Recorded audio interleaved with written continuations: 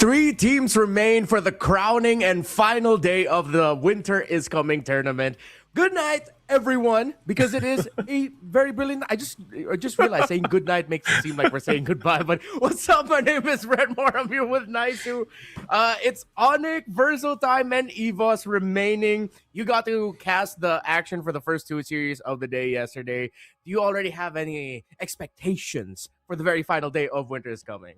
Well, first off, I don't think Mirko is going to approve of the way that you said winter is coming, man. He was so adamant for me yesterday to say it just like Mr. Snow himself with the accent. Winter's coming. Okay, so I have to say it like winter is coming. Yeah, there you go. Coming. Okay, hopefully that's more accurate. For this one, Onyx Philippines versus Verso Time, I think if we look back at yesterday's matches, Renmar, for the most part, like Onyx Philippines, they got their sweep against Cyberhero. The big topic of discussion there for me and Mirko for that first match was really like, what would the dynamic be like for Cyberhero with the two Filipino players that came into the mix? Onyx Philippines obviously was still favored, even in their interview before the match when they were interviewing King Kong. Their spokesperson for English interviews, it seems like every single time it's King Kong, but he was very confident in the fact that they would just play their best game.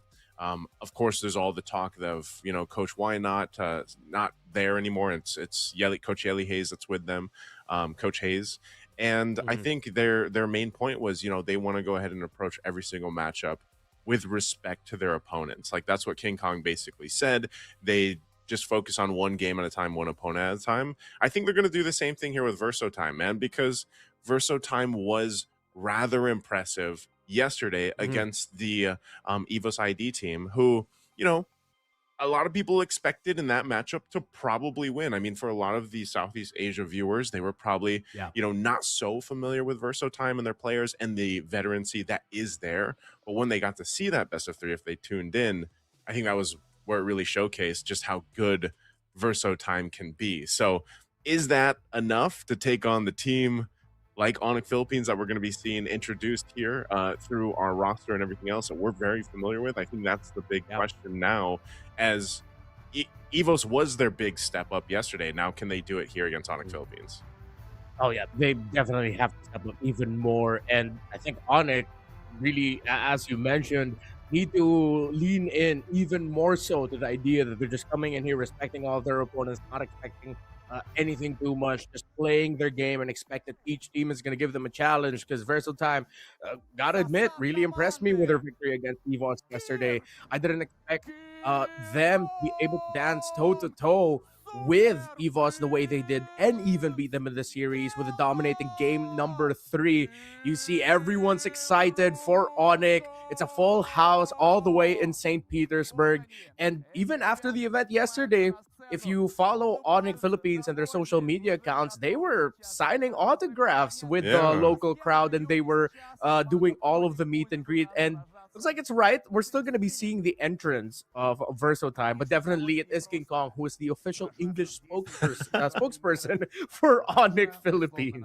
Yeah, I like that you mentioned that, because I actually just saw those photos before we came here for the broadcast, and it's nice to see that family, that Onyx fam, the Sonics out there, reach all the way to these parts of the world, and I think a lot of people don't really get to see that until they get to see our players here from the Philippines or Indonesia or these parts of the world go out there and then have those photos out there, and it's always great to see. So of course this is going to be Verso Time walking out, getting ready to go ahead and face off against Onyx Philippines, and if we'll see if it's still going to be Kojic, the one that's going to be interviewed. And it's one of the things I know this was kind of like a joke yesterday, but they were saying, like, even for Evos, they mentioned it's so cold there. For our viewers that are here in Southeast Asia that maybe aren't aware, it's like -4 degrees out. Okay. Wow. So it's really that. I'm pretty sure they have some heating inside there, man. But once you go out -4, no matter where you came from, that's not going to be an easy thing to deal with. Yeah, man. I I also really liked how you hear once they announced Verso Time, the crowd like immediately popped off, showing off yeah. their support for a local team. Of course, Verso Time had to crawl through the open qualifiers for Winter is Coming and went undefeated in the Swiss stage. Then in the decider stage, qualified alongside Cyberhero, and now here they are, of course, after their match yesterday with EVOS. We're just doing the interview for Verso Time, but we're gonna be waiting for the interview with Onyx because that's the one that we can hear the translation of. I think if I remember right, do they speak English as well? For some reason I feel like Kojic spoke some English so that King Mm. Kong and the rest of the Onyx Philippines team could understand. So we'll see if they do that. Otherwise, it's just going to be King Kong translating here. Yeah, maybe the host will translate for us. Yeah. Кинг-Конг. Ты звезда мирового масштаба, и мне просто интересен один человеческий вопрос. После того, как вы вчера выиграли без проблем, пофотографировались, раздали автографы и пошли в номер, что вы делали дальше? Легли спать, а может быть пошли праздновать? Okay, so you're the world star, you're the legend, we all know it. So after you won yesterday, you went to your hotel. What did you do there? After we went home to our hotel, we watched the next games. The first match, EVOS versus Verso. Then we watched EVOS versus Cyberhero. So we reviewed games after getting to the hotel. Окей, после того, как они пошли в отель, они смотрели следующие игры и просматривали свои игры еще раз, чтобы разработать стратегию на будущее. Пока мы далеко не ушли, будет ли элемент, если вы возьмете этот кубок? Будете ли вы вообще праздновать в таком случае? Или у вас подход это только приехать, победить, домой, тренировки? Позволяете ли вы себе немного отдыхать в момент турниров, даже если он уже завершился? Okay, so if you win like the whole tournament, will you celebrate or will you just pick up the trophy, go home and train for next tournaments? Of course, we'll celebrate because a win is still a win. Окей. Конечно, они будут праздновать, потому что победа — это в любом случае победа. Спасибо. Там ребята уже праздновать собрались. Не рановато, не? Не знаю пока, но говорят, что они смотрели ваши игры локально. Yeah, I like how, despite, of course, we know with interim head coach Hayes, you also have the answer coach Brusco helping in King Kong with what to say for the interview. But it's cool to see that they didn't rest on their laurels after the performance yesterday. As King Kong mentioned, he did go back and review, and I'm pretty sure he saw a lot of things to watch out for in their matchup now up against Verso Time. Yeah, Verso Time specifically, I'm thinking back of what we got to see them do in their match yesterday against Evos. I think a big part of it was again the impressiveness of in game one. If for those that might have missed it, game one they actually Evos was winning that game, and then Verso Time held on. And they were able to turn that game around. They successfully defended a base that had all the base turrets down, and were able to go ahead and cap off on a lot of crowd control that the lineup that they had. And what I've noticed is, yes, they really like the crowd control lineups right now. Currently talking about the Kalea and everything else. But hold on, let's see what King Kong's going to say on this next Thank you so question. much for all the support, and we'll always do our best for you guys. For the fans. Спасибо. Спасибо фанатам за поддержку, и они всегда стараются играть как можно лучше для вас. Спасибо большое, это был Кинг-Конг, звезда мирового Of масштаба. course, him just saying thank you for the support of the people who showed up here, and definitely I like how you pointed out that it's really cool that tournaments like these invite out teams from Southeast Asia, teams like EVOS, teams like Onyx, because a majority of the people who are watching right now all the way in St. Petersburg don't get a chance to have this experience. For us, it's normal. During the season, we see these guys every week. Yeah. And then for other regions in Southeast Asia and Malaysia and Indonesia, of course, you're probably going to be seeing them in the major internationals or whatever invitational tournament they decide to put up, and then they invite them over. But it's a special treat for MLBB fans based in EECA, the ones in St. Petersburg right now, that they actually get to meet Onyx Philippines, who, of course, we know what they did at the end of 2024 with their win in the M6 World Championship, how they dominated early on here in Southeast Asia, even with the Mobile Masters early on this year. Of course, they've fallen off a bit, but they're still definitely there. As we said yesterday, they're still going to be representing the Philippines in the Asian Games in, if I believe it's January or February next year in Japan, if I'm not mistaken. Is it Feb? Yeah. So has to be Feb, yeah. I think. Yeah. Yeah, it's early 2026. So they will be well, they could be Team Cebu because as we know, it's the coach which is their former coach. Why not that will end up picking up the team. So let's see how that development will be happening. But now we're going in here because of how much we know about Onyx Philippines, how they perform, how they play. I felt like yesterday was was a continuation of their performance for the C-Ball Asian Games qualifiers, where they defeated Team Liquid twice in that tournament. They went undefeated in that qualifying tournament, where I think this is the closest we've gotten to seeing like peak Onyx from early last year. That explosiveness, those unexpected moves where they're coming in from different angles and you get caught off in the wrong time, you get overconfident. Next thing you know, Kirk's gonna come in late or King Kong's gonna come in late to just turn the tides of battle. It felt like classic Onyx. While for Verso time, you did mention it, dude, they're just so good at fighting. It seems like they understand the beats of when to fight, which fights they can take, and even show us that, hey, even if it doesn't look like it, you can actually force this and still win. That's, I guess, when I getting the chance to cast the Verso Times game yesterday, that's the main thing that I personally notice is just, every time someone goes and talks about Onyx Philippines, especially when they were at their peak, when they were, world champions for M6 and everything else leading into that, it was that synergy that made them, the whole super fam. Like it was that synergy that they showcased and what allowed, I feel like, Onyx Philippines during that time to be so strong and so dominant. And I feel like you saw shades of that from Verso time. Again, these guys have been playing together for quite some time. They actually have, they'll be playing in another tournament after this too, I believe, that we'll get to see more of them. And I think for, again, a lot of viewers that might have just seen them for the first time yesterday, because, again, this is great that we have an English broadcast for Winter is Coming so that we can actually open that window to the viewers out there for a little bit more to see some of these newer players,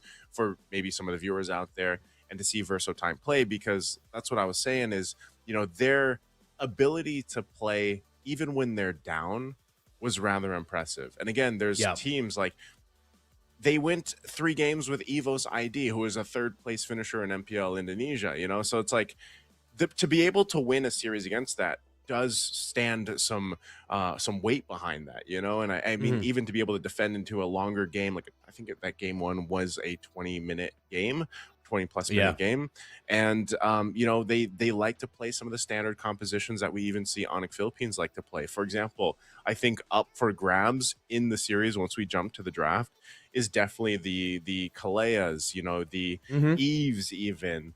What else did we see them pop up with yesterday? I know they've also played the they brought out the Fredrin, for example, right? They brought out the Arlot. The Arlot specifically was like super impressive in their game 3. It was a 12-minute win against Evos. Like, so that alone is something that people can go ahead and look forward to, and hopefully Verso time can do what they did yesterday against Evos ID, and then just like somehow refine that, because Onyx Philippines is prepared. You heard it from King Kong himself that they went to the hotel, they watched the games, so they're prepared as well alongside Coach Hayes there to go ahead and counter into this draft. So I'm really wondering what the draft is going to look like now that we've seen at least the matches here on the broadcast yesterday.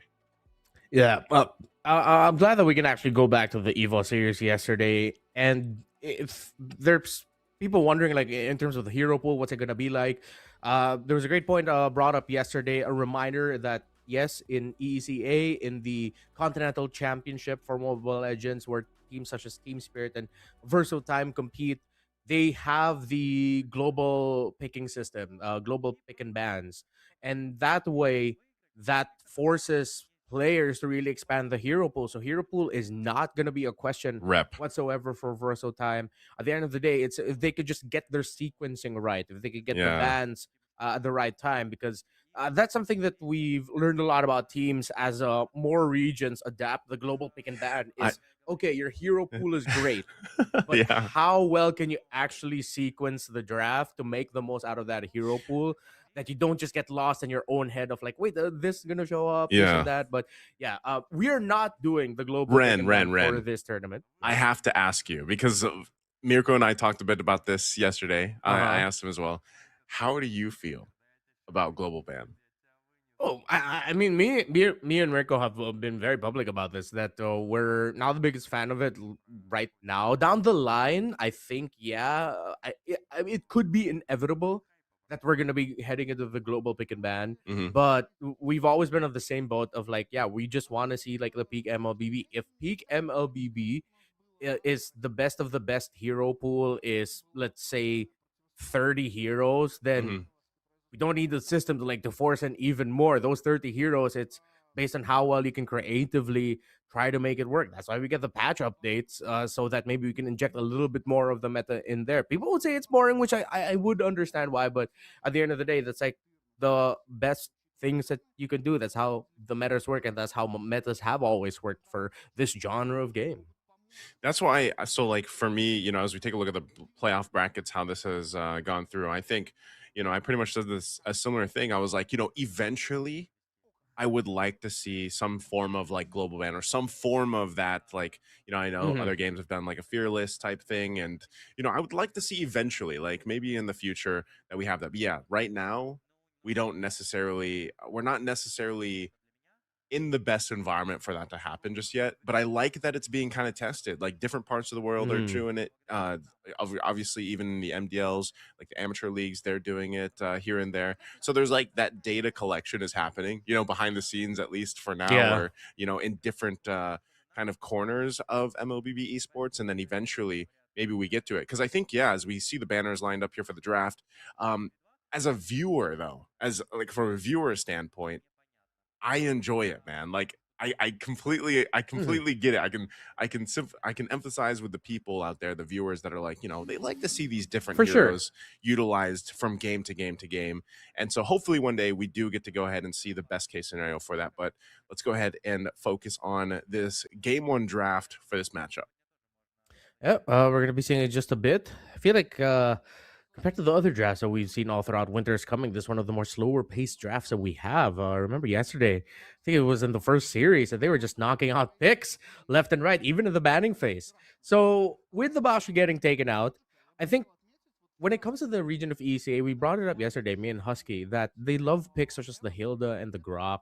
Those picks that you can just put down in the roam, Hmm. or a big pick such as Baksha putting it down in the jungle, that can just completely mess up a team because it's just constantly going around, constantly rotating, constantly putting in that pressure. Which is why you see here that Virtual Time is putting uh importance into making sure they take out the Grok from Brusco. But they have to watch out for his Khalid, because his Khalid yesterday was a menace, and it is one of the signature picks of Onyx Philippines. Yep. It was the roam pick of Brusco when they won the M6 World Championship in the championship winning game. Now, here though, they lock in the Yu Zhong, one of the best EXP laners in this current meta. And I like how they go for that because it allows them to play aggressive, just similar to the EECA playstyle. Yeah, man, that Khalid was pretty crazy. I remember like Brusco got that first blood and then he just kind of took off with it from there. And I think ended up, yeah, like around 9-1 or something like that. But Onyx Philippines is going to take the Yuzhong. This has been popping up quite a bit as well, especially in our games just yesterday. And so that'll be one of the key components to go ahead and build out this draft, of course. But then on the other Mhm. side, the Kimmy and the Gatakancha cover the grounds really well. I think this is kind of one of the things, though, that we have to see specifically for AFK. with that Gatakacha is like, you know, how is he going to be able to go ahead if Hmm. he can get setups in conjunction with, you know, following through with the Kimmy, especially that traction pulse and everything else, that'd be great. But that might be a little bit more difficult to pull off. Oh, and they actually Ooh. interesting pick for the third pick here, the Oh. Akai. It's hey man, it's you. Yeah. Yo, it's straight. I didn't expect to make two appearances in this tournament here. Them picking up the Akai, historically, Onyx, I think if I recall correctly, in MSC 2025, an Akai pick also gave them difficulties. And it was during a time where Akai was actually floating up a bit more heading into MSC 2025 as a huge pick that you can put either in Roam, EXP, in jungle, insane flexibility, and you can just really use it to throw off opponents because there's just so many dashes and so many heroes that would want to go in. Yuzong and Lancelot. I think that Akai is an answer to those two picks, while the Eve just makes a lot of sense. Even though you see the Gata Kacha, you see the Kimmy. And then you're not going to go for the Farsa in that scenario. You want to pick up the Eve because that just puts a lot of pressure on the Kimmy. The Akai and the Gata Kacha together, though, sort of like equalize that pressure and even adds a bit more pressure towards Kirk because now he has to really time his Furious Dive and his Petrify combination when he goes in. Quick bans, Harith, Arlot getting taken out. Huge respect for the Arlot that we mentioned. I believe it was Castle who picked it up and Mm-hmm. had a stellar performance in game number 3 with it. Meanwhile, an Xborg actually is a surprise for me, but I think they're considering that the Xborg could be coming in as a surprise gold lane pick for Kelra. And Mm-hmm. it's not rare. We have seen that once or twice, if I'm not mistaken, in MPL Philippines and in other tournaments as well, while the high loss gets taken out because that's just a natural combination with even the center of the map. Yeah. I again like with the Eve that every single time it pops up and it's you know, you see a lot of teams go for that now. That utility that kind of that brings to the table, especially objectively, is just so valuable, you know, and I guess one of the things you can say is like if you want to go ahead and utilize this even like a Kai to an extent, it's like, well, maybe it also is going to help you a little bit dealing with trying to take some of the objectives. You know that you're going to have to kind of force your way into that RWM that's eventually Ooh. set up, and they pick up a CC. So this is gold, yeah, gold lane CC. Are we Yep. thinking gold lane Yeah. CC? Yeah. It's probably going to be a gold lane CC here. Still, though, Onyx are going to lean towards a very strong backline composition with the Granger and Eve paired up together, and it's a Cho. That CC now paired up with an Akai and Gatotkachi, and the fact that Brusco ended up going for a mobile pick-off style roamer, this puts an insane amount of pressure on Kirk, wherein he really needs to get his timing on point, and even the timing of Super Friends for his RWM, bring down that Starfield at the wrong time, and then your team's just gonna get caught out with all of the insane crowd control. That versatile time can pair up together, and I think that might be the play here because they with the CC in the gold lane, their main carry is gonna be Kimmy and whatever this jungler is, but the Akai seems like it's gonna be a jungle. Now though, Mm. okay, wait. Versatile seems to be lacking a little bit of damage. I think they're banking on them just being able to snowball out of control on this one, with them just looking at the Kimmy as not just the main carry, it's the only carry they're gonna have in this game. Okay, so I just feel like I'm trying to think about this too in the sense for because you mentioned like your main kind of like that main scaling that you can get with damage wise is the Kimmy, and we've seen it before, right? We've seen that happen Yeah. before where like the Kimmy can pop off eventually, especially if you're set up right.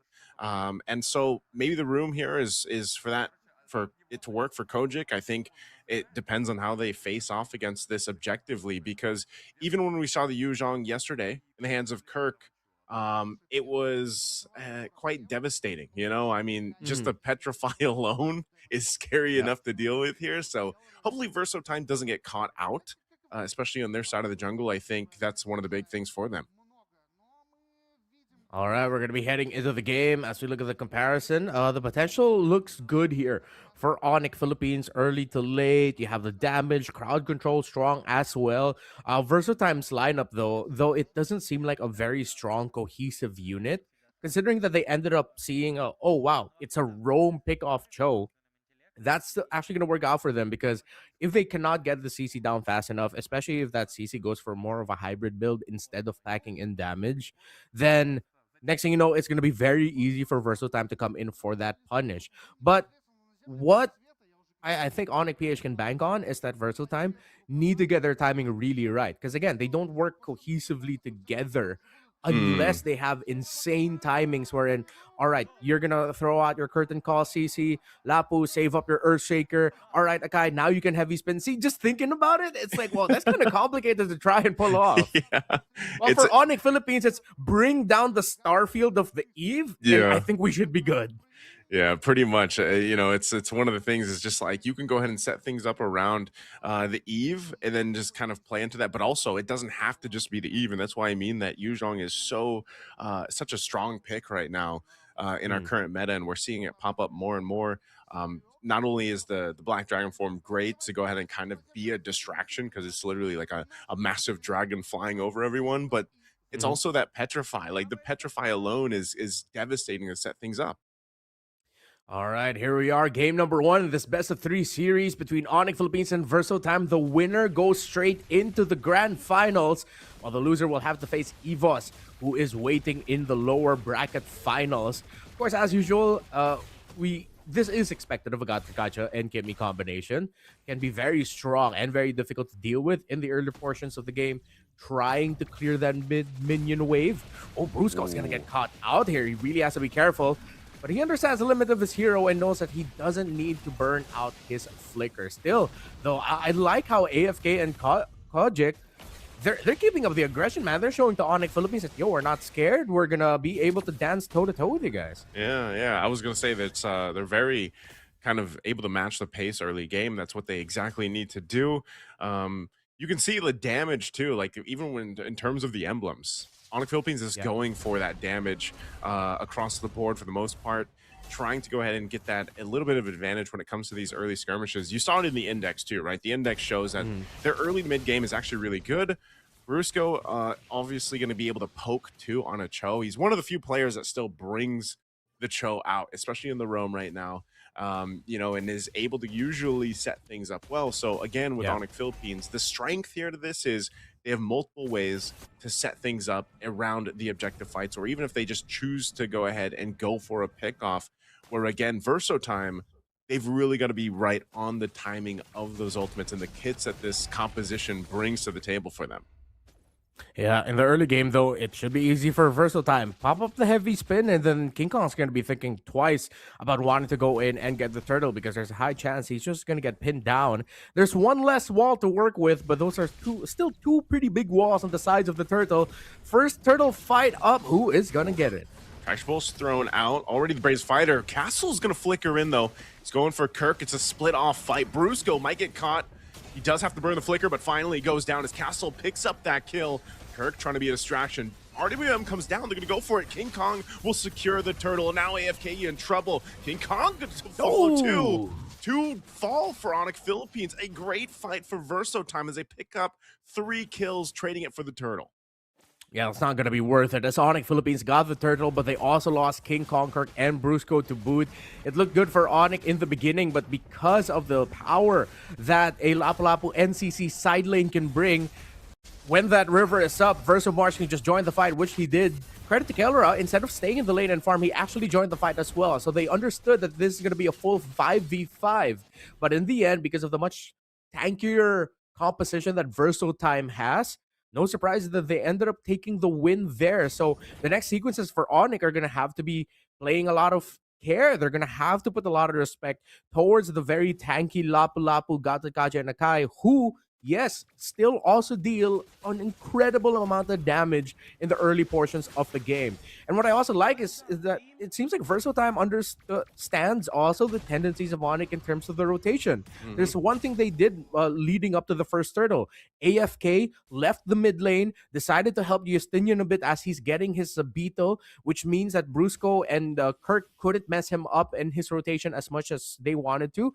And then Kojic played safe in the mid. He took some damage from King Kong right before Turtle 1, but he didn't end up giving the kill, which is a tendency when you're going up against Onyx Philippines leading up to the Turtle. If the mid laner's not careful, you're going to be giving away a kill to King Kong, who's at level 3 or most specifically in that time, level 4. So Versatile Time still continues to impress me. That they do, man. And again, I think even if you look at that last fight, that Revitalize really helped from AFK. You saw it too. He's 3-1 right now in the Gatakacha. So AFK is one of the players yesterday that was really impressive, especially when he was playing the Kalea. He's going to be focused down a little bit by Brusco here. No pulling the trigger on that kick, though, from Brusco. Turtle is up, so they want to go ahead and get the favorable positioning if they can. They'll do a little bit of damage here to Justinian, but again, so tanky. This lineup of Verso. There's the jump. Avatar the Guardian's going to go in. AFK. He pops the Revitalize. He's going to be able to heal on through. Kelra is in trouble as well. They have to go back to the turret. Justinian gets the turtle. And it looks like just Onyx is not in a fighting form as King Kong will clear out that mid. And just Verso time right now is taking everything in the 5 minutes. Yeah, I'm actually quite surprised that Onyx decided to go for the full commit there. Because of the massive loss that they experienced with the first turtle, that's already enough sign that you shouldn't be taking any big fights. And again, I think this is just more credit to Versatile really respecting Onyx Philippines in terms of their tendencies, what they like to do, what they can do, and they're just man-marking everyone so well. King Kong, though, good acknowledgement and good read that there was a high chance there was someone in the jungle waiting there, so he decided to eat the tower hit instead. Yeah, good usage up there. Does a little bit of damage to that tier 1 turret as well, and it's right now what we see Onyx Philippines doing is just pretty much trying to scrape up what they can. But Versotime has this lead, a very good lead at that. You can see Justinian going at this side of the jungle, but King Kong's going to be fine. And so Versotime, they don't want to let this lead go, right? They want to go ahead and continue to press on that wound against Onyx Philippines right now. They have complete control. I mean, even this next objective that comes up, Versotime is in a good position to go ahead and just take that as well. Onyx needs quite a bit of time, honestly, to go ahead and build up, and it's actually kind of impressive because they were the composition, the team that had that early game, mid game advantage, technically, like based on the composition. But they're the ones struggling, and it's just showing that tankier durability that comes with this lineup of Versotime. And the decision to actually make these the kits, the ultimates, line up correctly has done wonders for Versotime. Yeah, again, it goes back to the question as to why they took that fight. Oh, great kick though! Wow. Hey, just like that, they put him on the board with the Brusco. All right, okay, so that's an initial pick off. They go for the conceal, and they're looking for more in mid. Well, I think they do, but look at this damage already being dealt out. Kirk has nowhere to go. He even petrified, so he wasn't able to get the setup. Kojik didn't even need to use his own Purify, so the fight for the turtle should be Versotime just grabbing this. They know Brusco's not going to be a threat. He doesn't have a kick. They get that turtle locked in here for Versotime, so they might have just lost one, but ultimately, they're still in control of this game. Great so far by Versatile. They know the strengths. If they get wins early on, they can just compound that into a very quick lead. Oh, no! Ooh. Brusco he's not going to survive. Wow, I'm surprised. I guess he just wanted to check things out to see how many people were there, but welcome to the party, says Versotime. Yeah, it's like, all right, cool. This place looks kind of cool. I wonder what's going on. Oh, no, I'm sorry. I didn't get the invite. Versotime, again, I just keep seeing more evidence that they really understand the tendencies of Onyx here. That they decided to go for the full hold into that bush. They could have split out their members to help usher in more waves in the middle of the map, in the bottom of the map, or go for a quick peek into the jungle. They said, no, we wait here. This is where they like to check. We see where they are. We're going to stay. And Versotime continues to put the pressure onto Onyx. Yeah, I mean, they're just in this side of the jungle, this side of the map. All they want, again, with this control of being this tanky, but then also just being able to go ahead and confidently face off against Onyx Philippines on their side of the jungle is what's making it work. They're going to fight under the tier 1 turret in the mid lane. Oh, there's trap. Brusco has to be able to get away. They do get the turret. Kirk taking a brunt of the damage. Even in the dragon form, he's not able to get away as Kojik picks up another kill. This time around, Kirk is not having a good time on this Yu Zhong in game 1. Yeah, we were saying it in the draft because of them rushing that Yu Zhong pick right away. Versotime drafted incredibly well into it, picking up the Gatakacha in the first phase, and they even showed up with the CC as the 4th pick. all of that just leads to so much pressure for the Yu Zhong that if it doesn't get an early game, it feels like you're not gonna get a game at all, especially if before 10 minutes you already have 3 deaths. And it's ironic because Yu Zhong is one of the most banned picks in EECA, and it is one of the strongest picks. But I think it just goes to show because Versatile Time has to think about Yu Zhong so much that they're ready for it. There's a kick again. Brusco going for the target. Castle's going to be the one. He still gets away with the bravest fighter, so he's up. Lord's still being worked on by Justinian. So King Kong, is he going to be able to go ahead and steal it? He tries to get in position. Brusco is giving him the information, and King Kong will take the Lord right from the hands of Justinian. It might cost him his life, but that buys Onyx Philippines more time. And Verso Time just let that go. They wanted to fight. They were forced to fight because of the kick from Brusco, but that just bought them a little more time. Verso Time still got the lead. They're still in control, but that might change things now with the course of the game. Oh my goodness. King Kong, I did not expect that he would actually be able to steal that away.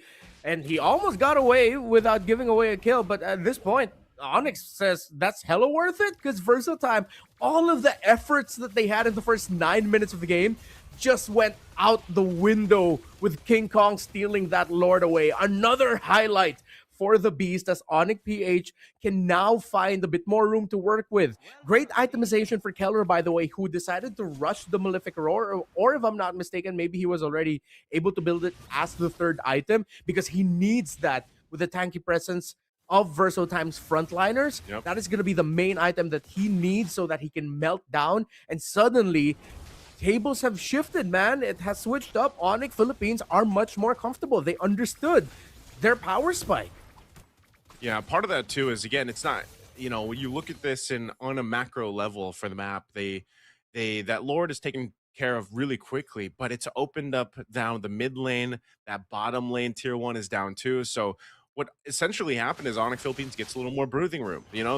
They did have a gold deficit. I think it was around 6,000 gold before that Lord take from King Kong. They've narrowed it down a little bit more. Like I said, it's a very small lead now, a couple thousand gold for Verso Time. But what this does for Onyx Philippines is gives them that more confidence to not just be so trapped into their side of the map, towards their side of the jungle. Some key item pickups as well being locked in here for Onyx Philippines.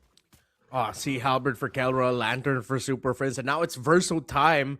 It's their time to really reconsider of when they're gonna be going in for the fights, because if they don't get Super Friends and Kelra down quick, or at least pressure them enough that they have to back off a little and not provide enough of the damage that Onyx Philippines needs, then you're gonna see Verso Time front line, their very tanky front, suddenly go down much quicker. So this isn't the usual Onyx Philippines that we're used to seeing, but it's another element to their growth of being able to come back from behind if they can. They still have some glaring problems though. The fact that there's a 1,100 deficit between Kirk and AFK, or excuse me, Kirk and Verso Castle, which is actually up to 3,000. So that's a massive gap. That Lapu Lapu has hella items. It's only a Dominance Ice and a Hunter Strike for the Yu Zhong. They need a little bit more on it so that he can survive the damage getting dished out. I think Radiant Armor would be good for him. Or if he just wants a little bit more HP, that could be good too, just to buy a little bit more time and survive longer.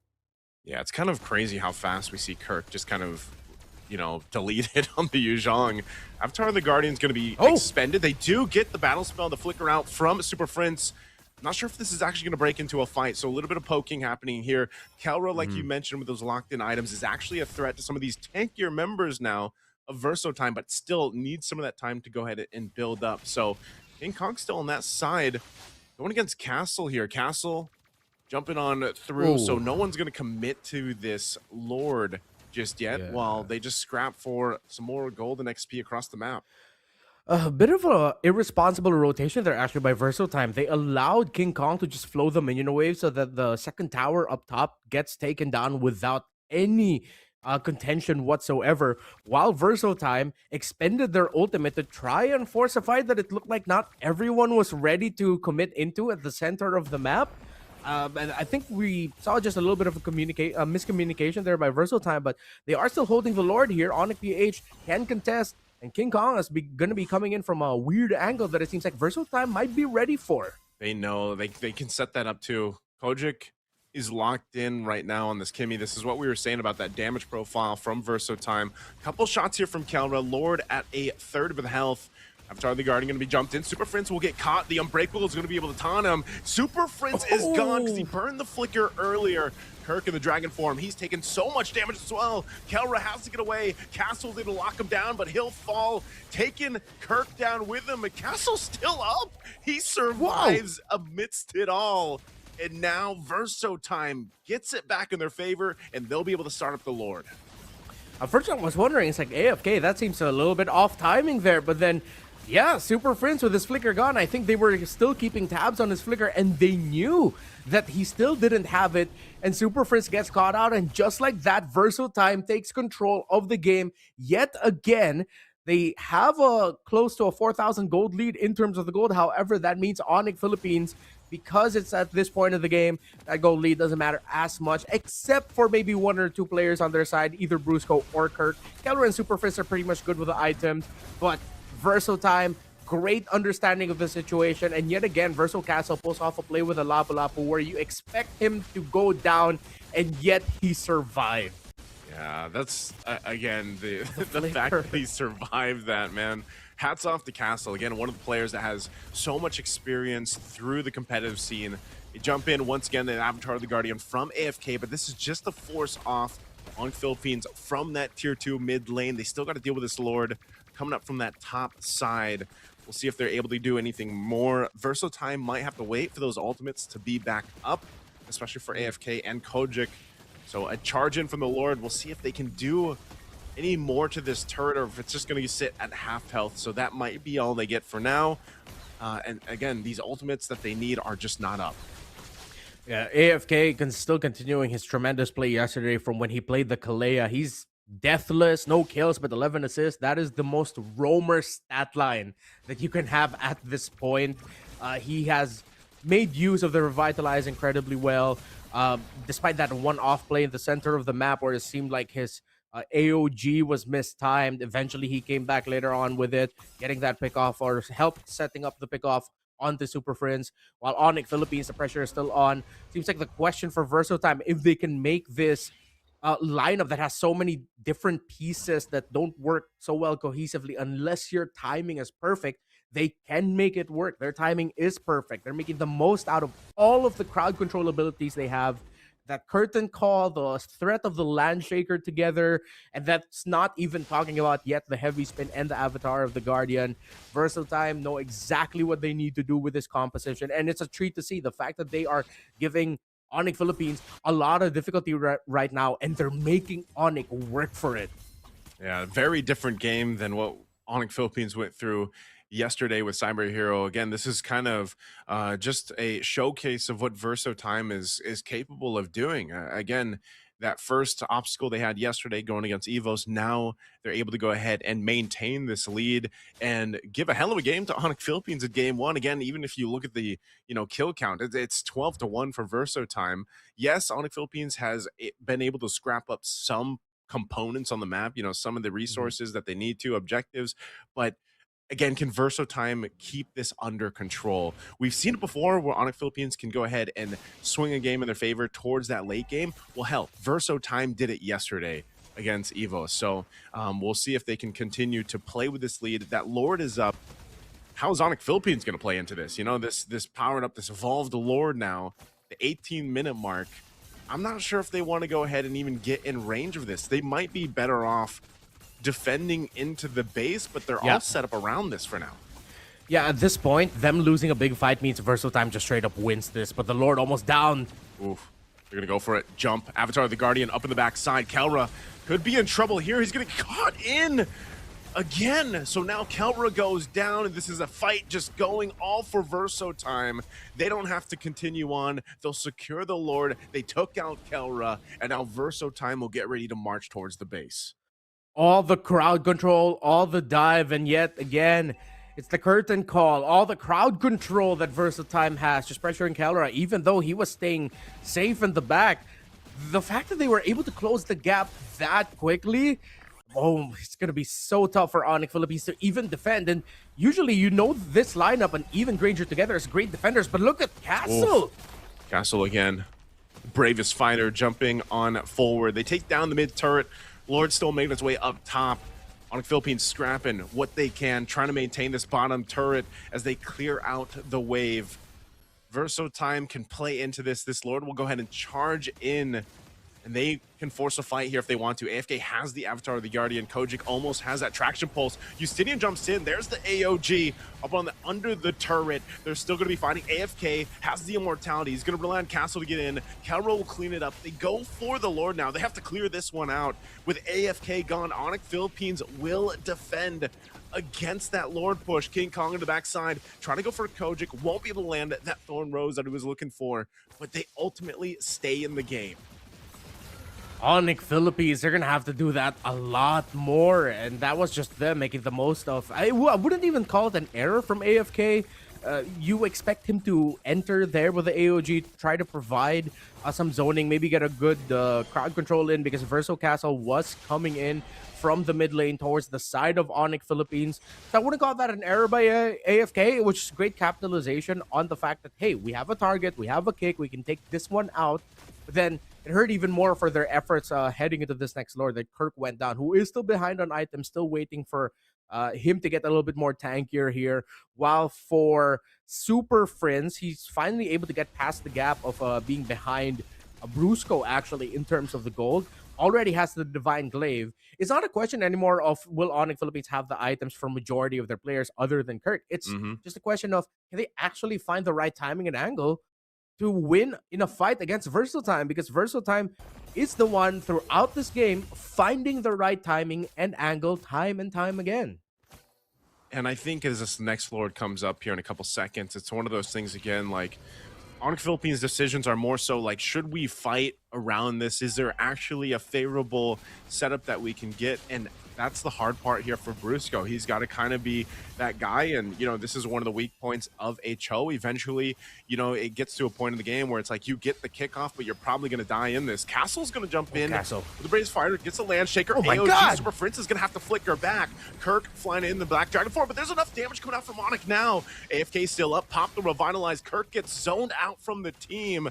He still has the Petrify too, so Kirk not able to use that. King Kong now out of the jungle, and Verso Time will heal back up. They've got to clear out the waves, pushing into the base for Onyx.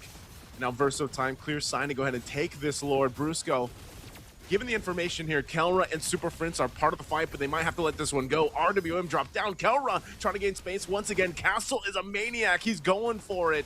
He does pop the immortality as Castle falls, pick-upping a kill. Oh! Kong comes in to get the Lord from the hands of Verso Time again. What the heck? King Kong showing why he's the beast.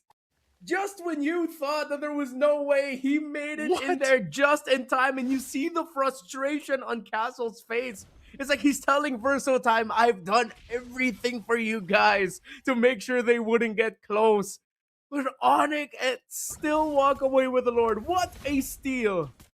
What happened? I mean, how did Verso Time not get that? Like, that's the question. I mean, even for King Kong to, you know, we've seen King Kong do that so many times, but yeah, understandable the frustration that we see there from Castle, because he was just zoning out Onyx Philippines for the most part, and King Kong kind of swooped in to go ahead and take the Lord there. So now this is a huge moment, a shift of power play once again with the Lord coming up to that bottom side. They'll go ahead and get the tier 2 in the mid down. A charge in from this Lord will take out that base turret, and all this work that Verso Time has done could just be the end here. Justinian takes so much damage from Kelmo. Kirk's going to jump in, holding on to that Petrify once again. They're going to have to clear out this Lord. The mid turret falls as well as King Kong's working up on the top side. RWM drop down, forcing him back. AOG, though, will land in the mid lane. Brusco has the immortality. He's going to stay up, and they're still fighting forward. Lord still up. Castle jumps in again. Castle with the Bravest Fighter will be the find too. Kelra and Super Prince. Castle putting this game and the teammates on his shoulders as this Bravest Fighter. Oh my goodness, what a king! Castle, the Landshaker, perfect! Just when I thought that Super Prince's flicker out there past the wall to actually survive all of the dive that he was eating up was gonna be the most incredible play of that sequence. No, it's Castle showing up with the Landshaker, and now it turns around because there's only 3 members of Onyx remaining. You're gonna have to clear this out. The waves is what they want to focus on. 3 members of Onyx still up. Justinian gonna lock down King Kong. King Kong Thorn Rose, he's able to get out, picks up an Immortality switched in too. Kirk will clear out the wave. They've bought themselves some time, but it's not enough time as Verso Time will take game 1 against Onyx Philippines. And you can hear the crowd going wild in St. Petersburg. What a win for Versatime, but what a game overall, though clearly it was Versatime taking majority of the control in that game number 1. Their dive-focused lineup, all of that aggression, as we expected and mentioned in the draft, that Yu Zhong is not gonna have a good time against the picks that Versatime decided to show up with. It was a perfect sequence, and it seems like just with game number 1 already, they've answered all of the questions we've had for them. Whether or not they can sequence their drafts properly, their hero pool, if they can make the most out of their strategies, this best of 3 for Grand Finals qualification is going to be way more interesting than I thought it would be, and it's a tremendous start to the series, man. Hey man, it's it looked a little dicey there, you know, with that Lord Steel that King Kong got again. And you got to give it up to Castle, man, because he was frustrated after that whole thing happened. And then when he came up, he just like, he shook that off, reset, came in, made a massive play to just keep that game under their wings, basically, and make it happen here. So, and talk about a fiery setting there over in St. Petersburg, Russia. You could see, you know, I know we heard glimpses of it, but I'm sure, again, this is, you heard it from the interview, you see it in the meet and greets over there.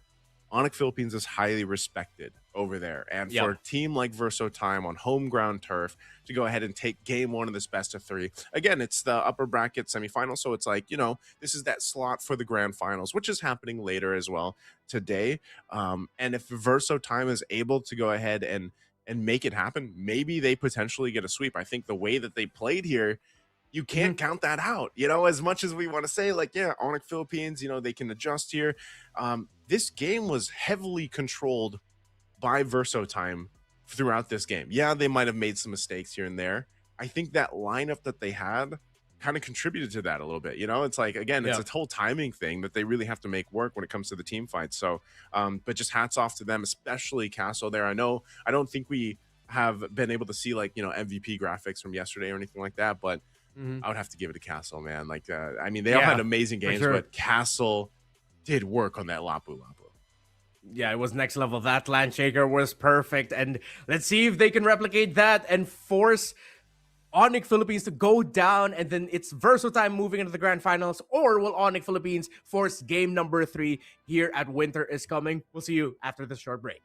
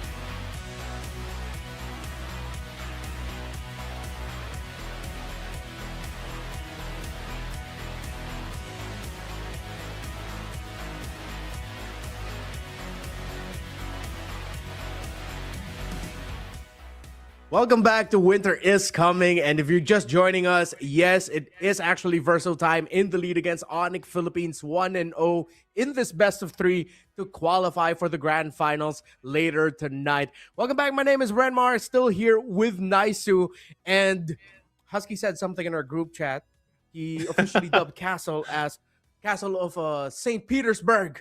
And well deserved because, dude, he literally carried Versatime in the closing sequences of game number one. Now, the question is for Onyx Philippines, how are they going to temper that? They straight up respect ban the Lapu Lapu that Castle used in game one. Yeah, they had to, man.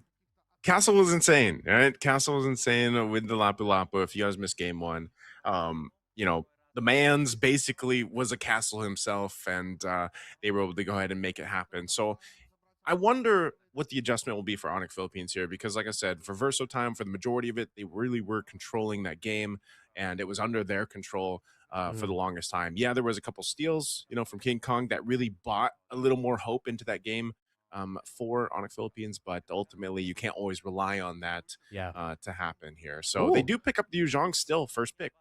I thought they were gonna do something different. I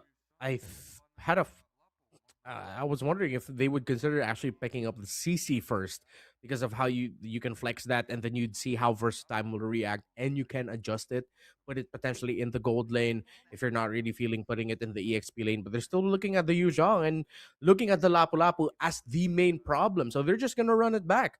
If they want to avoid another Akai situation, maybe they'll threaten with a Valentina in the first phase.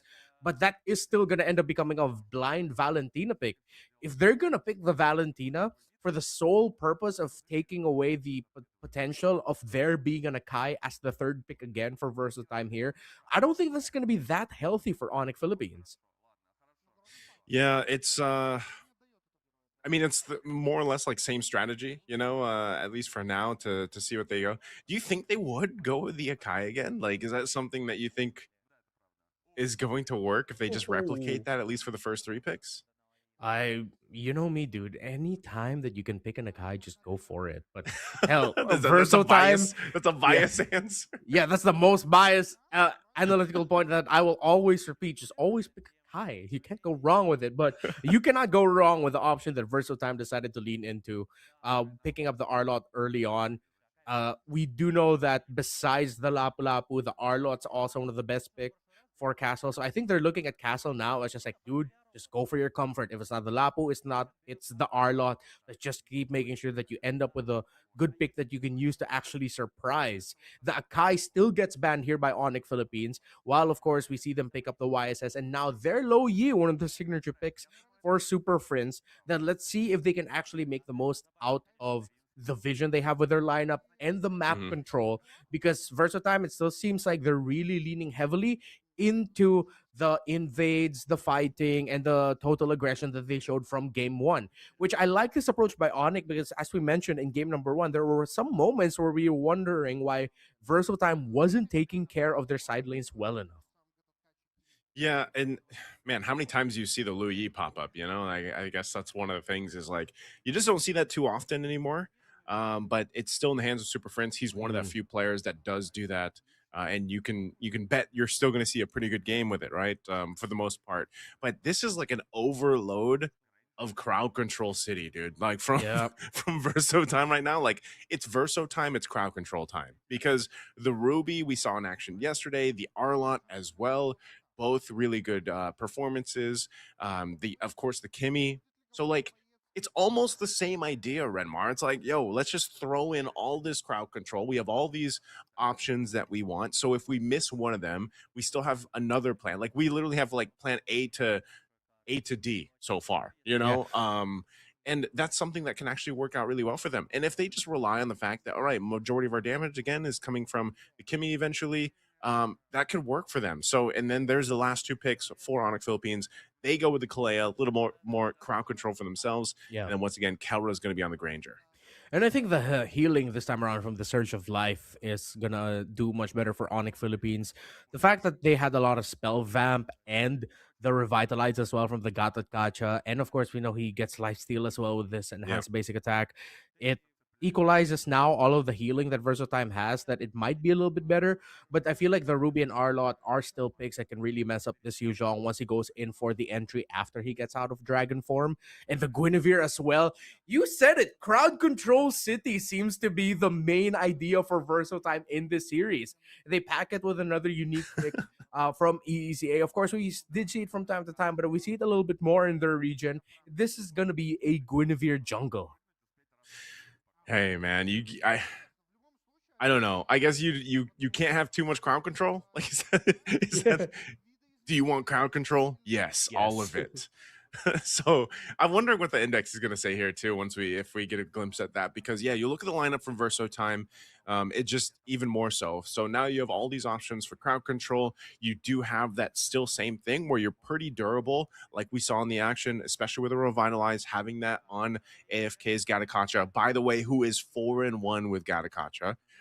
So phenomenal stats for him alone. We've seen him even when he had the Kalea yesterday. AFK is a phenomenal roamer, and he's able to go ahead and set things up, and his timings on things have been really, really good. And even this, like the Ruby, like I mentioned from yesterday, we saw that in action, and there was just one team fight where, again, you think they're going to die, but the Ruby sometimes it's a little there's a feint in itself, right? Because of the I'm offended, don't run Roof King, and then usually having that brace my emblem is just so much life steal. So looking at the breakdown here with the index, man, you can see it. You know, it's still going to go in. It looks like it's mostly favoring early game for Onyx Philippines. It looks nearly identical, at least when it comes to Hmm. that alone from the previous game, but we saw how that went. Yeah, exactly. And actually, there's a big possibility that how the game went in game number one is going to be similar to how it will go for game number two if Onyx Philippines mess up Turtle One. We're really going to be looking at what they do for Turtle One here. I'd like them to consider actually not heavily contesting for it and instead going for an opposite side of the map push and pressure. If ever that's going to be in the gold lane, go ahead, take the gold laner down, just pressure that. Or if Versatile don't take care of their minion waves well enough in the mid, clear that, get the jungle of Versatile that might be available for you, and then get out and just take control of the map, making sure that King Kong won't lose his purple buff. We're already 30 plus seconds in to game number one, and as usual, you see AFK and Kojic really continuing the aggression in the center, showing Brusco and Super Friends that taking control of the map is not going to be as easy for you. Yeah, again, I really like how Versatime, at least from the games we've had here on the broadcast, they've really been able to go ahead and, you know, solidify the early game for them. I feel like they are one of the teams that matches that aggression of the teams that we're used to watching here. Up on this top side, Wow. Kirk's going to be focused. He has to burn the Petrify, though, at a 2v1. I'm not sure if he's going to be able to escape. And first blood going to the hands here of AFK for Versatime. Great rotation yet again. AFK holding the bush. This is actually the similar rotation that he was doing earlier, except it's gonna be around 40 seconds sooner because he did this when it was a little bit closer to the turtle. In game number one, he spent a lot more time in the center of the map. This time around, they maximized the crowd control capabilities and the early game damage when Arlot and Gato Gotcha together to take out the Yu Zhong. Great rotation and a great start for Versatile. Kirk really needs to manage the waves a little bit better and ease up on his timing, knowing that AFK this early on is already showing that he wants to be aggressive against him. Yeah, it also might be Onyx Philippines that needs to kind of like maybe help Kirk a little bit. Like if they're going to focus on Kirk's lane, especially up on this top side where the turtle's spawning, they might need to help him here. Brusco is a part of this fight. They're going to jump in, but now it's Brusco doing the brunt of the damage, and he has to flicker out after getting dealt with by Versatime. So without Brusco, not even level 4 just yet. Kirk trying to get there if he can. The Petrify is going to be up, but they might be a little bit too late for this fight. They're going to jump in. Black Dragon form going to be used as well. Justinian will be able to grab the turtle, and now they're going to force Brusco back once again. Whoa! A ton of damage from Kirk, though. Setting up with that Petrify. He's able to pick up one kill, gets his revenge on AFK, but Versatime still got that turtle. Yeah, a much better start for Onyx Philippines, but with the turtle going to Verso time, even though they were able to get a kill, that's still gonna be a win for Verso in my books. However, with King Kong not dying, and then he can still continue his rotation compared to what happened in game number one, where King Kong fell early, and that at this point in game number one they were down 3-0. This is a much better start, and it's good. I think also for the confidence of Kirk that he was able to get a kill there. But great jump by AFK to actually force out the flicker from Super Friends. So that's one utility down. But they're going to be going down to try and look for the Ruby. Oh, there's a Tsunami Slam. Quick pickup for Verso March, taking him out. That's what we saw with the Clay on the hands of AFK yesterday. So these are going to be decisive pickups. Sky Piercer and the Fury Hammer already for Kelra, though. And that's why we saw, you know, some of that burst damage on March. He felt it. Yeah. Oh, Super Friends gets spotted in the mid. Wow. Justinian too going down. I mean, they're getting the kills in exchange. Like, yeah, Super Friends goes down, but this might be a little brawly game here for game two, man. Yeah, it's a much better trade overall, though, for Onyx Philippines, as it is the jungler of Versatile that goes down, and they only lost their mid laner for that. At this point, that's a trade that you're happy to get 4 minutes into the game. So now for Onyx, it's I'm wondering if we're gonna see any more shenanigans akin to what they showed in MSC, wherein they used the Kalea and the Loi ultimate together to kidnap Kari back to their base. Oh yeah. That one bush play. I wonder if we're gonna see a repeat of that, but who's gonna be the victim this time around for Verso Time? Let's see if they can actually find an opening to do a play similar to that. But there's another portal coming in. Oh, Right good on read though by time. AFK, but they already had it lined up. Yeah.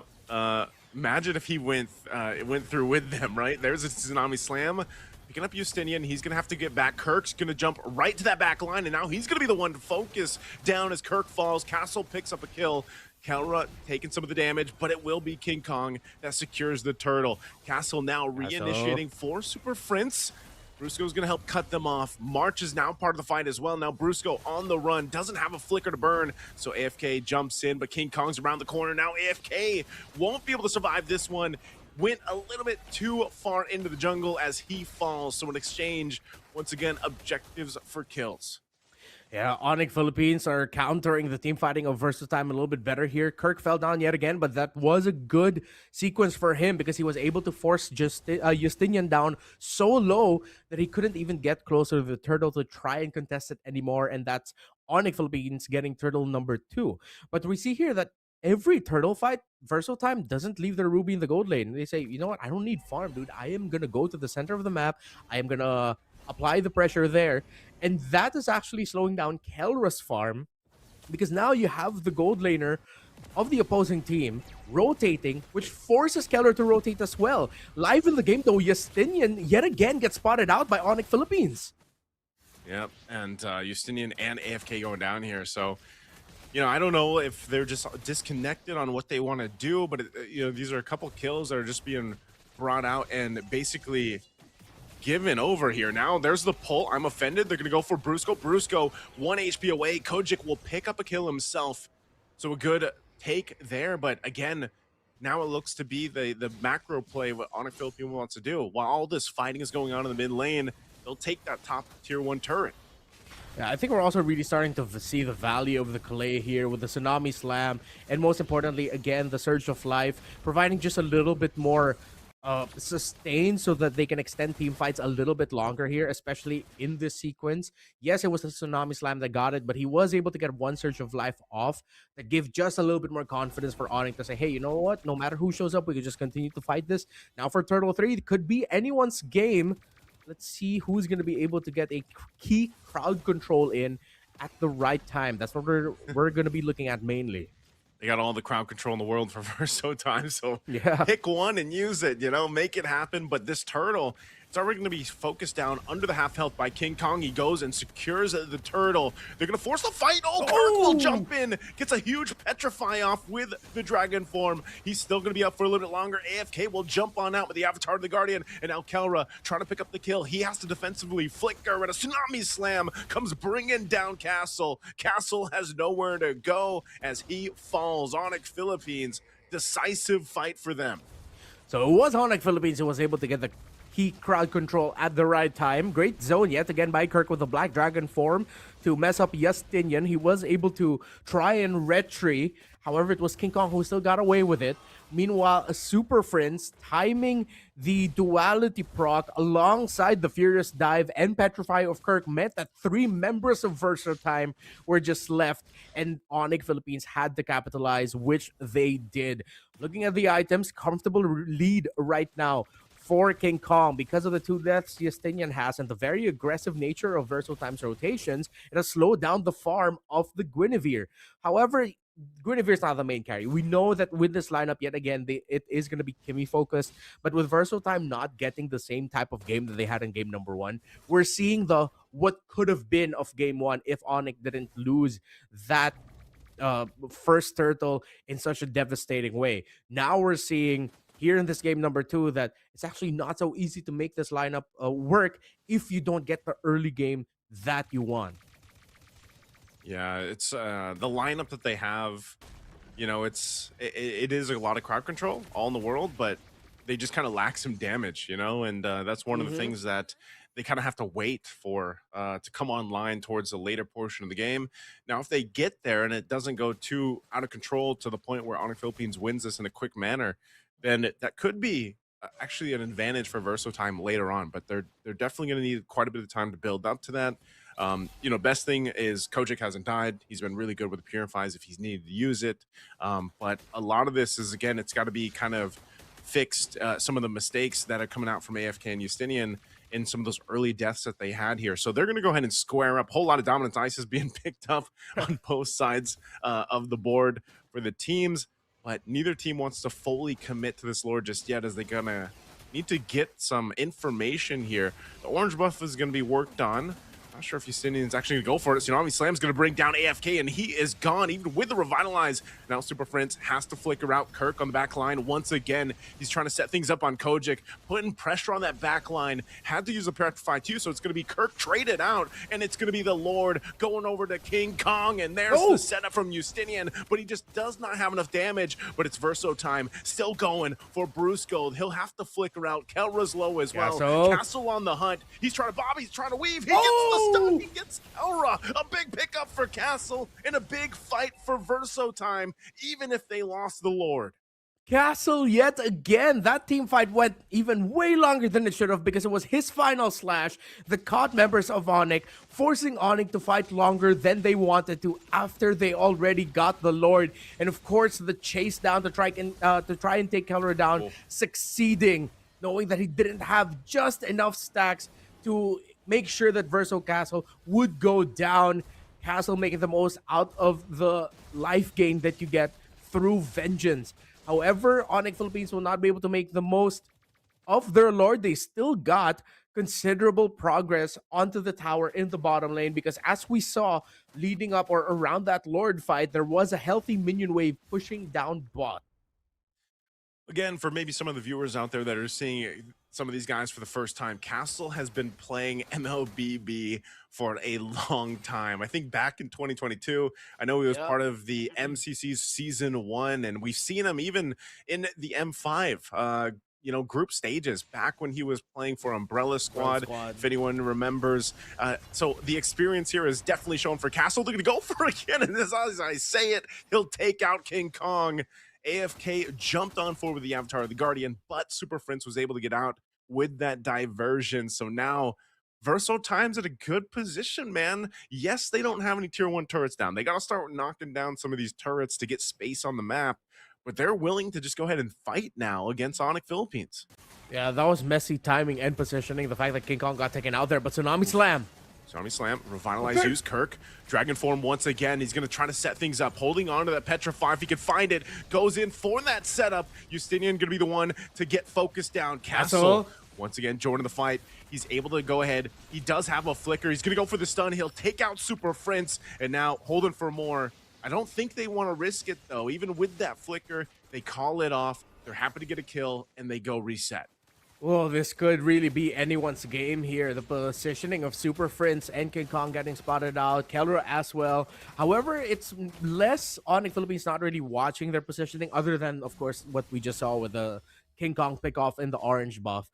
But because of all of the pieces that Versatime have, they have a lot of gap closing that is just so easy to quickly access the backline, especially because they are paired up with the Kalea, who uses the Tsunami Slam to initiate. They have the Kirk, a Fierce Dive, and Petrify also used to initiate. So when it comes to trying to get away from Versatime, after you're satisfied with the result that you already got in the team fight, you have barely any crowd control left to try and mess up Versatime's attempt at getting to Super Friends.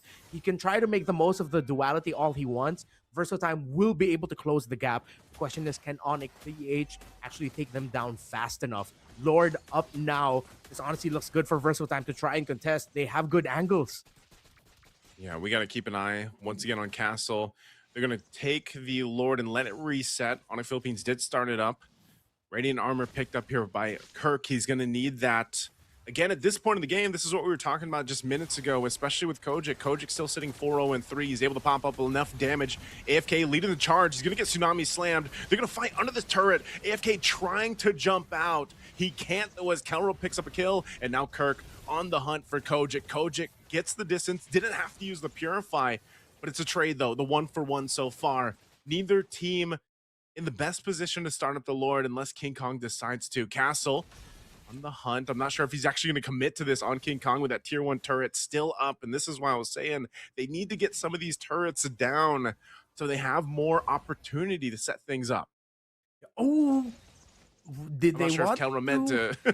Did they want Keller to be part of that, or no? Let's see. He's Nah, hovering Keller's down like, at the nah. bottom.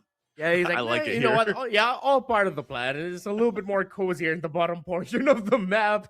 I thought that maybe, okay, maybe he'd want to get the orange buff. No, they still want King Kong to get that, but they're continuously applying the pressure through the bottom lane, which I think Versatile needs to spend a little bit more time trying to take care of.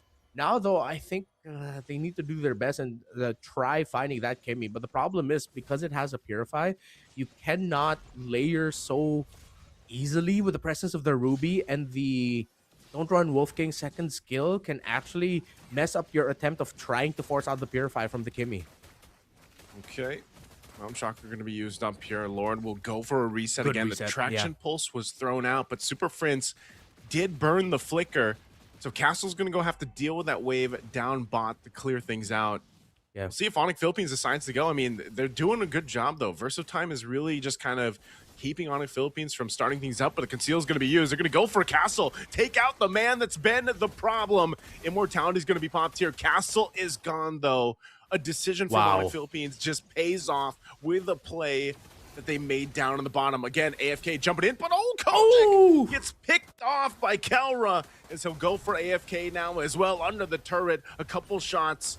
They'll work on this turret, and that might be the end angle for Onyx Philippines. They know 2 members are down, but they'll just get the turret, and they'll swing for this Lord. What are they going to do here? Diversion already used to start up the Lord, and they're happy with that.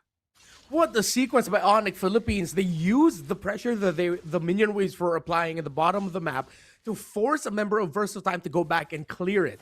Castle also had to deal with a minion wave in the mid, but then there were 2 minion waves left who actually was able to get the tower down low. Another pick off.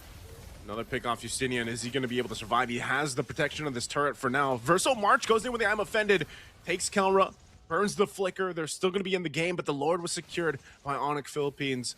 So now a couple battle spells down, but they'll get prepped and ready to go ahead and get to this base here. Oh no, Justinian could be in trouble. He does get out. The clone, of course, now Castle gonna be the one to get targeted down. It seems like they're just disconnected on how they want to approach this. All this before the Lord even makes its way to the base. A pull, though, with the I'm Offended. Kirk still alive. A Tsunami Slam will bring the March back, and it's punish after punish from Onyx Philippines. That Kalea coming in the clutch here. Brusco setting things up for Onyx to make sure Super Prince and Kelra's lives are much easier. Kelra is 8-1-4. Super Prince has 14 assists out of the 16 kills that Onyx Philippines has gotten this game. The pressure is on for Versatile to try and answer because Onyx Philippines are relentless. They want to force that game number 3. Yeah, very close to it. Lord's going to be cleared out here. 10 seconds for March to be back up, but Versatile could potentially stay in this game if they don't get set up. A diversion thrown on out. The mid turret falls alongside. They hold on to that one base turret left. We'll see if Onyx can go ahead and take it, but it looks like they're just going to take the discipline route and back off, happy with the 2 base turrets down. You mentioned something earlier about Versatile lacking damage, and I think it's this moment where they're actually missing the CC a little bit more. They still ended up with a great pick in the Ruby, don't get me wrong, but we saw the effects of the CC in the previous game. The curtain call really messed up Onyx Philippines team fighting and their formation every time. And of course, we know the damage getting dished out by the CC with the curtain call and Yo-Yo Blitz together needs to be respected. So with that gone, it's just all crowd control. Oof. Again, the setup right here. Brusco in trouble. Kelra gets back. Tsunami Slam into the turret. Castle's going to be the one in trouble now. He gets punished. The team trying to run away, but March will get caught. AFK is going to be next, and now Onyx Philippines sees the win in sight. They're going to clean up, chasing down Justinian. Justinian tries to get away, but not this time. It's a full wipeout as Onyx Philippines comes through for game 2. will take Verso Time to a game 3. What a awesome series between Onyx Philippines and Verso Time. We deserve to see a game number 3 for this one. And it was the last pick, Kalea, on the blue side for Onyx Philippines, coming in the clutch. And we did mention it in the draft, bro. The Surge of Life, the extra little bit of healing that they can get from the Kalea to help extend sequences. I thought Brusco was out there. He still had the immortality if ever he would get brought down to 0. But then just a little bit of healing coming out from his passive actually kept him alive, meaning that the immortality wouldn't even be used. Yeah. And Onyx Philippines just continued the onslaught there. You were right, though, with what you mentioned, just lacking damage this time around compared to the previous one. All that crowd control, even in the late game, they just eventually crumbled to the Low Yi and the Granger together and the burst damage that they can bring out. Yeah, again, you have all the crowd control in the world, but you just don't really have the follow-through damage to deal with. And I think even like the Guinevere, we probably saw one maybe good Requiem or Spatial Migration really kind of helped set things up. It was just kind of too much. So I'm almost wondering how that would have fared if it was a different jungler instead of the Guinevere. Because even Kojic, he did pretty good for the majority of the game. Like, he didn't die for a while. He was able to get to the power spike that he needed to on the Kimmy, but just unfortunately, again, it was like Onyx Philippines knew that window and that timing. Like we mentioned, even when the draft came through and that Louis was picked up, they played around with the diversion, and then just the Kalea, man, the Kalea was really, really good. And I gotta say too, Kirk had a much better game this time around.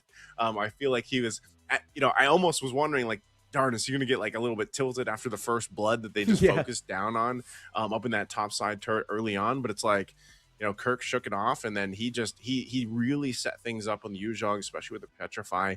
And so I'm not sure if we're gonna see it first picked for game 3. Maybe we see the switching of sides too, where Verso Time might be on the blue side now for game 3. But overall, it was just a really good game. I mean, this has been a great series, much more intense even than I previously expected. I know Verso Time has done really, really well, especially after the game yesterday that we got to see. But hell, man, we got a series on our hands. Yeah, I mean, the rest of the global MLBB landscape has been growing alongside EECA since the beginning of our global esports ecosystem. They were there in the M1 World Championship. It was Deus Volt representing that region at that time.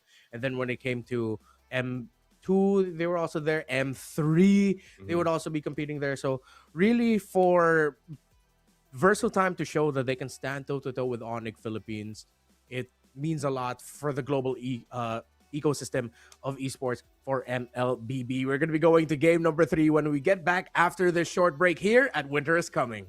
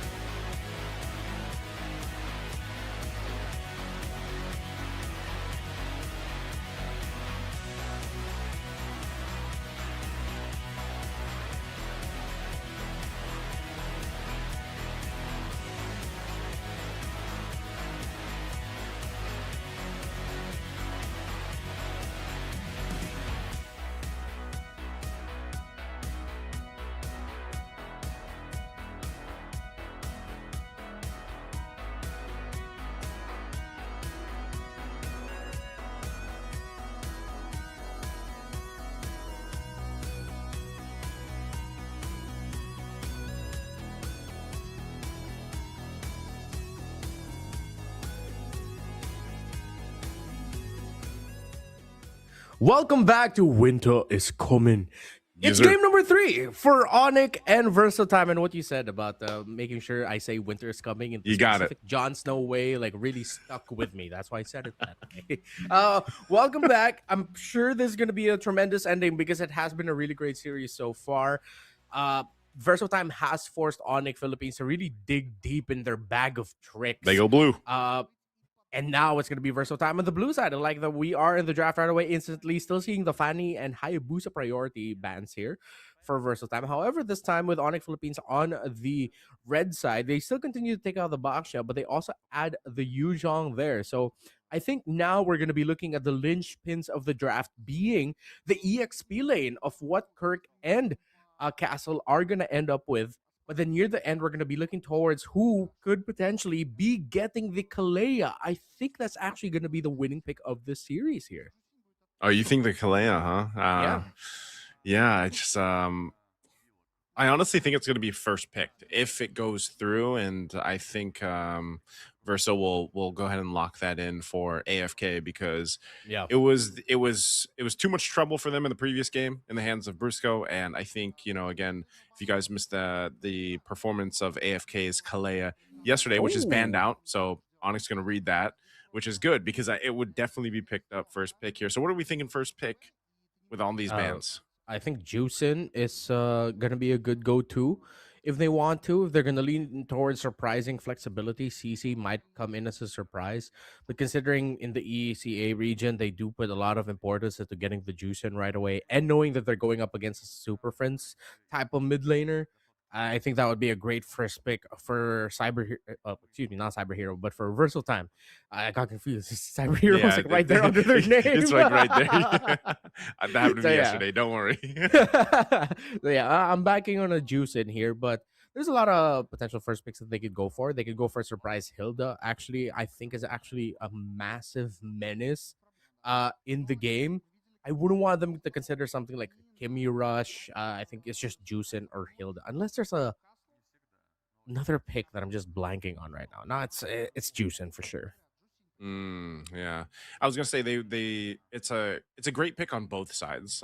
We have seen Kochik play this as well, Yeah. but obviously two super friends. So this is probably one of the safer options anyway, and it's also just you can build so many different compositions around this. So it's going to be Onyx Philippines that takes the Lapu Lapu and the Gatakacha instead, which same thing, man, same sentiments. Like there's so much potential to go ahead and set things up. Mind you, this is dangerous grass. Mm-hmm. So as you mentioned even earlier, like that Hilda, you could consider her being picked up here. Even I would say for Verso time if they wanted to go that route. But the Lampu Lampu and the Gatakacha both able to provide pressure enough. I feel like even to try to catch this Jushin, man, because one of the things about her is Hello. she's kind of hard to catch. She's able to get away out of like bad situations, even with the beacon and everything else. But that's one of the things.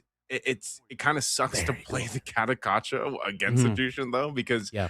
once you pretty much use either the Unbreakable to get a little bit distance, your Mm-hmm. Revitalize is gone, or maybe the AOG, you're just constantly being dragged back while he's like slowly running away, and so Yeah.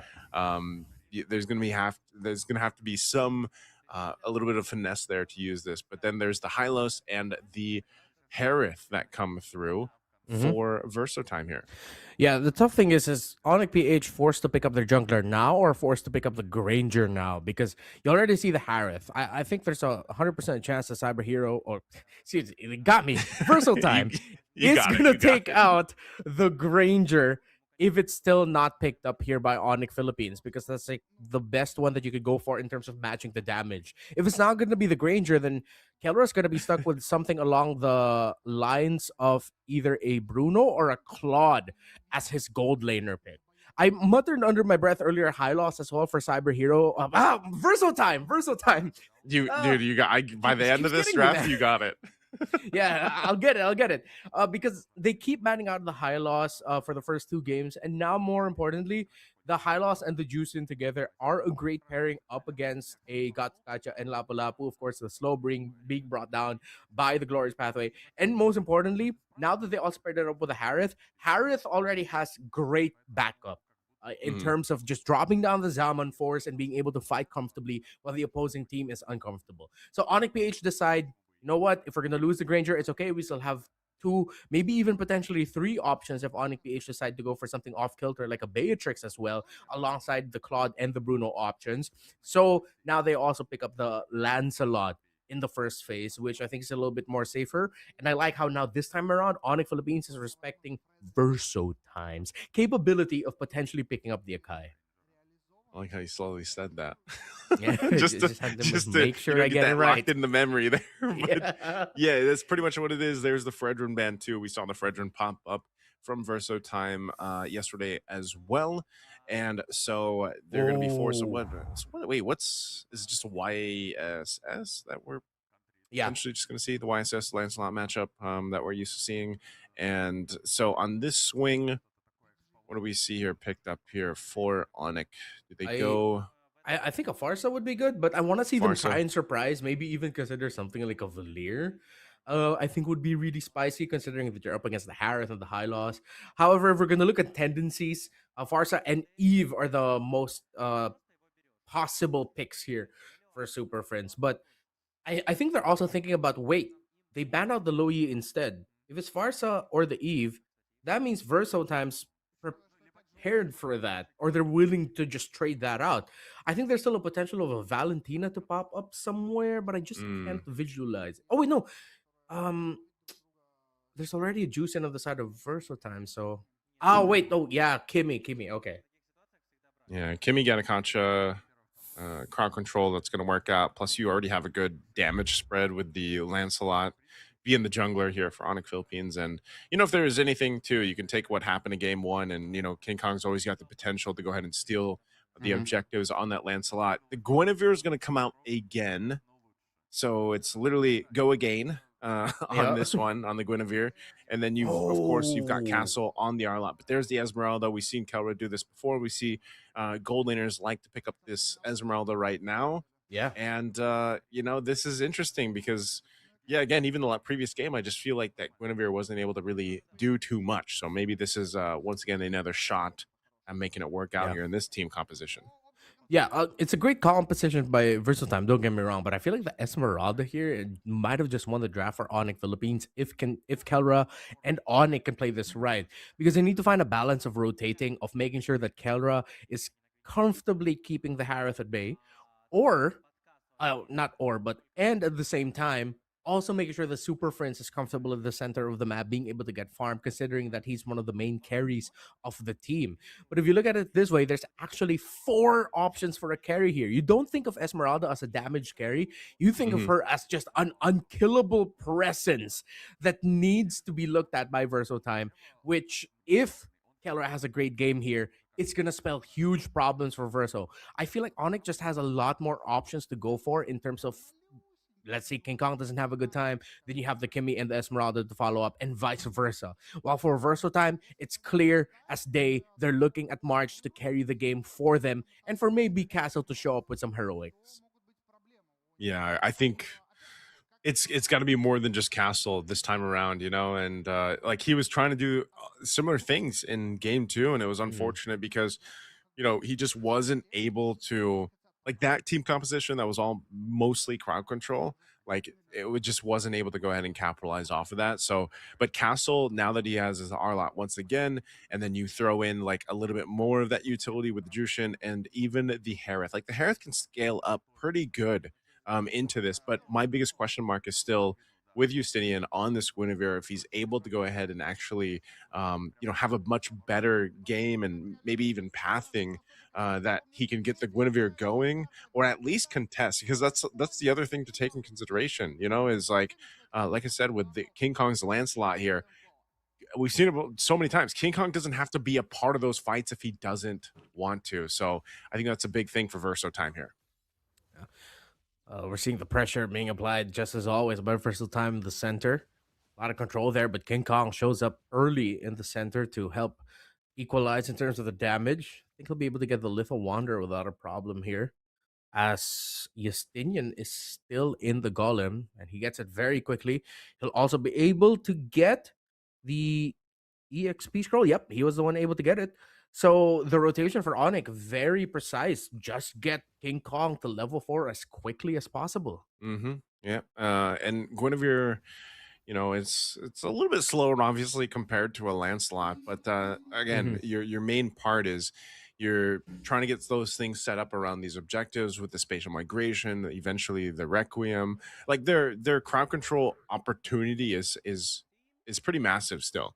And I mean, the same can be said over for Onyx Philippines. So it's more so like getting those timings down. And I feel like if you look at the past two games we've had objectively, it's more so been okay for Verso time. Like beside that one lineup in game two that was or game one that was so much the timings had to be perfect there.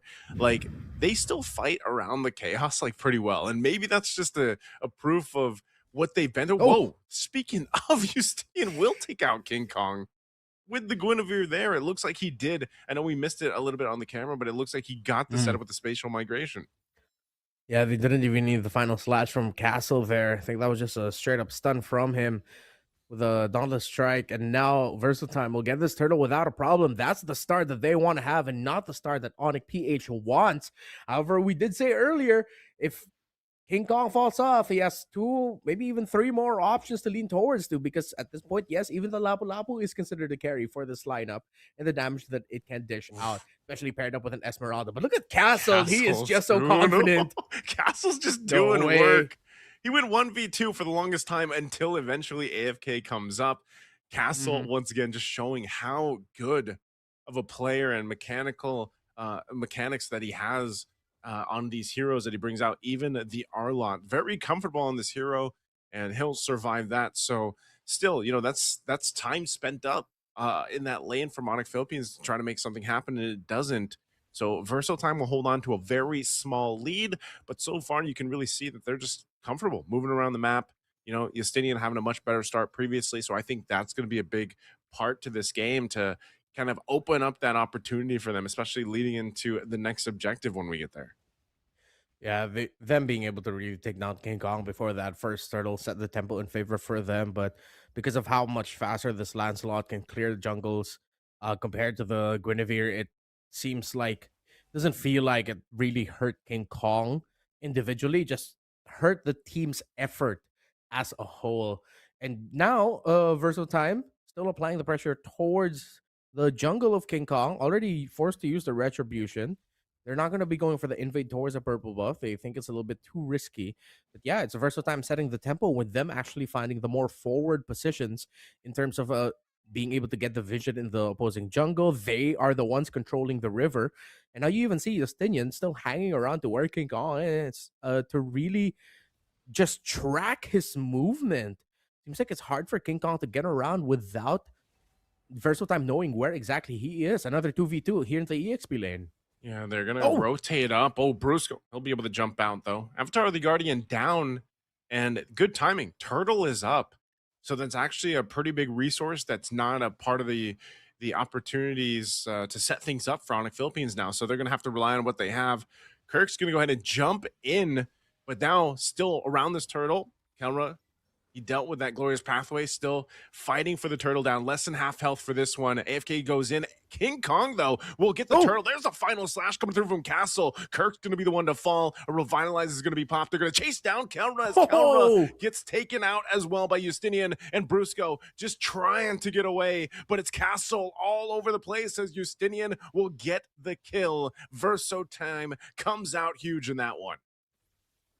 Castle is way too good at MLBB. It's as if he's been playing for close to 5 or 6 years now, which he has been actually. So we are just seeing the culmination of everything that he's gone through in his career in this game, in this tournament, rather. Now with March even able to break down the tower down bottom. Castle, though, mistimed the aggression. Now Kurt gets a clap back. March gets spotted out by King, but he'll be able to get away. There's the stun, but there's going to be no follow through. A little too dangerous as Kelra joined the lane. Could have been worse, if March goes down to King Kong there. But yeah, I guess, Castle, a little bit of a mistake there, ends up getting taken out, but still, Onyx Philippines needs to do a lot more work here. They're going to work on this bottom tier 1 turret, trying to take it down. Kojik's going to be zoned out a little bit. He'll bring Brusco over the wall, but they still maintain that turret, keeping it together. Verso time just holding on to this little bit of a lead that they built themselves. I'm not sure if they'll continue to work on that turret. It's going to be whittled down now. Castle once again. Castle and Kirk. Bravest Fighter going to be used. Nice dodge from Castle, utilizing all that mobility that comes with this Arlot. So good. Very entertaining battle in the EXP lane between Kirk and Castle right now. Of course, with all the mobility, as you mentioned, much easier for Arlot to actually survive that. More difficult. There is some significant upswing time for the key abilities of a Lapu Lapu, while for the Arlot, it's just instant gratification that you get right away. Third turtle, let's see who's going to be able to get this. Onyx Philippines, they were able to equalize in the bottom of the map. They really needed to force breaking the turret down bot. Here comes Onyx, but here comes Verso. Let's see what they can do. Brusco up on the front side, fighting for this last turtle of the game. Verso March now joining the fight too on this Harith. They'll try to get that zoning potential against Onyx Philippines. They're holding that turret. They're holding the turtle. No one's going to commit to it just yet. Verso March clearing that mid wave. They're going to get the Revitalize out of Brusco, though, as he pops that Glorious Pathway. Going to be dropped down. They're going to go for Brusco once again as he defensively jumps on out with the AOG. And now Castle going to be the focus. Has to flicker himself. He's got Kojic there. There's the final slash going to be used. Brusco has nowhere to go as he falls. First one down for Onyx Philippines. They're going to chase down here. There's a little bit too much. Kelra jumps in with the falling Star Moon, and now Castle on the hunt again. He'll burn the flicker from Super Prince. All this fight for that turtle, and neither team able to commit to it just yet. A couple bodies fall, and now they finally make their way. Verso time will start it up. Whoa, Kirk is able to find Verso March up in that top lane. Crucial pick-off, slight advantage for Onyx, but the other members of Onyx can't get close enough to this turtle as Verso time will get it without a problem. Oof. Turtle secured here, Justinian. Now Kirk going to be on the run, relying on Brusco to join him. Goes in with the Unbreakable. Kirk still alive. Brusco, but Castle, whoa, Kirk evades that Dauntless strike with that Bravest Fighter. A good play there to stay alive. It is very entertaining MLBB with these fights, and the fights aren't even messy. It's you really see them ticking their conditions. Onyx PH pulled away from that fight initially because they wanted to get a falling Star Moon off from Kelra. Then they re-engaged, but then the chaining of crowd controls from Verso time meant that Onyx Philippines weren't as comfortable in terms of dealing the damage, which means that they just walked away with a kill. But then Kirk was able to salvage that with being able to find March under the turret up top. But then Versus Time still clapping back, knowing that they can, knowing and understanding the respawning timers to force Kirk to go back, almost taking him down. Fantastic trading all around. This has just been a tremendous series and a tremendous game number 3. Well, fighting in the mid lane. Okay, Kirk, he's going to be fine. He'll drag Kelra back around. He is tanky. Ooh, final slash. Won't be able to clear out Kelra on that Glorious Pathway. I'm not sure if Onyx wants to go ahead and fight back. It looks like they'll just go ahead and be happy that the initiation didn't go the way Verso time wanted it to. Yeah. Onyx PH now, still they cannot seem to get on the right groove, while Verso time is still very much more comfortable and in the zone. Have a slight lead over Onyx Philippines in terms of the gold. EXP as well favoring them. But despite everything that has happened, King Kong actually has the EXP lead over Justinian's Guinevere, who is still standing at 4-0-1 though. And there is still the ever-looming threat of the Harith. With Onyx Philippines not getting any team fighting wins, they can't do the same macro shenanigans that they were doing in the previous game. Justinian jumping in with a spatial migration. Not going to pull the trigger, though, on the Requiem. And now Kirk jumping in with the Bravest Fighter. Castle on the backside. He goes in with the final slash again for Brusco. Pop of the Revitalize. He's on the backside against Super Prince. Super Prince can't get away. Good usage of the Vengeance. Castle once again joining the fight here in the mid lane. Justinian jumps out. Kojic was taken out, too. And King Kong using the Retribution for AFK. He goes in with a puncture, able to clean up the kill, but it's Kelra that gets Castle. it. And now King Kong finally goes down. Castle is just doing work on that backside, and now Kelra on the run. March here alongside Justinian. He jumps in with the spatial migration. Kelra, though, still has the shields, though. They're just going to work against him in the Zaman Force. He's still got enough shields. Kelra knows he can take the fight against Verso March, and that's what the Esmeralda does so well. Justinian and Castle, though, I don't think they can take care of Kelra. They're going to have an answer for him later on in this game. Exactly what we were talking about in the draft, Naisu. You don't expect it to carry with damage, it's just you expect it to carry through its sheer presence. So the beauty of the Esmeralda pick into the Harith. But these fights are way too difficult and way too long for Onyx Philippines. And even though they were able to take down March there, they also still have another problem to deal with. It's not just the Harith, it's mainly the Arlot as well. 0, 2, and 3 for March, but Castle has been an absolute menace, making Super Prince's life a living hell in this game number 3. You know, Super Prince not having a good time, man. I mean, Castle is everywhere. It's just like, you know, whether he has the flicker available or not, he's there. He's where he needs to be for the team. and it's causing havoc. Again, he's going to go 1v4 wow. here. He might have bitten off a little bit too much. Final slash No has way. Kojic. The rest of the team comes in with the conceal. No Castle's going to way. re-engage to the backside. They're going to force the fight anyway. He's going for him, and it's Kirk that falls first. Kalra still shielded up. He's going to join the fight as well. King Kong looking for a pick here. Castle has to back away. They go back for the re-engage. They choose the fight. They'll take out King Kong, and they're going for more. Castle jumps in up under the tier 2 turret, trying to catch Super Friends, just zoning them out. But again, Kalra, unkillable for now, thrown up into the air. They have no answer for Kalra as he's just dancing in front of them as he goes in forward. A glorious pathway dropped down. Castle still up, but that's going to be it for now. HusKKiee cannot find wins. Yes, the Esmeralda is a presence, but again, we just said it, man. It's the Arlot, it's Castle, it's everything that he's done for Versatile and everything he continues to do.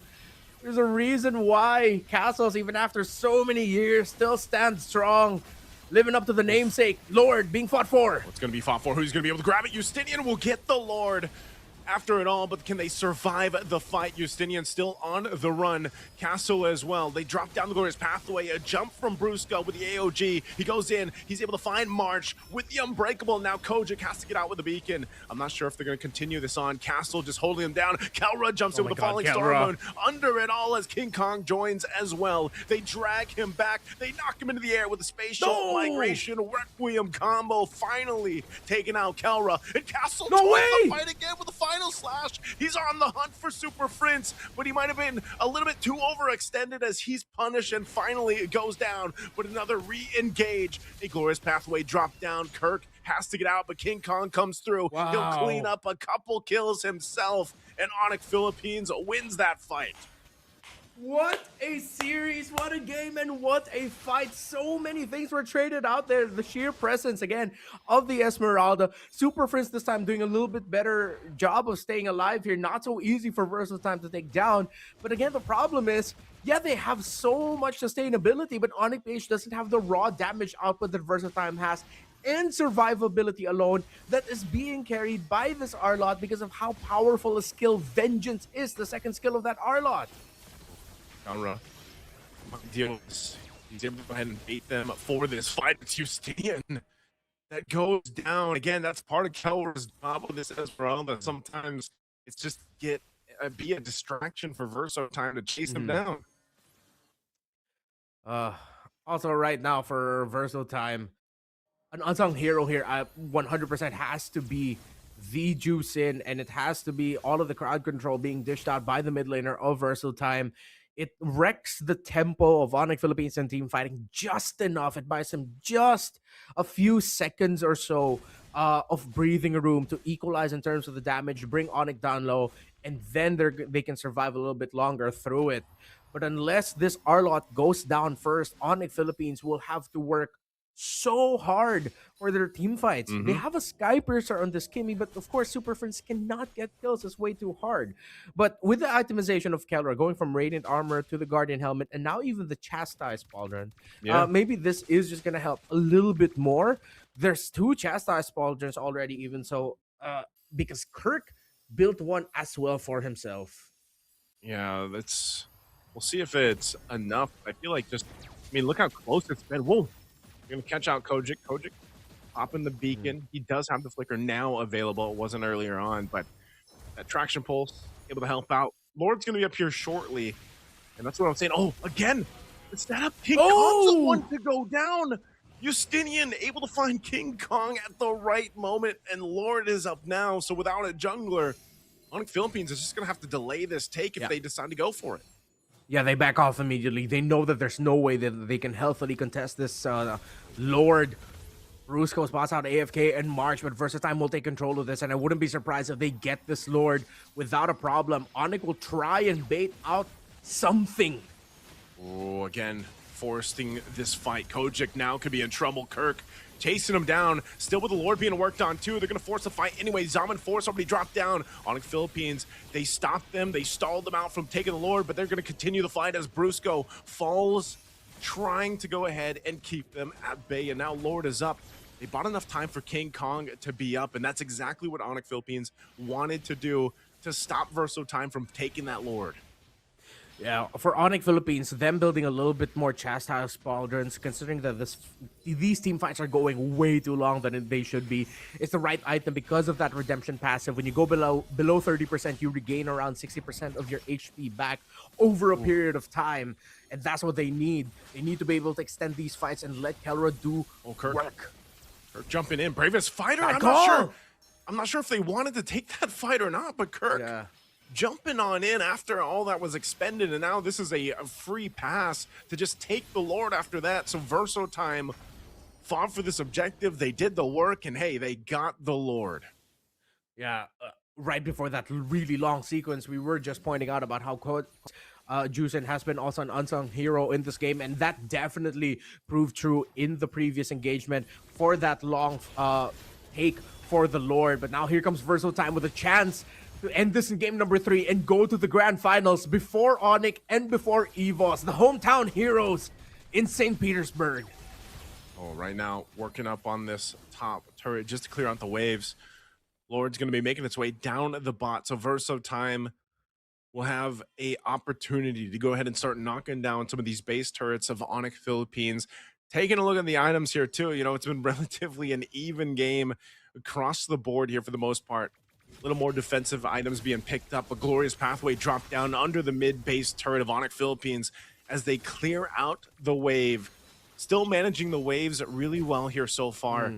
This Lord is making its way there. We'll see if Verso Time decides to force a fight again. That opportunity is always there with Castle on this R-lot if they choose to go ahead and start the fight. They manage these waves really well as the bottom and the mid will be pushing in. Kelra out facing it all. They're going to have to force it. Brusco getting knocked up with the spatial migration. The Zaman forces drop down too. Brusco's going to be gone. Lord's damage. Knocking on the base. King Kong's going to hold it there. Meanwhile, in the mid lane, they're still going to be breaking it out. Castle has to flicker out defensively himself as Kirk is gone. So without Brusco and Kirk, Onyx Philippines, 3-man defense for now. King Kong jumps in, trying to take out Kojic, but he falls in the exchange, and now it's Kelra and Super Prince in Verso Time. Might be making it their time instead of Onyx time. They take down Kelra as well, and they'll make it happen in Game 3. The hometown heroes will go on forward to the grand final. A treat for us all because of how great the series was, but a special treat for the crowd in St. Petersburg. As they chant Verso Time, Onyx time will have to wait, because Verso is going to the grand finals later tonight here at Winter is Coming, and well deserved. Yo, Castle should not get R-Lot anymore, bro. That is messed up. But Kojic and AFK, I just started to realize even more so as the game went on, why it's so hard for Onyx to fight. Besides Castle's sheer will of just always finding Super Friends and messing him up as the R-Lot, it's AFK's well-timed, simple stun as the high loss that keeps messing up the entry of King Kong. King Kong went down there because the moment he saw that juice and he's like, I'm going to try to take this down, he just gets poked right away by that high loss, and then he gets blasted immediately. Well-deserved win for Verso Time, and it's going to be exciting to see them in the grand finals. However, the run of Onyx Philippines is not over yet, as they will now face EVOS from Indonesia in the lower bracket finals. Hey, man, that lower bracket finals is going to be a good one, too. EVOS and Onyx, but we got to give it up to Verso Time after defeating EVOS yesterday. And now here today, opening it up, defeating Onyx Philippines. You know, I was saying yesterday they had that one obstacle in front of them to prove that point and everything else. They completely did it yesterday. They did it again here in this matchup against Onyx Philippines. Something they should be very, very proud of. You could see the crowd was super hyped up about it too. And, you know, it's good to see, man. I got to say, Renmar, like, it's good to see, you know, other parts of the world just catching up competitively in terms of MLBB esports here. And I think it's, you know, standout obviously here with Castle, but just it took the team effort to make this happen. But you know, and I'm not sure 100% who's calling the shots there, like if maybe it is Castle, because he just has so much experience and as a veteran and everything else. But they seem to have it on lockdown, man. A lot of their initiations, a lot of their decisions, and even for Justinian to make this Guinevere game work so much better after not having the best game in game 2 with it is, again, hats off to Justinian, because the same thing happened again. I think it was Castle yesterday too, where he didn't have a very good Arlot game, and then boom, he comes out swinging. I think it was in game 3 with Arlot against Evos, and same thing here. And then he just came in locked in today. Even if he showed a little frustration on some of the, some of the steals that happened back earlier in the series in game 1, Castle is mentally like locked in enough, and he has so much experience that he's able to just quickly reset and make things happen for the team. And he stood out there. He stood out throughout this entire series. And again, congratulations to them for making it to the grand final, because you got to know that hometown buff is definitely there for Verso time. Yeah, for sure. They also really knew that Super Prince was going to be the one that they needed to put a lot more focus on in this game, considering that the raw damage output will be coming out mainly from him. And though we eventually got to see Kelra get to the point where he attracted so much presence, he really just could not be taken down so easily by Verso time.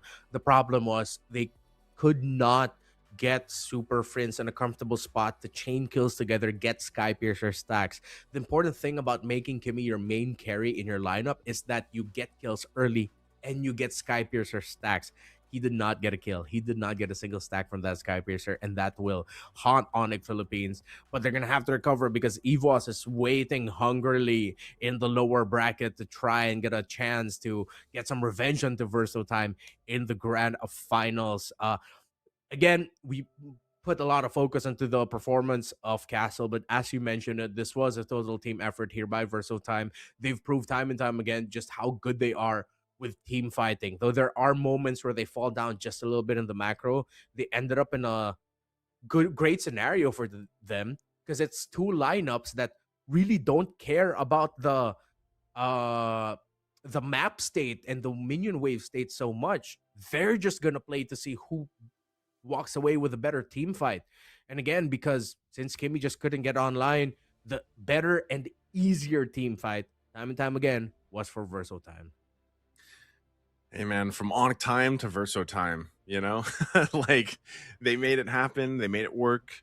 Again, it's not over yet for the Sonics that have been watching. And, we know they have fans out there too, over in St. Petersburg, Russia. Like we talked about it. Like we saw them do the meet and greet, and we definitely know that there were some members out there in the audience cheering for Onyx Philippines. And I don't know, I guess the way that you look at it, it's like they're prepared, like they're warmed up from this. I know they're gonna have some time between the matches and everything for Onyx Philippines, but Evos has been waiting. They've been waiting, they've been watching, they're ready to go ahead and face off against a familiar region, right? So I think same thing. I think we already got an amazing series.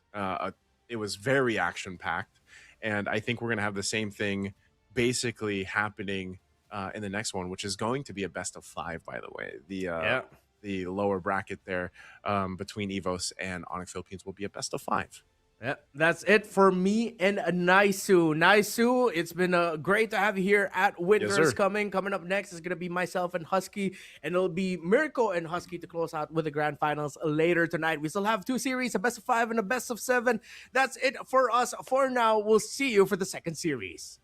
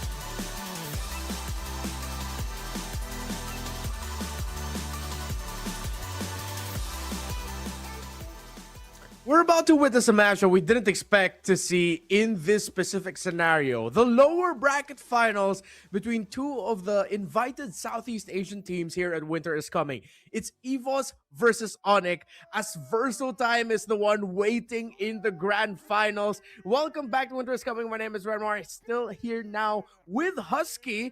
How are you doing, man? Any reactions that you want to share about what we saw in the previous series? My jaw dropped, Redmar. I mean, Castle. Oh man, that guy is a fortress, right? He is the guardian of St. Petersburg, and that's why Versal Time is in the grand finals. But this is definitely the last permutation I would expect. Onyx Philippines against EVOS. That, I think, to most people is a grand finals matchup. But sadly, we have to, accept the situation, and one of them is gonna end their tournament run in third place after this. I'm pretty sure the stakes are even better to fight for, especially when the stakes are tournament life. Whether or not they're going to be going home early or will they advance, that's a question. EVOS, this squad has risen in MPL Indonesia Season 16, a resurgence for them. Bringing back, is revitalization a word? I don't think that's a word, but we'll make it a word. That's what we do as casters. We can make stuff up and then it becomes gospel truth. A revitalization of EVOS through Albert just popping off yet again, and of course their impressive rookie in Rendy, the rise of Erlan, Key coming back in the forefront, and of course Welo doing really well in the center of the map. This EVOS squad is different from EVOS squads of past. They were so close into making it into the M7 World Championship and in the grand finals of MPL Indonesia 16, only to fall down to Alter Ego in the lower bracket finals. But now only one of them is going to be advancing forward to face off against the Verso Time. These are now two teams that have both received losses, 2-1 losses to the grand finalists. Yeah, both teams finished top 4 in their respective league. Onyx Philippines finishing 4-5, if I remember correctly, and EVOS finishing 3rd. I'm going to say something that my neighbors like to say a lot. Hey, EVOS has a world trophy too. M1, right? 2019, yes, but the title yes. still holds. Still definitely. Now we're going to be hearing from both Brusco. How is the mental state? And I believe it's Key. Your team. How do you feel? Is everything okay? Or maybe someone is really sad? Everything is fine, and we just need to focus this match and win this match and go against Verso Time again. Бруско говорит, что вообще с ментальным настроем нет никаких трудностей, абсолютно все в порядке. Мы сейчас Another way to translate that is he said, we И этот матч we Yeah, not a problem. They've been in this spot many У меня times. здесь Свейлоу, и Свейлоу even вопрос higher такой. Вы stakes. только что проиграли матч, но еще не проиграли весь турнир. Насколько сильно сказалось на вас это поражение? So you just lost the match, but you didn't lose the tournament yet. So how was losing for you? How did it affect you? We just learn from mistake, and we think in this match we just do our best. Они учатся на своих ошибках, и в этом матче они выложатся на полную. Man, I gotta say, right, man, that was a loaded bullet. This is not easy to look at a question like that and be able to come to terms with it, even though it happened yesterday. Did you follow the game of your opponents? Yeah, of course. We always love them. We always love them. And I like how that got a reaction from the crowd. One dude just going, woo! Вы удивлены, что вы сейчас будете играть с действующими чемпионами мира? The crowd themselves, obviously they're there for Versal Time and Cyberhero. There's still a hometown hero there, but hey, the support has been great.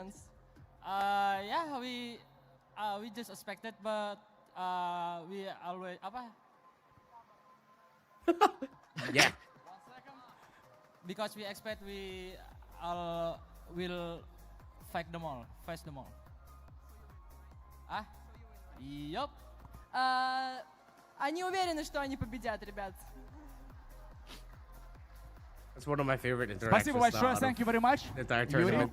So, Yeah, just a random what in Plaza stay Indo. here for a moment. Yeah. Brusco, sorry. One more question for you. Is it easier for you to play the first series and after the loss, play again? Or you think it's better to lose yesterday, like your opponents, and then have a break? I think. Can you repeat the question? Yeah. You played today and lost. Your opponents played yesterday and as well lost. It's better to be like you or like your opponents? Like us. Because you want to play many matches, many games in a row. Yeah, we are energetic right now because we lost earlier. Гораздо проще и лучше сегодня I проиграть. mean, И потом professional сразу players have always следующий been матч, very нежели vocal чем about that, проиграть how вчера they're и more с than этим happy to камнем play ложиться multiple спать. games a day because Говорит for нам. them it's just momentum. Спасибо, ребята. Yeah, Thank not you, only guys. that, you Very know, much shame. we might see Onyx Or maybe Philippines. not. In Or fact, maybe Onyx after the match. Philippines is the only team today that has the chance to Ребята literally play настроены больше на игру, чем на общение 17 друг друга. games, Это right? понятно, It's это assuming they правильно, make it to the потому grand что у finals and they каждого в play голове every single game from сейчас this свои point планы, onwards, что and нужно they play делать, the как full grand максимально final. So we сфокусироваться have an и evening свою ahead of us, and I'm сегодняшнюю pretty игру. sure the celebration is going to be Несмотря на то, что ongoing until the trophy lift. да, все But нормально, again, EVOS сейчас against просто Onyx PH проиграли. is not something Понятно, that что we get to напряжение see есть. very often И in Southeast Asia, let уверенная alone, столица you know, Санкт-Петербург нас thousands of спокойно miles away. встречает, к этому ребята не готовы. I just want to say, Я рад, что our это excellent сейчас host here just experienced one of the most битва. relatable things as a host. I don't believe I've seen a fist bump all Команды throughout the готовы. tournament after Но the вопрос interview. They другой. usually just go to the Готов ли tables. But a зал? good man here said, all right, you guys can shake. Ну и я And then, of предлагаю course, под эти Brusco and бурные аплодисменты I и believe that is either палки-стучалки Reddy or Erlan, if под I'm not них передать mistaken. слово Could be Celos. нашим Forgive me уважаемым if I'm mixing it up. комментаторам, которые уже находятся на They didn't get the позиции и memo, готовы and для they вас just walked to their tables, and our hosts ended up saying, or maybe not. Okay. Yes, uh, that's a classic host moment. You know, it happens. It Yeah. happens. You know, it happened. players are locked in. You know, can't really blame Yeah. them. It's fine. It's at the end of the day, they're still pretty good friends behind the scenes. But it does Yeah, set for the sure. tone. You know, set the tone a little bit for the Mhm. upcoming BO5. Obviously, Evo's had a lot more time to prep for this occasion, whereas for Onyx, they also had some decent time in between, but they did come off a pretty tiring, you know, best of Mhm. 3 in that upper bracket. Like, it was by no means a walk in the park. They had to fight every single second. Yep, for sure. And I think I've seen enough from both of these two teams to just really be excited for this one. I wouldn't be surprised to the could be joy, could be difficulty for many considering of the time zone difference. That this might even just go all the way to 5 games. Who knows? But maybe on one end, Onyx PH being fresh off of their loss. Brusco said it. They're motivated and they're energetic because they came from that loss, because they just played. They're more than happy to play this one and they're excited. Meanwhile, for EVOS, clearly they've just been scouting and preparing for this one. And it seems like they weren't thinking about the chance of them going up against Versatile specifically. They were just thinking, well, we're going to face one of them. Might as well just watch both of them and might as well just prepare for both of them. So let's see who is more prepared. And first time we've actually seen something like that, a little bit of a head-to-head between Kelra and Erlan. And I think a lot of shared hero pool between the two, especially with just a lot of leaning towards the Harith and the Grangers. Yeah, Harris and Granger has always been sort of the staple for these two. Even in the games that we saw early on when that Onyx PH won that game too, it was also based off of fantastic Granger play, but it was also a classic Onyx experience, right? With Yeah. Loyi, YSS, and just a lot of you know map movements with the Brusco Kalea too. So wouldn't be surprised, but I gotta say the graphics, the production has been pretty stellar. You know, some interesting theme as well. The graphics were pretty clean. Albeit there were some guessing games that we had to play yesterday, but it was a fun exercise, you know, to figure out Yeah. what actually works and what doesn't. Yeah, and then once we get into the game, next you know, it's a completely different idea because one or two pieces were off. But don't worry, it's all good. Of course, as you mentioned as well, it's just been a stellar crowd that we've had in St. Petersburg. Of course, we mentioned it earlier how the fans were very excited to see Onyx Philippines and EVOS. There was even a cosplayer who showed up as the M6 skin of Beatrix and took a picture with Kelra. That was shared as well, and I'm pretty sure that would be a really cool moment for her, an unforgettable one, considering that for sure the people in St. Petersburg right now really don't get a lot of opportunities to see the Southeast Asian giants of MLBB and to see them in person all the way here, and they are at home right now is an excellent treat for them. Yeah, most of the time you just see them, you know, through the screen, right? Even for us, maybe not for you and our Filipino friends, but like in the rest of other parts of Southeast Asia, right? We don't really get to interact with these players or see them physically. So this is definitely a one in what's the blue moon moment, I'd say, for the Mhm. crowd there at St. Petersburg. Obviously, we have a EVOS's roster on your screen. Got Randy, Albert, Suelo, Erlan, Key. If there's anything we learned yesterday from EVOS is that get that Grok out of the pool. Yep, 100%. I think Onyx Philippines have scouted that 100%, and if they're gonna give up Grok, that means that they prepared something for it, or they're ready to deal with it. Let's see. Meanwhile, for Evos, of course, I think because of the limelight Onyx Philippines has been for such a long time, especially with their victory starting from MBL Philippines season 14 and onwards, it's very clear now the playstyle of Onyx, their favorites, their tendencies. If there's one thing that I hope Evos is considering, if you want to see a very competitive game, to see Onyx really tested here, and to see these two teams really just have a good trade of being able to challenge one another, they have to start looking at the EXP lane, to look at Kirk's picks, what they can do to mess up with Kirk in terms of not only the draft, but the early game rotations. As we saw earlier, Versatime were not shy of going to the EXP lane early, sending the roamer to the EXP lane early just to take down Kirk. You rarely see that. That is a very tailored rotation from them.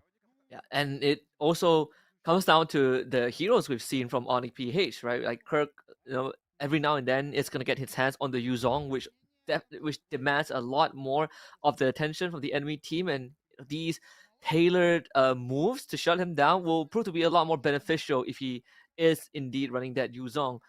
But I think overall, we have seen Onyx Philippines this season. It wasn't exactly the most smooth sailing one. There were definitely bumps, along the way. For sure.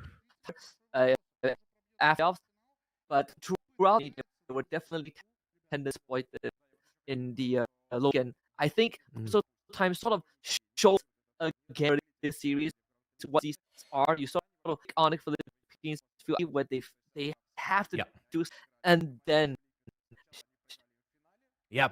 Uh, Besides the pick and besides the play that they could capitalize on, I think they're also really gonna have to start looking at what they can do to mess up Super Friends.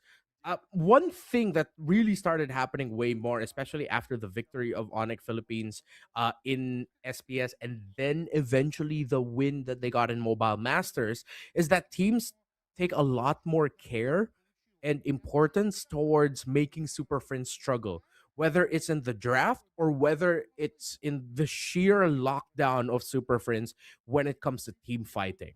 So that's something OnyxPH will have to look out for. Now that they're going up against a team from Indonesia, one of the favored picks for Indonesia is the Eve. No surprise that Onyx Philippines ban it out right away.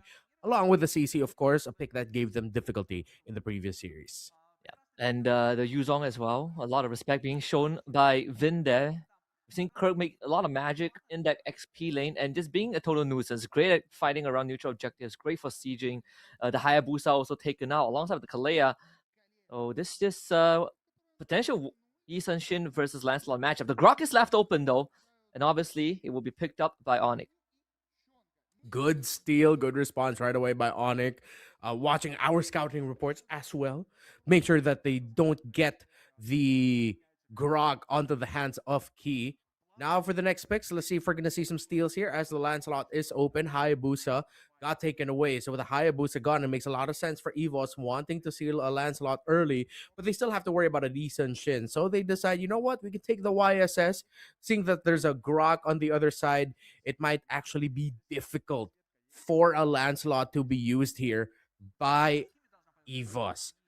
So now Onyx Philippines will get their free reign on the Lancelot in their hands, while the Arlot pick that gave them so much difficulty, and of course a really great pick as well for Randy, as seen in MPL Indonesia season 16. So they decide and steal that away. But because of the cooldown damage based damage profile of Onyx Philippines, Evos, with a very smart pick, they pick up the Uranus here. Though it doesn't provide as much damage as you'd want to initially, the longer the team fight goes, the longer that they survive, then this Uranus is going to be a problem. And because of the damage type that Onyx Philippines has, it will continue to be that way if Onyx Philippines cannot stop Randy from being a menace with this Uranus. They take out the Hilda, which is one of the routes that you can go for in the Rome. One of the big trades right now in multiple regions is actually the Grok and Hilda. If one team has Grok, it makes sense for the other team to want to pick up Hilda, because though it doesn't do the same thing in terms of the kit in the team fights and initiation, it's the same in terms of the vision it provides. It can match what Grok is doing in terms of messing up the opposing team's rotations, in terms of trying to really just, to put it simply, mess up the flow of the game for the team. So Grok and Yeah. Hilda are very evenly matched in that regard. Yeah, and of course, taking a page off of what they saw from Verso Time too, right? Like having that Arlet has like that. If Castle has shown us anything, is that Arlet is very slippery in the right hands, but also in a skilled player's hands, he can easily chase down key targets. And in this case, Albert's Yi Sun Shin will not have the easiest time of all, having to deal with not just the Grok but also the Arlet too. We're also looking for Evos to have a bit more of that damage profile. And Jusin doesn't have that burst. You're relying a lot on the Yi Sun Shin. There's a high chance that Erlan would probably fall back to a double fighter, as the Ruby is still up, but they do go for the Gatot Kacha first.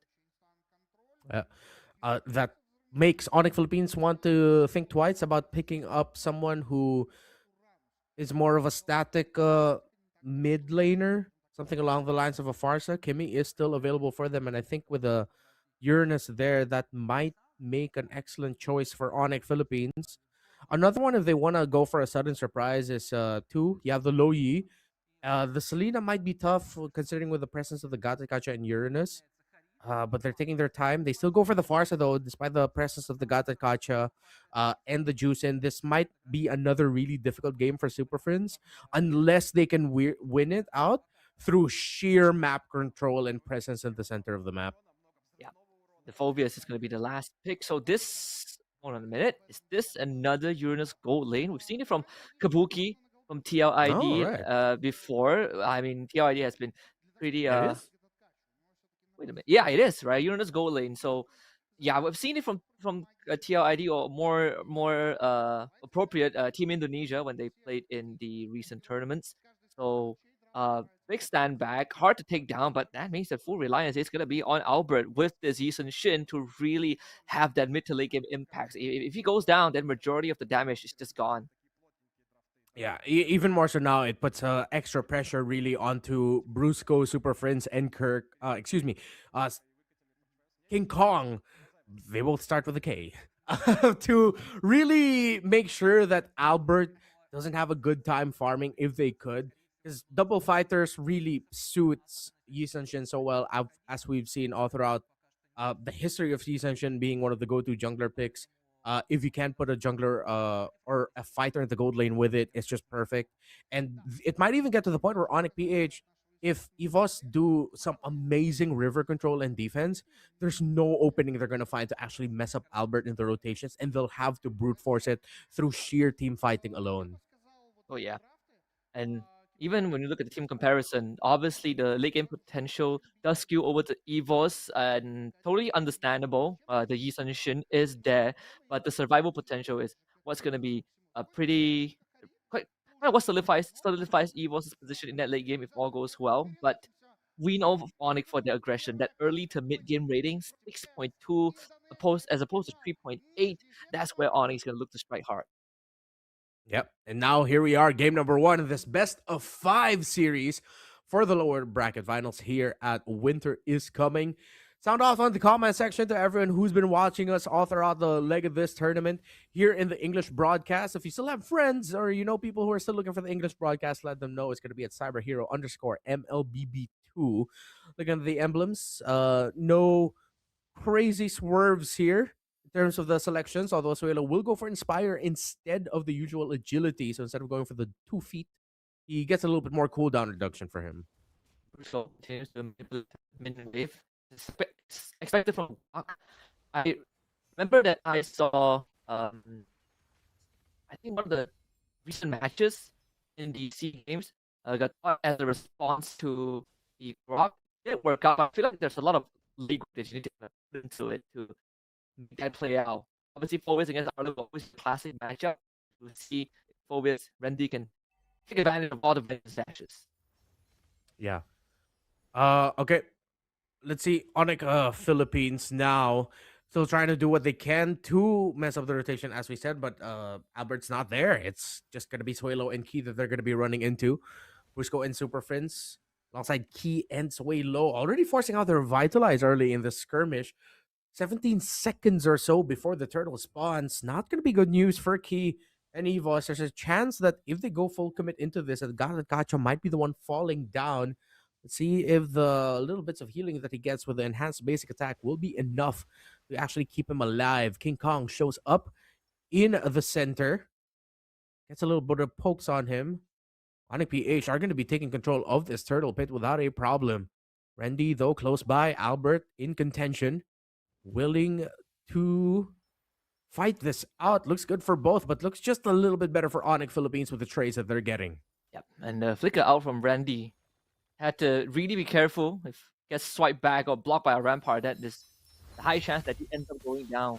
So, and Randy still ends up going in. Just went dark way pull. This is the first little angle. Oh! So barely gets up. A Kirk is long now, has to use the vengeance to stay alive. Onto the litter he goes, but now he's grabbed Randy, pulls him back one last time. First blood for Suelo. Phovius, perfect pick right now, but Evos are not stopping! Continuing the onslaught here, they've completely taken control of this portion of the game, and they will get this turtle. And that is just a perfect start for Evos with a Yisun Shin nonetheless. Albert getting a kill and a turtle to boot.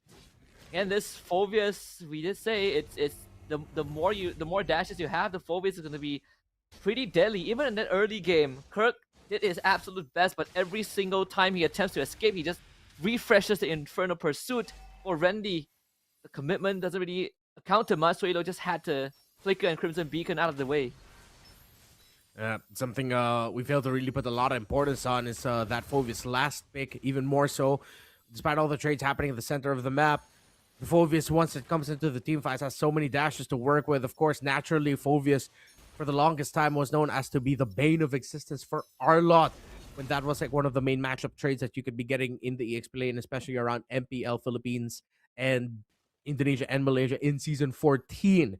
Kelro, of course, later on, once he starts joining in, will be activating the Infernal Pursuit, the Vengeance as well. So it's not gonna be the best time around for Onyx, knowing that it's pretty much gonna be only jumps coming in from this Phobius. Yeah, not only that, I think, we've like Arlen likes these extended fight, and Phobius is the perfect answer to it, right? He also loves the extended fight, more so when he gets to refresh his abilities.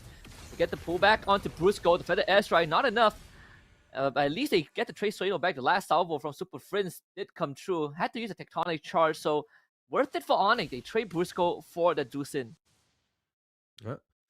Now, we're going to have to wait and see if Onyx Philippines are going to be able to find a turnaround somewhere, because currently it's just Evos being able to take the lead. Even Kelro, of course, admittedly so, struggling against this Uranus. One of the reasons why Uranus gold lane rose up alongside Esmeralda is as a potential answer to the Harith in the gold lane to sort of like delay what it can do or minimize its impact in the map.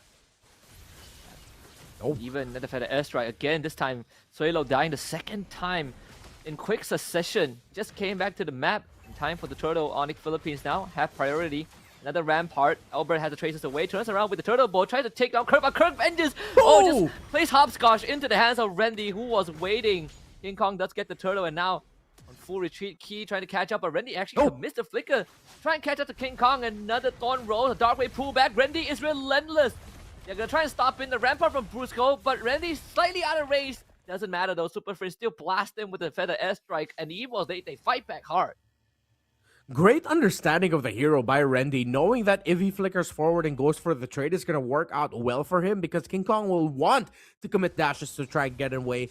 If he even still had any left in him, I don't think he was able to get a reset onto the puncture. Maybe he had one, but even if he used that, Randy would just easily be able to jump on him again through the Infernal Pursuit just by sheer will alone. So great force there by Randy. Now, though, Onyx Philippines, they are still finding wins one way or another. It's not as one-sided as the gold would have you to believe, but EVOS definitely have a little bit more control of the driver's seat. And EVOS with just a slight 1.5k goal advantage. By no means is the end game, but if we just base it off of the statistics we saw earlier on, it are definitely feel a lot more comfortable the later the game goes. AOG gonna cancel out the feather airstrike. Key now forced to full send it. Pretty much tanking through it. Revitalize does run now, but the passive will keep Key alive. Kirk not able to get the collection. They get a mighty swing onto Erlan, and EVOS will disengage. Oh, very close call there for Key. I really thought he'd go down. But then Onyx Philippines, especially Keldra, hesitant to full commit into that sequence, knowing that Suelo at any given moment might just be able to lift him up in the air, forcing out this Purify at the wrong time. We saw Keldra didn't use his Purify until he got that last mark up on the butterfly from Juicin, and he was closer to his own turret. Yeah. Once you get lifted up, Purify doesn't really work anymore, so the timing has to be precise. Rendy forced to commit, and the Tectonic Charge, the final slash to commit everything to make sure that Rendy doesn't get anything done. Turtle Boat is going to be available for Albert. Now this objective harder to work on. Brusco gets lifted back, but no damage from EVOS for now. It allows Kirk to slightly walk on forward. Here comes the conceal. They land a turtle boat, which does miss. Brusco now in the midst of everything. AOG from Key doesn't get anything done, and Kelra now in the midst of things. Key's still alive, and Albert gets the turtle. Now ready to collect some bodies on the way out, but Onyx PH are gonna disengage. Excellent fight by both, but you see the sheer presence of the Uranus and the Phoveus together. Of course, Rendy pulling the trigger a little bit early there. Flicker forward. They find King Kong. Albert now needs to run away. The Tracer's on cooldown, and Kelra will find the trade back. But now he's in no man's land, lifted up by Suelo. Erlan on top of him and just takes him down with the Cosmos power. Kirk not able to do much to Erlan. This Uranus is still durable at this point of time. And even forces Super Prince to use that Wings by Wings to get away. Oh, very tough every fight here for Onyx Philippines. Keldra even with a little bit of smirk on his face. I think that's a smirk of, yeah, this is not going to be an easy game for me. Presence of Phoveus, everything. They're doing what they can, but the sheer amount of body that EVOS has, a little bit too much for Onyx. And Kirk struggling to move another Rampart. Finally gets something out of Erlan. That's his ult and the Purify. Kelra spotted again. Erlan's going to be on the K, so Kelra not really allowed to have much fun with this Uranus around. Yeah. The Uranus, the Phoveus, even the Juicin, constantly keeping him on his toes of when he needs to use that Purify. EVOS have drafted this in such a unique way, but just within the bound of reason so well that they've pretty much been able to negate a lot of the strengths of the Onyx Philippines lineup. The Genius One, let's see if that's going to be the difference maker here for a lot of these team fights. Whittle down these beefy frontliners a little bit faster for Onyx, just so that Keldra can come in and finish the job. And if it's not Keldra, it's going to be King Kong. But a Radiant Armor pickup just at almost at the same time from Erlan means that even with all the magic damage coming out, that Uranus is going to be one difficult target to take down. Bit of that deja vu from the earlier series too, where Onyx Philippines struggle as the fight drags out. Against Verso timing was the Arlet as the problem. Right now you have a Phoveus and a Uranus and a Juicin. Yeah, they kind of triple magnitude, 3 times the magnitude of what Onyx PH had to deal with. This Lord Dance will not be easy. Yeah. Great control by EVOS in the map. They have a slow push up top happening. Sure, it's not going to fall down, or I think it will be very close to falling down. Rendy up front already. Here comes Kirk. EVOS looks very good for them. The threats that they have all across the map and in this fight alone. But they are still playing the slow game, respecting the chance of Onyx being able to steal it away. See if King Kong will have time to get his purple buff before anything happens. Yeah, Onyx just poking and prodding at Erlan, but he's just going to heal back up with that passive. Still has the Purify available. He did have to expend his ult early, but when he comes back off cooldown, then he's going to be able to continue to put pressure onto Onyx Philippines. Now a final slash from Kirk. Good stuff. Suelo is straight up gone. And Kirk makes the great escape. EVOS caught with the pants down, and Onyx assumes control of the Lord. Should make things a little bit easier, but there are still some big threats that EVOS has that can pose a challenge to Onyx Philippines if they're not careful. King Kong clearing up the minion wave down bot to apply a bit of pressure there, but he gets spotted out by Key and Albert. Albert's gonna try and chase him down. King Kong barely gets away with the Phantom Execution. And that's gonna free up Lord Control for EVOS. This dance starting to be dragged out. And Onyx Philippines, they will have to eventually take some recalls. And now we're gonna allow Erlan to respawn and rejoin the fight. Well, Suelo to respawn and rejoin the fight. We get a bit of a pause there at quite a crucial moment in the game. Yeah, I don't know what actually was going on there with King Kong in the bottom lane. With all the bodies that you saw in the Lord Pit, it's as if someone forgot the man mark somewhere. That if it was only, let's say, Albert who spotted out King Kong, then good. But it was both Albert and Key. It was a Gotcha and the Yi Sun-shin together.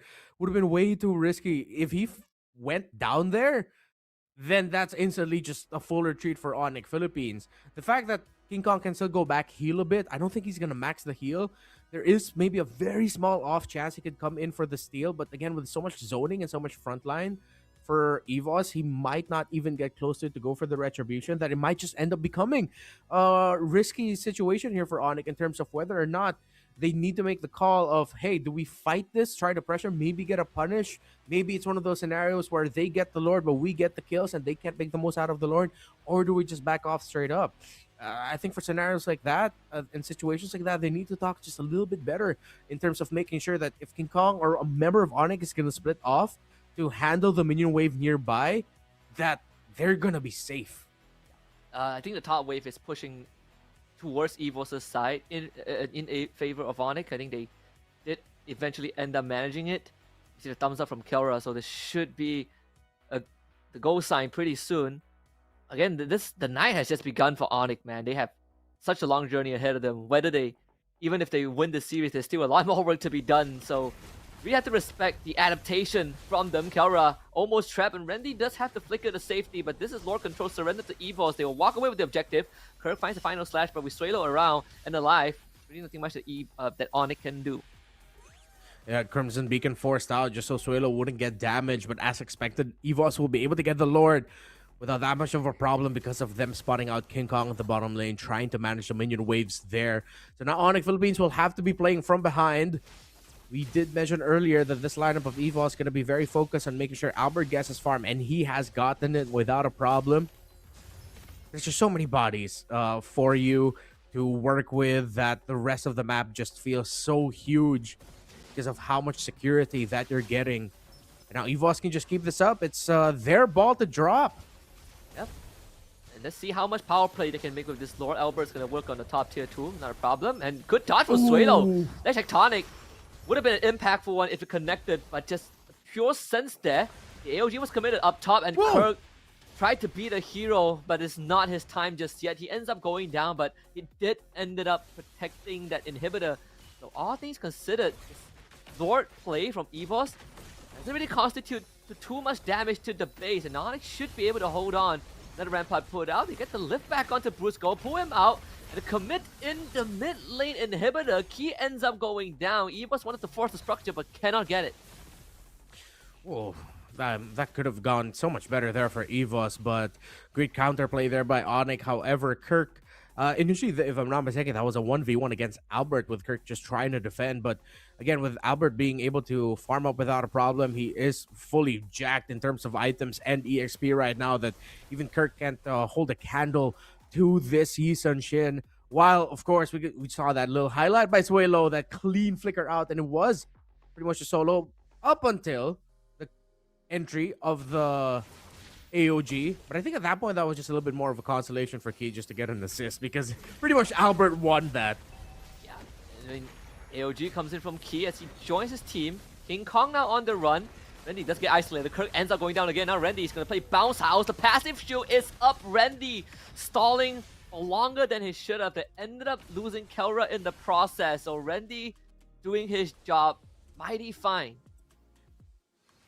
Albert now with the Malefic Roar, even more so. Going to be difficult for Onyx Philippines to hold strong up against that Yi Sun-shin. EVOS has played this game extremely well with their map control, with the strength that they have with the double fighters. Their response to the last pick or one of the picks of Onyx Philippines in the Harith and even the Arlot. And then the Lancelot, the beautiful last pick in the Phoveus. Great drafting strategy and great execution by EVOS overall. When all of that lines up, that just spells victory. But let's see if they can put the nail in the coffin here for this game and actually get the win. Or will Onyx Philippines, maybe through a little bit of slow pushes elsewhere, if they can somehow find it, despite them having the disadvantage when it comes to the minion waves, with how fast EVOS is rotating, the global presence of YSS. Really, their main condition here might just be to brute force it with team fights and win through sheer team fighting alone. And they definitely have the resource to do that. King Kong has to clear them the wave because like Randy and Suedo has been holding that wave for the longest of time. AOG used point blank. Oh, Prince had the flicker out. They use the Mountain Shocker, so vision is granted to EVOS. They can now go on the chase. Another pullback into a drag back. They have so much ground control. Brusco cannot move as this Grok is straight up gone. Kirk follows. Kelra explodes, and King Kong left to fend for his own life to Phantom Execution to get out. There's a minion wave that he can launchpad off with the puncture, but it will be at the cost of the Lord. There's really nothing much that Oni could have done more. It's only Randy that they took down. Super Friends being forced to use Flicker after a great sequence of taunts and then the point blank AOG onto Super Friends. Forcing the Flicker out meant that Super Friends really had to be a little bit more patient of when he would use his Feathered Airstrike to find a good zone. And even though he does have the items and he does have the damage, he is 5-1 and 5-2 tanky is the problem. It's only Randy that went down. There's still a Uranus that you need to go through. There's still the Gacha that you need to go through. So maybe this Divine Glaive pickup now by Kelra might be the little missing piece of the puzzle that they needed in terms of damage, of being able to melt through these front lines. But it's even gotten to the point where Albert is just buying and selling and trading items around. He built up a Malefic Roar earlier, sold it at some point, and then just built it up again. That's how rich the season Shin is. Yep. They're swimming in that Korean won. You know, Randy just got the Chastise Pauldron too. So it's going to be even harder to chew through him. It's going to take a just mountainous effort. The Lord doesn't even need to charge to break that mid inhibitor. Onyx Philippines now looking to defend this. Suedo just holding up the lantern constantly. King Kong will be the main source of, Lord clearing. Get the knockback, and Randy being very patient. AOG now comes in, hits on the tree key. Finds a follow-up taunt, instant response to Purify. Kelra needs to get out of there as the Lord finally gets taken down. And EVOS decided to stick around a little bit longer with King Kong around. He should be able to use that Thorn Rose to start clearing out the wave and poking at EVOS. No! And they get the Rampart. Flicker from Randy. He's out of the fight, but Brusco is the one that ends up going down. So EVOS gets the win regardless. Double Fighters has been the bane of Onyx Philippines throughout this day, and it continues to be the case here for this game number 1 of this best of 5 series. Albert is chilling in every sequence I watch him, and even Suelo sweating a little bit more because Onyx Philippines is looking at that juice in, and he's like, all right, I need to use my Crimson Beacon at the right time. Oh, okay, I don't need to use my Flicker just yet. While Albert is like, cool, yeah, let's go. He's just free hitting from the back without any care in the world. And he doesn't have to so much because, again, it just takes so much out of Onyx to just even try and get to the juice in. And then there's Erlan, who just takes 0 damage. Look at him. Yeah. I don't think Onyx PH is gonna have damage to take him down, even with the focus fire. Like Erlan has to literally stand there and take the beating before he gets to a critical state of health. One of the few times that Onyx sort of wishes that they have a Sky Piercer holder. That would be one of the solutions to get through these beefy members of EVOS. The Conceal easily foiled by Erlan again. Lord will be spawning in 15 seconds. Yeah, that's why I thought they'd be considering picking up the Kimmy here, but I think they felt like they needed a little bit more range, which does make a lot of sense, but then they don't have the finishing power. They have the initial blasts. Even King Kong is struggling to finish because he walks into a fight or dashes into a fight. There's so much crowd control that he needs to try and time his Phantom Execution and Thorn Rose for. Erlan had to use the Purify, and Key is straight up in the face of Prince. Oh, Brusco doesn't hit the Tectonic Charge, and Kirky's in no man's land. Really wanted to be patient with that potential hero play, but ends up getting found instead, and EVOS have a free Lord to take. Seems like so far today, Onyx Philippines has just been read like a book and solved by their 2 opponents. First Verso time, And now Evos, who looks so confident and in control that it wouldn't be too crazy to think that this might be the story for majority of the series. We shall see. This is a best of 5. A lot more chances, but this isn't the way to start things off here for Onyx Philippines. I think, yeah, we got to see the Esmeralda picked earlier by Kelra, but they might need to dig even deeper in their bag of tricks in terms of what they can show up with a gold lane. Maybe the Harith, because of all these fighters showing up, might not even be an option anymore for Onyx Philippines. They might just have to lean towards just hard focusing on picks such as the Granger and then fighters for Kelra later on. Maybe the King Kong Joy and the Kelra Beatrix might do the work, but they have to get through this defense first. Prince just unleashes that, ends up getting ran down by Rendy. It's a 1-for-1 so far. The lore is still fairly healthy, but with Kirk down and Kelra about to drop, is looking pretty bleak, but Kelra somehow stays alive. They should give them enough ammunition to deal with the Lord. King Kong has done his absolute best. Erlan now punching down the crystal. Kelra really need to take him down, but just does not have enough firepower. Erlan powers through it. And game 1 for Evos in this lower bracket finals. They were way too tanky, and one of the conditions that we discussed in the draft was ticked off perfectly by Evos. They were just locked in on Super Friends every time. Although Super Friends walked away with a stellar KDA in this game, those feathered airstrikes were going down way faster because Key was just saving the AOG for him. And if it's not him, it's Rendy going to be coming in with a Dark Wave to just cancel out the feathered airstrike or force Super Friends to cancel it out, reposition, and then he's just forced to use his basic abilities, his basic skills to try and get damage done in the game, which is not what Onyx needed. They needed to maximize every feathered airstrike they could get, and they just couldn't. Yeah, I mean, the 4th and 5th pick actually, the 3rd to 5th pick were brilliant, right? We saw that Uranus come up from Evos. I think, leading up to pick number 5 is more of a feint, right? I think it gave Onyx the impression that, okay, this is going to be a Uranus XP, and then boom, they pull the Phobius out right after seeing the full draft of Onyx and really threw them for a ride.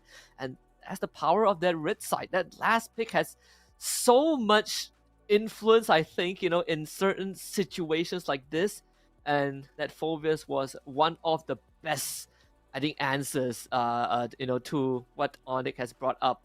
And again, we did say that these Onyx boys, they have been in these kind of situations a lot of times, but it really is going to push that mental capacity to the max. So how much more can they adapt? How much deeper can they go after being knocked down to the lower bracket and understanding that you have such a long journey ahead? Really just can't help but gush over the decisions here by Evos as a team, and of course to Coach Vin for what you mentioned to be the stellar last 3 picks of their draft for them. We were very clear with our favors towards that Phobius just being like the excellent last pick, like reminding us yet again why Red 5 is so powerful in terms of the draft, because if all the stars align for you and there's one pick that the opposing team just don't take into account, then you get to pick it for the very last pick. That just completely changes the picture of the draft. You cover up that Phobius, and then you can still make somewhat of a case for Onyx Philippines, though already looking at the 4, especially the Uranus that was already brought up by Evos, you're looking at the damage profile of Onyx and going, might be a little tough. You bring in the Phobius, and it's like, it's going to be really tough. It's like you guys decided to go for New Game Plus in Honor mode. You go down, and that's it. Yeah, and again, this Uranus Erlan just chilling the whole game. Like Albert has a fun time, he's playing some some jungle farming simulator. He's just buying and selling items as he please. And then there's Erlan, right? I mean, case in point proven that he just powers through the crystal at the very end. Even I believe like Kelra was probably max item by then, right? Divine Glaive, Holy Crystal, Stalim Sight, still not able to chew through Erlan, who wasn't even full health from the start. So again, something to think about, and the creativity and the flexibility, I think, from Evos definitely shine through in game 1. Yeah, these strats are a few things that we didn't get to see a lot of in MPL Philippines season 16. Of course, the Indonesian playoffs and grand finals happened a week after ours, and it was there that we really started seeing a lot more Uranus in the gold lane. Although we did see the fighters in the gold lanes as well here in the Philippines. Best of 5 series still not over yet. Just a 1-0 lead for EVOS, but let's see if they can continue to push it, or will Onyx even it up at 1-1 after the break.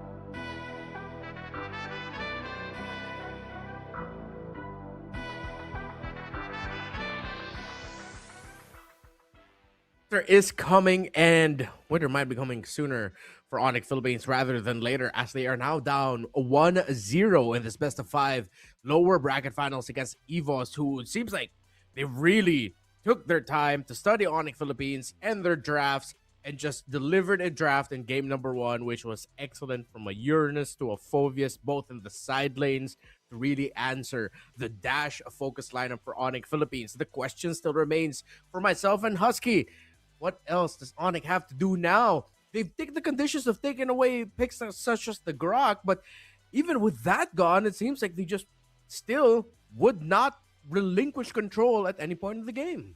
I think the moral of game one is just the innovation, right? Just Evo's being a lot more creative with how they approach, and this is where these kind of flex picks really start to, come alive. We are gonna go into Yeah. game two draft, and both teams on the same side again, with some adjustments from the side of Onyx. They did ban out the Jusin, and we did talk about the King Kong Joy is now gonna be out for King Kong, and Super Prince gets that Loi again on top of another Brusco Grok. Yeah, good call. We were floating the idea, or you floated the idea of the Joy earlier, and here it is. Let's see if that's also going to be paired up with a Beatrix. But look at that. This isn't the draft sequence that I'm used to seeing, especially with everything that we gone through the Philippines in the past season. But that Lunox, I'm definitely used to seeing. Shout out to our boy Lancy from TNC. And of course, the Uranus still there. What I like about the first three picks of EVOS, especially that Lunox and that Uranus, that there's a lot of flexibility there. That Lunox can go gold. That Uranus can also go gold. So now with Yeah. two pieces of flex to play around up against a very honest first phase of drafting for Onyx, I think EVOS has the upper leg in the draft for now. Yeah, for sure. And not only do they have the flexibility, they also take away one of the biggest contributors to blowing up a Uranus, which is the Lunox, right? And not only that, it also serves as an answer to a Harif on Kelra, because they did ban the Granger. It is very directed at Kelra to see if they still want to consider the Harif now that there's literally two options to give him a hard time. I mean, again, Evo is that they're just checking all of the boxes, and it comes from Yeah. just the first three picks itself. At this point, I think Onyx Philippines is going to need some hard lockdown basic attack damage. It cannot be a skill-based gold laner, even if the Harith is open for them, and it looks like that could be one of the best choices that they can go for. They're already amped up with a lot of magic damage through the Joy and the Lunox, that there is a possibility even that we'll see a fighter in the gold lane here for Kelra, but that's the problem right now, is they're going to be on the blue side. They're going to show that. And then there's room for EVOS to flex yet again and surprise with the last pick. So I think the safest route, really, besides the fighter, if you really don't want to risk lacking the damage, you have to go for a basic attack based marksman. Either you lean towards picking something like a Claude for a little bit for mid to the late game, although you're just gonna have to make sure that the last remaining picks of EVOS will not be able to mess it up. There is still an option for a high loss for them, which if that shows up as red 5, but now with a Hilda getting picked up here, you know what? I don't want to say this is a Hilda roam, even though most of the time the tendency is always you see Grok on the other side, you put Hilda in the roam. What if this Hilda suddenly goes CXP and then now the high loss still comes in? That's going to be a big struggle for a Claude. Yeah. Ooh. And Obsidia Ooh. comes out. Okay. Oh, you did say you want like a basic attack, just a very honest approach, but Obsidia definitely wasn't on my list. Put in the Yeah. Alice for Kirk. I was thinking of the Hilda roam, but I was also thinking for Evos, the Ruby Go, right? Like a Ruby Go, Hilda roam, Lunox mid. That is an option as well. Although, if we talk about hard lockdown, Evos they don't really have any. Yeah, I wonder if they go gold lane Cho, if that's an option for them, and if that is still something teams would want to consider here, if that Hilda is going to be going in the roam. I like the idea of the Ruby too, even though it isn't the hard lockdown that we're looking for. Don't run Wolf King. I think it's more than enough to try and mess up the entry of a Joy, and even try to buy yourself a little bit of time from the Alice trying to use the flow or the blood. Now, though, they go for the Esmeralda, and they took an even equally more honest approach. It's like, okay, this game is literally front to back, the main thing that you're going to be seeing accessing backlines and just dashing everywhere is the Joy. There's also a good chance for repositioning and mobility from the Alice, but majority of the times we're just going to be seeing two big teams just clashing it out. It's good old MOBA. Yeah, good old MOBA. Another double fighter lineup for EVOS. So one of the good things that Obsidia does bring, amongst all the cons that Obsidia has, I still feel like this is a hero that needs a lot of work. But aside from that, the one good thing is if you land the Hunter Bone or the Harpoon or the onto a target, it's almost a guaranteed kill, right? Like onto someone like Albert who has been immaculate with his footwork. Doesn't really matter if Kara latches onto him with that ultimate. Same as the Esmeralda, same as the Hilda. Maybe that's one of the ways that Onyx wants to approach this, especially if you are looking to pin down someone like the Yi Shin.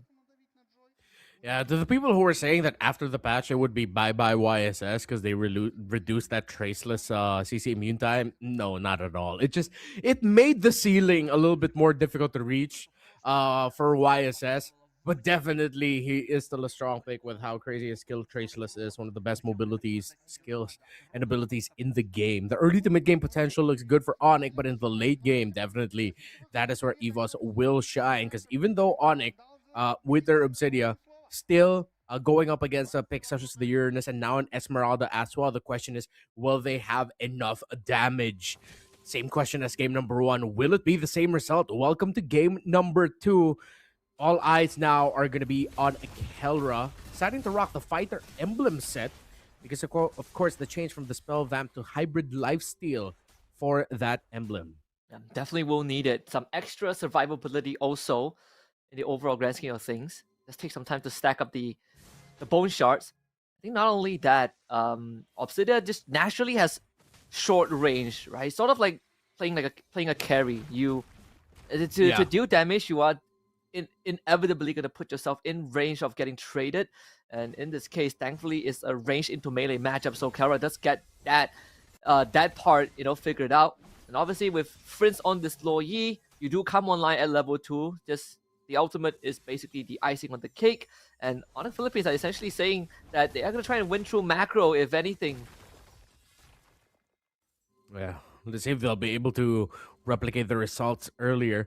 But definitely the duality procs here coming out of the Lo Yi might be able to give themselves a little bit of breathing room in the team fights when the Esme, Uranus, and the Hilda start running really straight up to their faces. That will also give a little bit of difficulty for this Lunox to get a really good position. But once that duality is up, you know where it's going to be. That you're just going to go ahead and use a Shadow Assault, go forward, darkening up, and then just apply the pressure onto Onyx. Seems like the more we talk about it, the more it's just like a lot of conditions for Onyx to take and consider it with every team fight. Yeah. Of all the Obsidia games I've seen in recent times, definitely hasn't given me the best impression. Even the Indonesian team a week plus ago ran the Obsidia and it just got rolled over. Let's see if Kara can make magic happen. But for now, focus is on the Turtles. Gonna be dropping down low. Good secure this time. Under the efforts of Kirk and first blood for King Kong, Key ends up going down. Okay, Kirk uses Throne of Ruin to try and take down the Lunox, but then was able to ult out the safety. And without the damage from the Lunox, from the Darkening and the Chaos Assault, just was not able to pump a little bit more support damage towards Onyx Philippines to help EVOS out. So now that's going to be Onyx getting that first turtle. Let's see if they will be able to continue this. I think now they have more potential of not just being able to, of not just forcing winning through fights. Definitely they can win through macro, not just through the Lo Yi ultimate, but really with the mobility that they have around the map, looking at the Grog and the Joy and the instant impact you can get once they show up against opposing members of EVOS. Should be good. Let's see if they'll be able to do that before this next turtle, or if they're just going to play it slow and steady and try to win for turtle fights. Yeah, the one thing that caught Versatile Time off guard in the earlier series in Game 2 was just how decisive Onyx were with that diversion, and it's just a Lo Yi specialty, right? Only something that only Lo Yi can do in the hands of someone like Friends. HusKKiee was spotted out by Albert. Able to at least get the turtle ball out. Frizz gets the safety, but Brusco also had to expend his flicker. So that's 2 flickers out from Onyx PH. Yeah, duality proc saving Brusco there at the right time. Feel like even after he used the flicker, Evos, if they didn't have marks on them on the from the low Yi, they would have been more than willing to just try and take him down and chase him. However, good save there by the Monster Mage. You know, here comes Randy now, as expected, as a Uranus going into the jungle of King Kong to mess him up. Gonna bring Kirk over as well. Randy did end up using his flicker this time. They send Kelra back to the bottom lane with the diversion. Key's gonna stand in the bush and now instantly just hops onto Brusco, but there's 4 men of Onyx PH around, so not really the best time to full commit. Evos starts working on the turtle, but it's not gonna be easy though with Onyx PH around. Yeah, go for the reset. Oh, Key! Flickers across the wall. Hunter Bone doesn't connect, but Key still ends up going down to the electrifying beats. And now the good tectonic charge from Brusco. Massive setup. Albert finds one, but one is all he gets. And Onyx Philippines finds a big team fight win. Randy on the run. Skara tries to run him down, but still 4 bodies drop for Evos and Onyx with the second turtle of the game. Overextension there by Key and then eventually by Evos as a whole, not respecting the tight corridor they were fighting in. And eventually just succumb to a full 3-man, maybe even a little bit closer to 4-man tectonic charge there by Bruscos. They're gonna have to watch out where they're gonna be fighting because there's 2 big ultimates they have to watch out for. After the tectonic charge, the Throne of Ruin entry by Kirk was perfect. These clumped up fights are gonna be deadly because even Obsidian's abilities can pierce through multiple targets. He's gonna once again stand in the bush. The duality trying to build Super Friends out, but this time he finishes the job, just cleaves him in half. One of the difficult things to do if you're just trying to take control of the middle of the map and you're up against a Hilda and Lunox, there's a high risk that you're just going to be blasted if you are a squishier member of the lineup. That's what happened. King Kong in trouble. He's gonna be able to get away. They turn on the Randy with the Throne of Ruin. Randy gets locked down. Harpoon up by Kelra. And that's the execution. I believe Kelra has Sky Piercer in hand. Key about to explode. The Super Prince with the takedown. Kirk still once more forces out the brilliance from Suelo.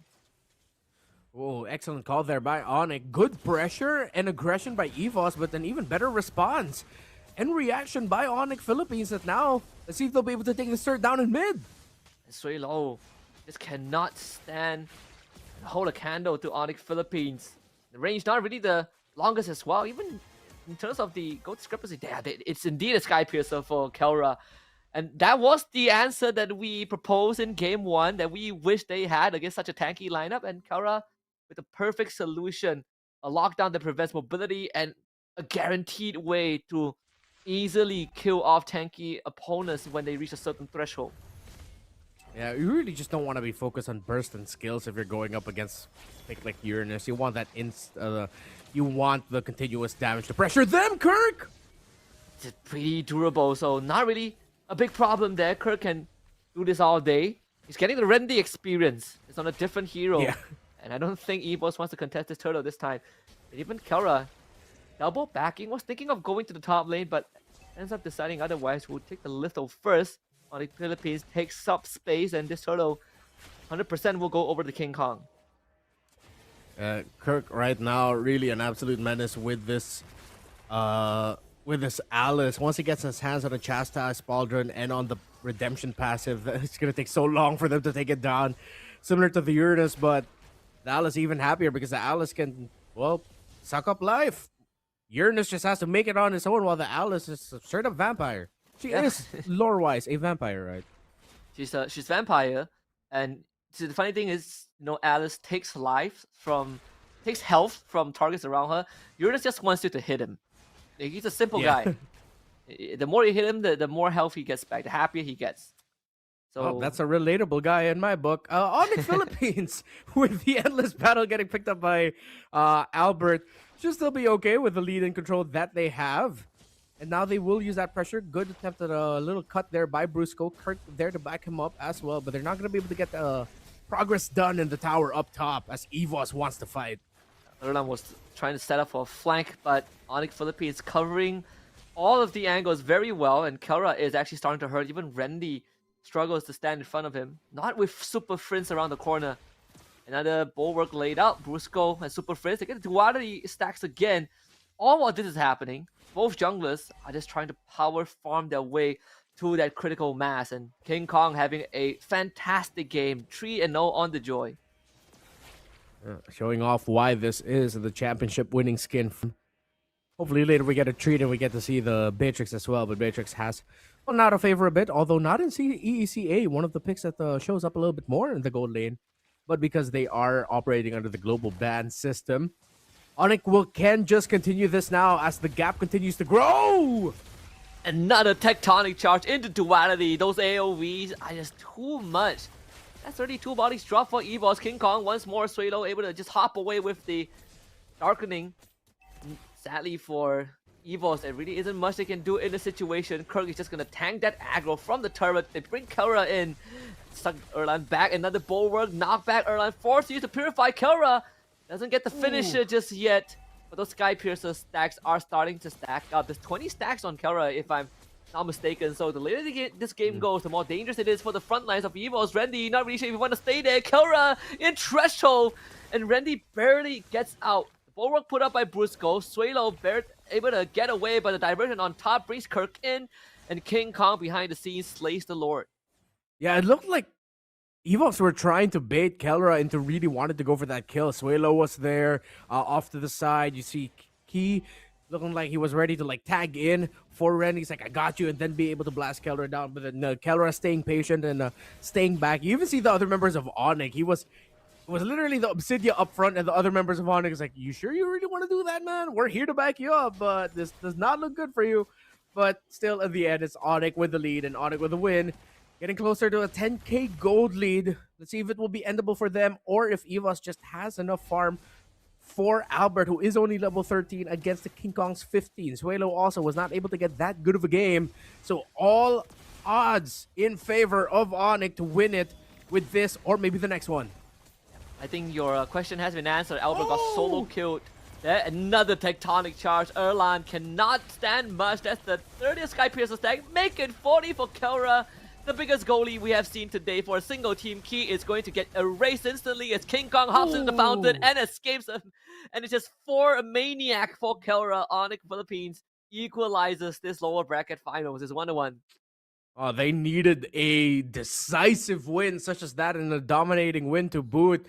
Kelra, excellent performance, and of course everyone else. Kirk also stepping up to the plate. It was his entry with the Throne of Ruin. That was just immaculate there in the end. He got 3 caught up under his ultimate, right under the final base turret up top, and then that just led the charge. Of course, the tectonic charges coming in as well for Brusco.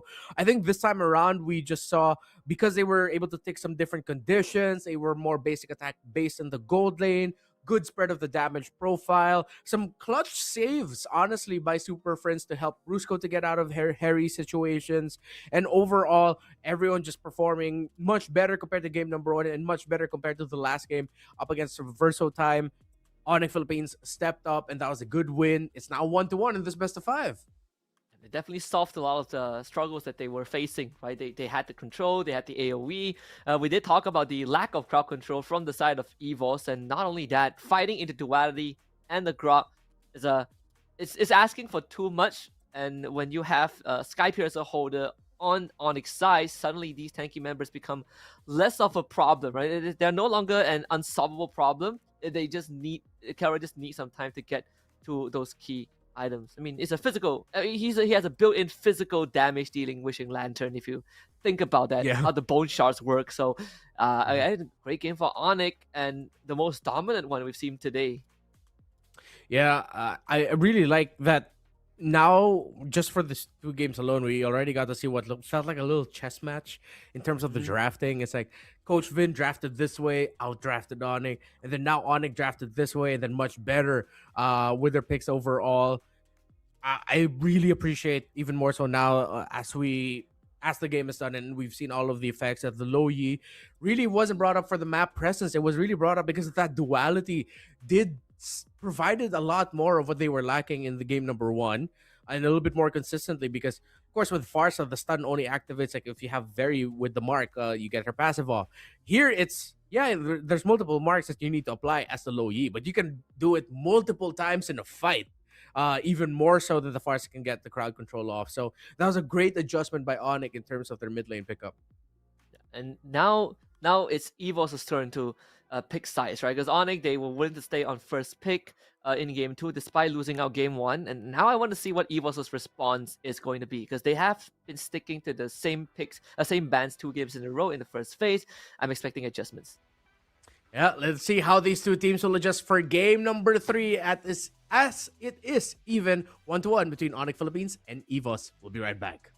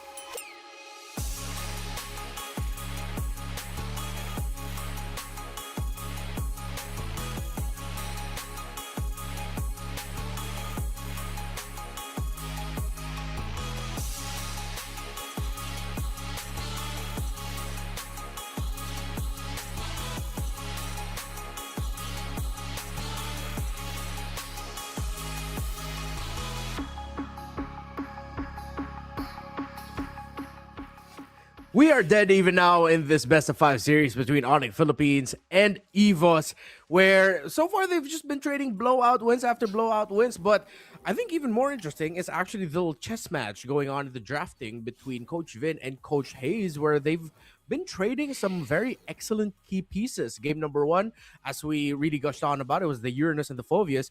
Game number 2, it was the Obsidia and the Low Yi for Onyx Philippines that actually helped give them the win. I'm excited to see now as we head into the draft what they have. We are well into it, actually. So a lot of picks already taken out. They get the Hilda for Onyx. Juicin this time around is their favorite pick, but they traded out for a Hayabusa Kimi Grok, which I think is not going to be the easiest game this time around for this Juicin. But hey, they might be able to make it work depending on what they end up with in the gold lane and EXP lane. It might be double fighters, considering that we see an Yi Sun Shin for King Kong. Yeah, and also like pretty surprising that the Grok did get led through to EVOS, who still decided to stay on second pick, but they do have the Hayabusa and the Kimi. So both teams now have unlocked the condition to run double fighters. YSS on one side, the Kimi on the other. And the fact that Onyx did have the Juicin means that at least at this point of time there isn't any long range heroes that the Kimi is gonna struggle tremendously against, not like the Farsa or the Yeve. And I think for Onyx, now you're looking at Kirk again, right? Like, who can really threaten the Kimi? The example we saw from Castle earlier on was that Arlet, and we did see Kirk play Arlet in game 1. Lots of questions here right now for their picks.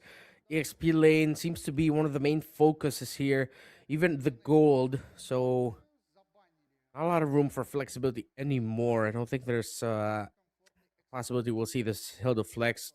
More often than not, it will most likely end up in the roam here. Esmer, Ruby gone. So EVOS is being proactive in shutting down the potential of a double fighter. Wouldn't even be surprised if they try to take one away. But in terms of the best double fighters you can get, I think they're all pretty much gone.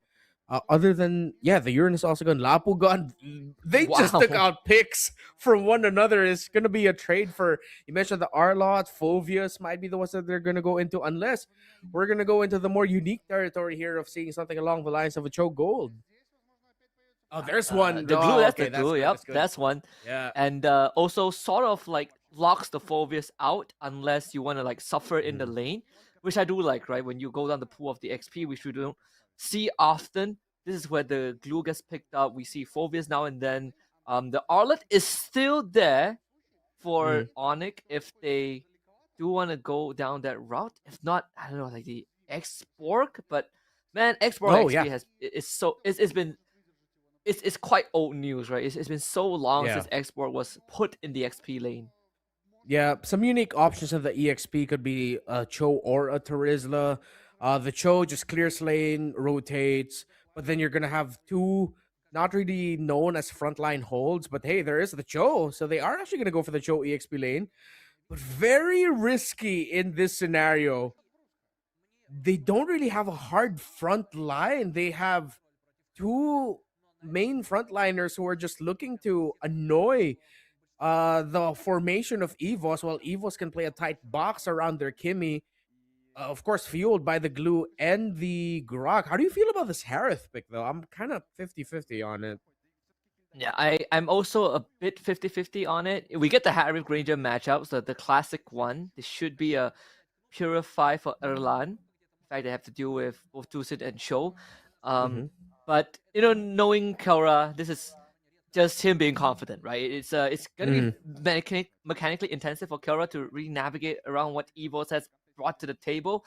But we've seen him in tighter situations. So, a bit of individual flair does go a long way. It gets me pretty excited because we are going down the list of the meta. This feels like something we probably would see back in, season 15 at the start of the year, and it's still relevant now.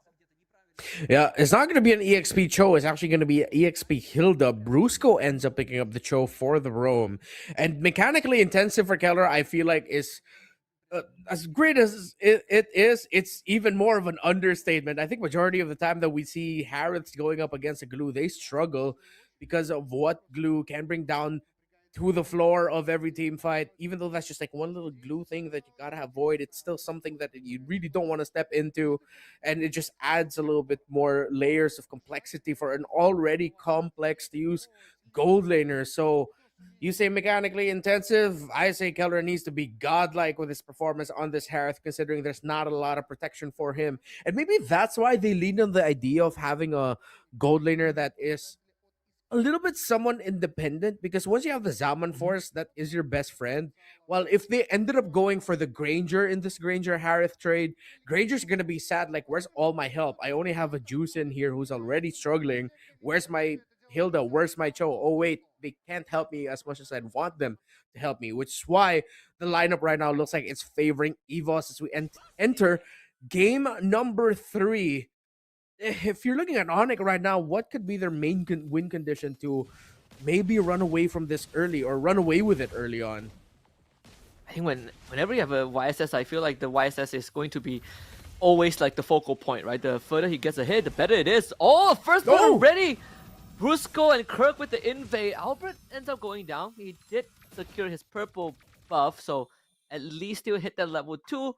But at the end of the day, that is going to allow King Kong to go straight for the Beetle, steal it away, and there's only so much that EVOS can do to minimize the damage. Key holds the Golem, but damage is done. King Kong walks away with some extra experience.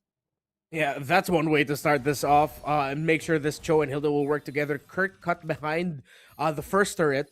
Then after that, went on to help out Brusco, who did his job as a Cho, as Key and Sway Low realized, wait, this is not a good situation. We're here trying to clear mid lane, but Albert's in trouble. Kirk shows up, finishes off the kill. Then now Kirk even cut the lane behind the second turret of EVOS in the EXP lane, which means that he can spend a little bit more time in the river trying to get more info. It makes it a bit tough for Randy too, because Hilda as a pick, not only she have insane damage and these rotation powers, but also she avoids any sort of interaction, right? Like Glue forces you to interact with him, Phobius the same as well, but Hilda ignores all of that. And that's the power of this hero.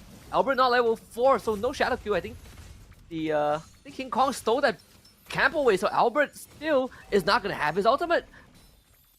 My goodness, the pressure applied by Onyx. This is how to make it work. Look outside of the team fights and look at what you do in the map. Non-stop disruption by this Hilda and Brusco. Hilda and Joe, look at Kirk just run towards Albert. There is the shadow kill, and did Albert get the buff? Oh, Suelo got the buff. They still lost Key, but that's a free turtle for Onyx Philippines. We're looking at the close to 1,000 gold lead for Onyx. That's a starving Hayabusa. No retribution yet during that sequence. Still good news for EVOS that they were able to get it, but Brusco in trouble. But no, not going to be able to cap it off there for EVOS. Brusco and Kirk have been stellar in this game with the pressure that they've been applying, and equally so, Super Friends. Seeing the Cho and the Hilda being aggressive together means he can even be aggressive, and he doesn't have to worry about the Hayabusa at all. One of the reasons why we feared for the Onyx PH lineup is because picking up the Juice in, then seeing a Grok and a Hayabusa right after that, it usually doesn't go well for most Juice ins. But Onyx have adjusted very well. Yeah. And especially when there's a Kimmy on the other side too, right? Like one wrong move in the early game and you would not only lose control of the lane, but completely lose control of the sort of the early game too. So at least for now, I think EVO was able to cut the losses the best they can. Randy also having that ultimate, and with these key skills available, EVO should be able to hold back Onyx Philippines in these key moments. Although King Kong is a full level ahead, and Key is also, and Brusco is also a full level ahead of his Roma counterpart. Yeah. So for Onyx can just continue playing this game of disrupting the jungle of Albert. Even more so now, the lane gets frozen by Onyx Philippines. He and Suelo cannot move as forward as they would want to.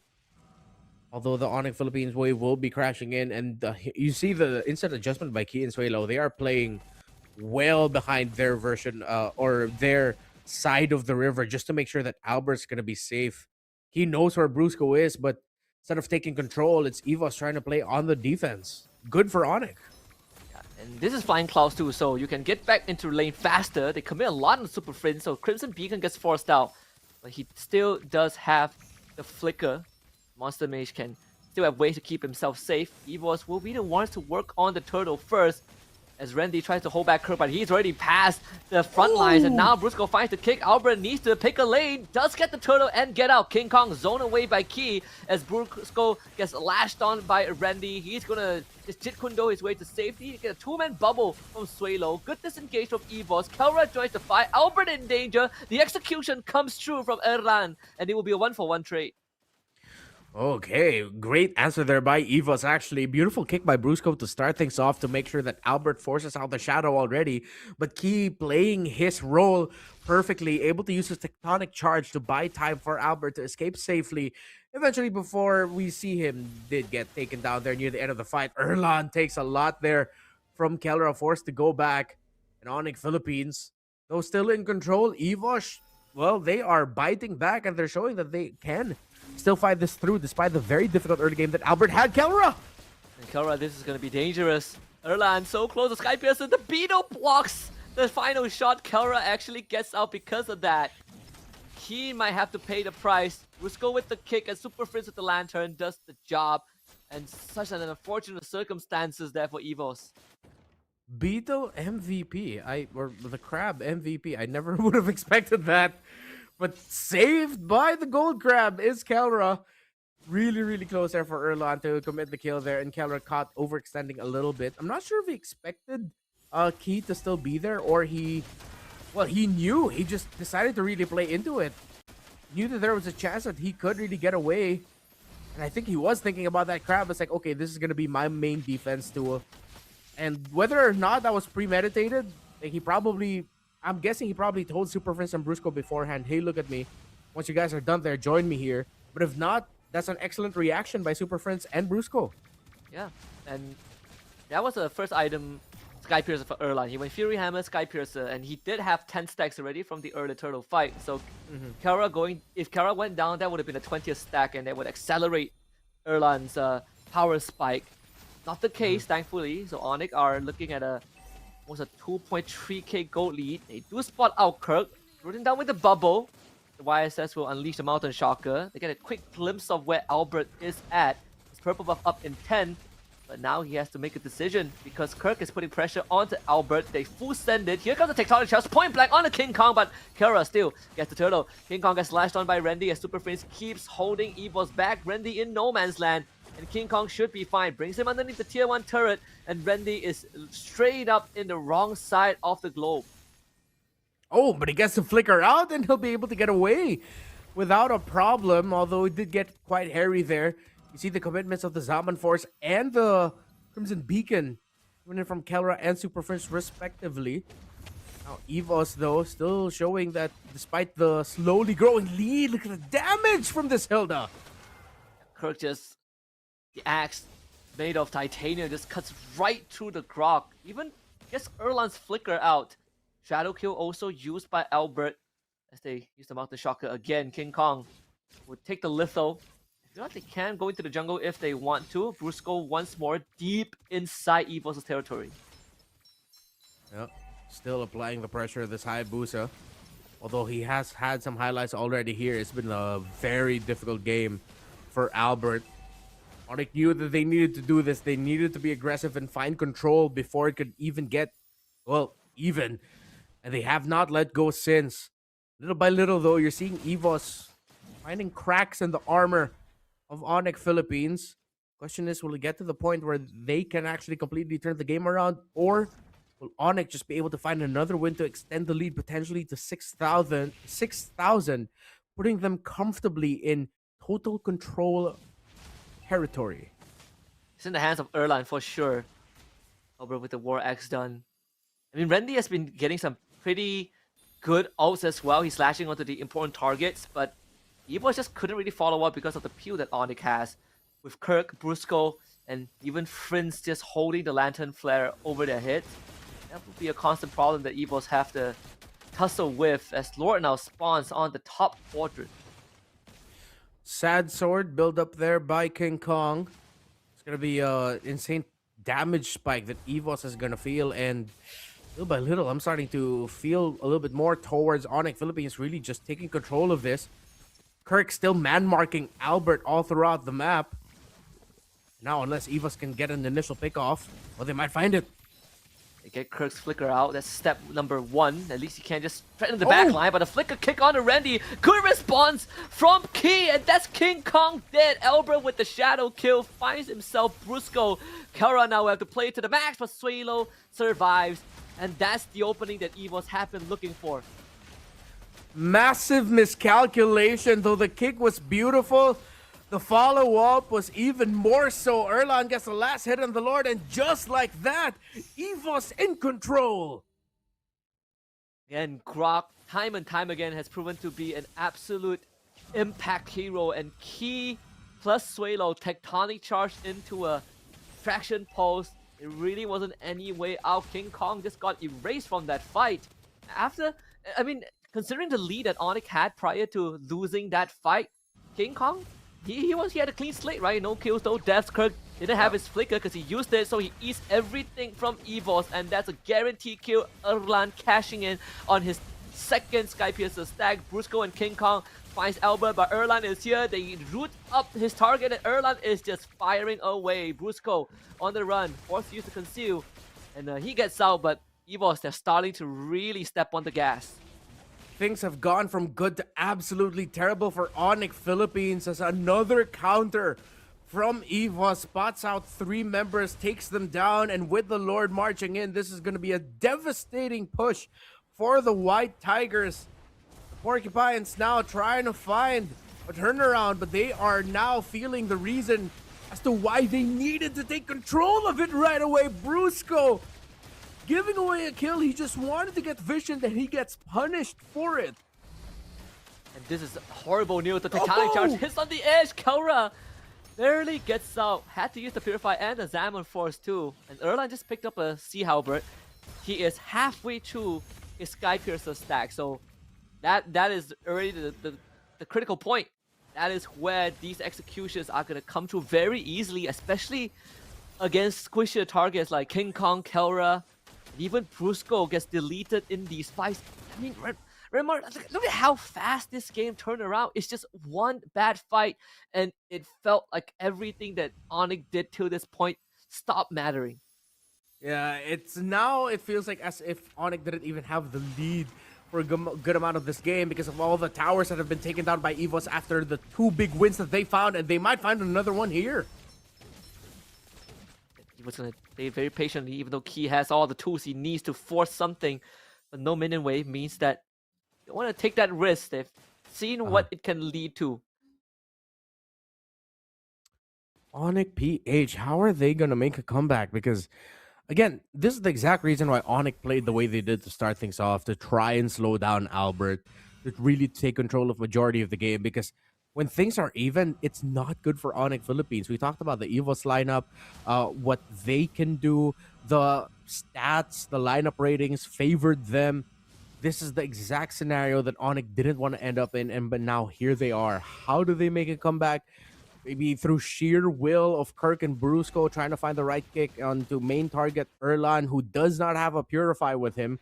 But then if you jump on one member of Evos, high chance that Key is nearby with a tectonic charge ready to follow up and delay your attempt. Gonna be a big sandwich split though for Onyx here. It'll be late to contest the Lord, and Kirk, he's already committed everything. And unfortunately has to flicker away. Tectonic charge as a response, and that's good enough. Another execution, that's the 50th stack for Erlan. He needs three more kills to get to the max, and Evos have the tools to deliver it onto him. Randy sticks on the Super Frizz, gonna drag him back into the hands of Evos. That's 6 kills for Erlan right now. He is out of control, and Onyx Philippines have completely lost the plot in this game. There's really nothing much they could do, and the second Lord is gonna cause some serious damage to the base. Granger, one of the picks that Erlan definitely shined with in MPL Indonesia Season 16, not just in the playoffs, but all season long. Really knows the range and the timing of this hero perfectly, and he's showing it off with a 6-0-1 performance. With the Lord marching down bot, we might be heading into game number 4 with a 2-1 lead for Evos in this best of 5 as it has completely slipped out of the hands of Onyx. How will they make a comeback? Let's see if Evos can end it. Oh my goodness, I think they have already set that into motion. What a traction Wow. pulse into a shadow kill. Super Friend straight up removed. 30 seconds without the Monster Mage. EVOS can do some considerable damage. Even consider ending the game. Key again. Point. Just a single target tectonic charge. Kara getting just sliced to ribbons. EVOS would power through Onyx Philippines. And all it took was one bad fight. And EVOS turned the game around.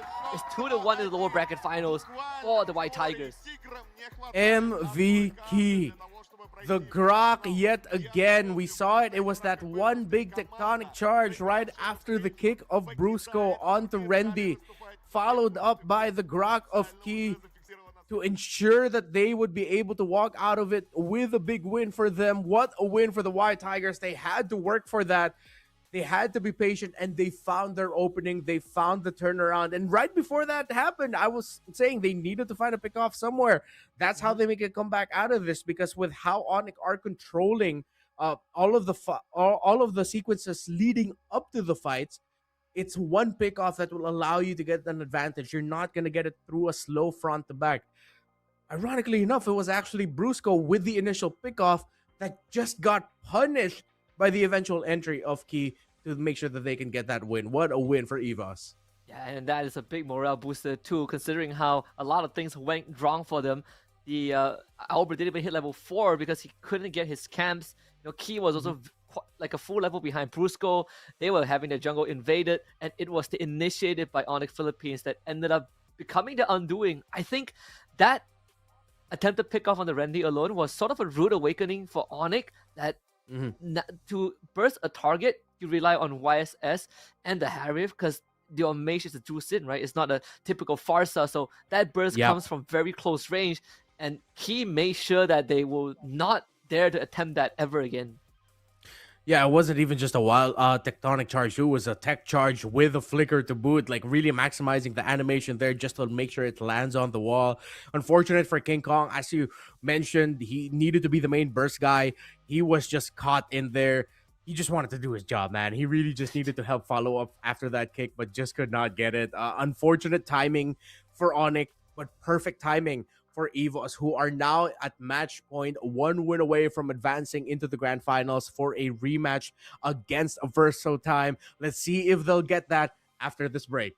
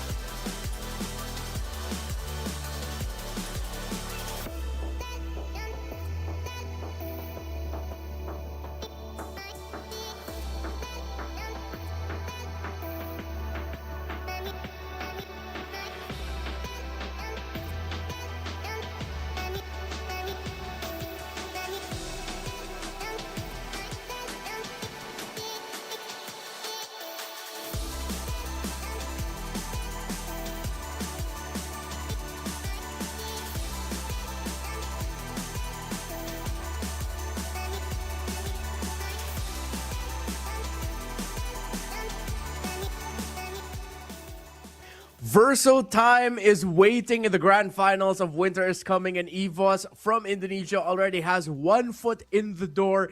Can they get the other in and end the series here at 3-1, or will they fall down to Onyx and get forced into a game of 5? Welcome back. It's still Renmar and HusKKiee here. We could be reaching the absolute apex of our series, as in just one fell swoop, one moment, everything shifted so fast in favor of EVOS. There's something you said to me behind the scenes here with just how quick everything changed in favor for EVOS in that game number 3.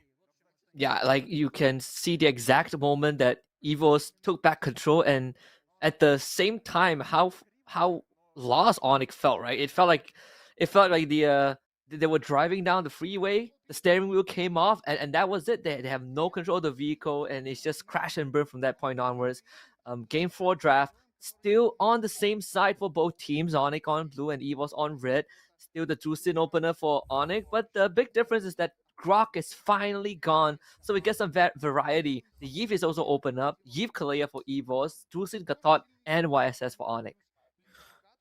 However, they ended up with a trade here that might actually prove to be punishing for HusKKiee. One of the tendencies that we get to see with a Kalea and Eve pairing up against a hero such as the HusKKiee, you could even like slot that in for a high loss roam if ever, is that you'll just constantly keep getting picked off, brought down really low, if not killed, and then suddenly, without the main roamer of your team, there's so much pressure on your EXP lane. Now that there's an Alice on the side of EVOS, the possibility of that has just increased exponentially. The Lapu Lapu is gone now. So now the pick for Kirk here is going to be absolutely crucial to make this work, because if not, then you're just going to see Onyx Philippines struggle up against the Kalea and Eve alone. Yeah. And Alice also very good way to hold the front two. It was something that Kirk did show us in game 2. And regardless of what the XP matchup is, Alice generally is going to have a decent time. The Fredrin gets banned out, so Onyx reading into the fact that there might be a tank jungler coming for Albert, so they also took the liberty to ban out the Baxia, leaving Lancelot as the only assassin choice left.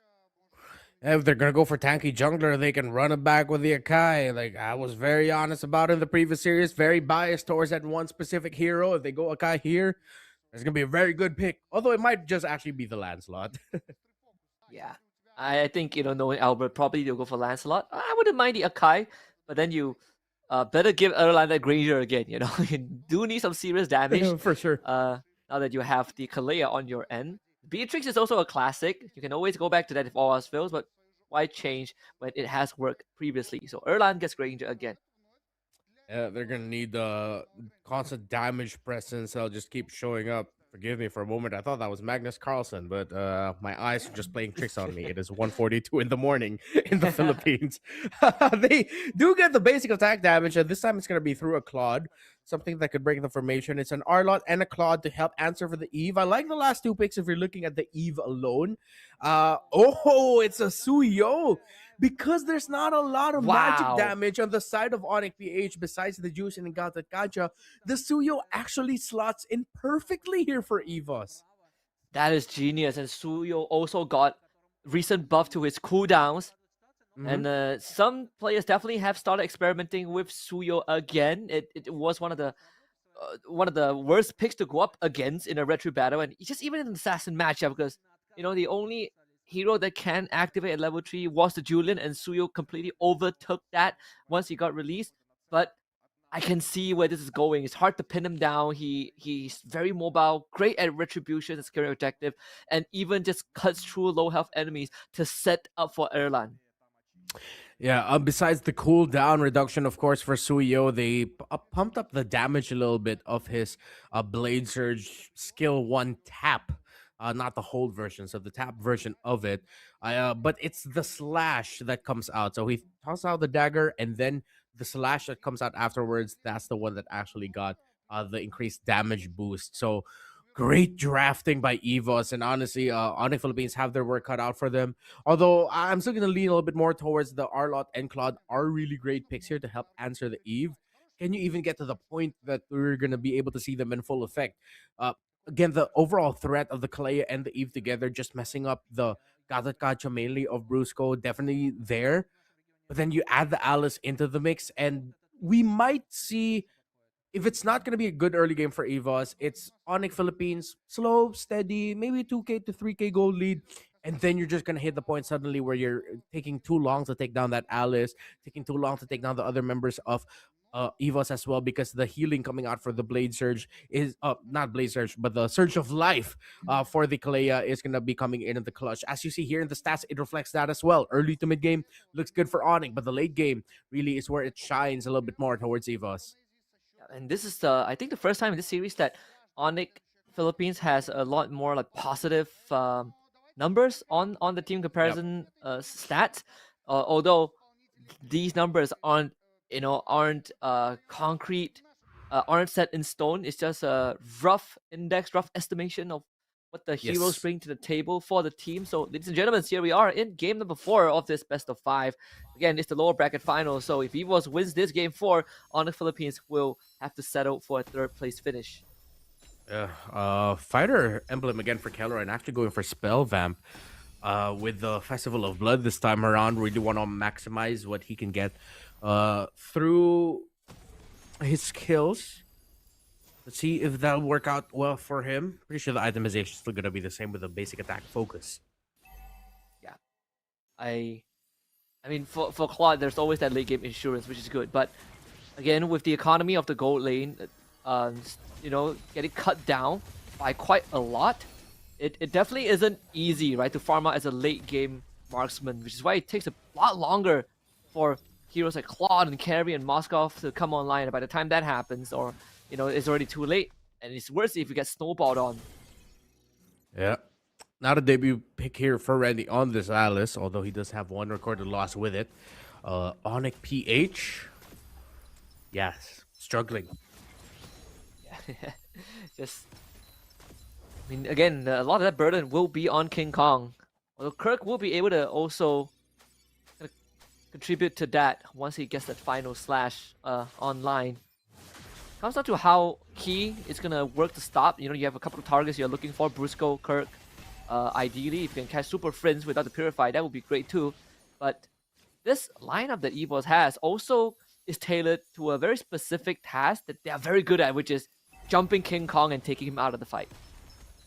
They're going to need to do that if they want a little bit easier time here, but you don't need to, because Randy, look at single-handedly zoning out King Kong.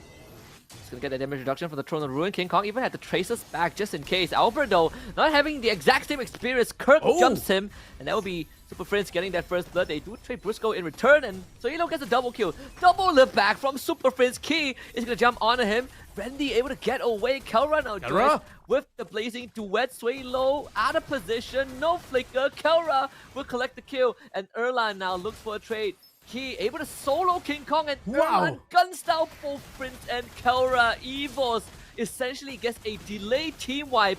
They should be able to walk away with the turtle. Good stuff from Albert. They still want to fight. Kirk and Brusco hold the front. Albert will just dance away.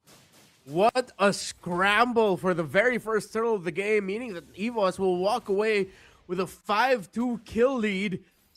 Longer team fights working out well for them. Erlan surviving and Kelra not ended up becoming the main difference maker there for EVOS. Now it's the White Tigers with the lead. They can build off of this, but it's not as considerable a lead as they would want to get. Still, Onyx PH within range to turn things around for them eventually. They just have to be careful for the later entries of Erlan coming in. Oh my goodness, because of that 2 kills, Erlan has a Sky Piercer already. Yeah. No stacks on it just yet, but he decided to go for the rush, didn't build the boots. He went for the Jerkin, then the Fury Hammer, and then the Sky Piercer.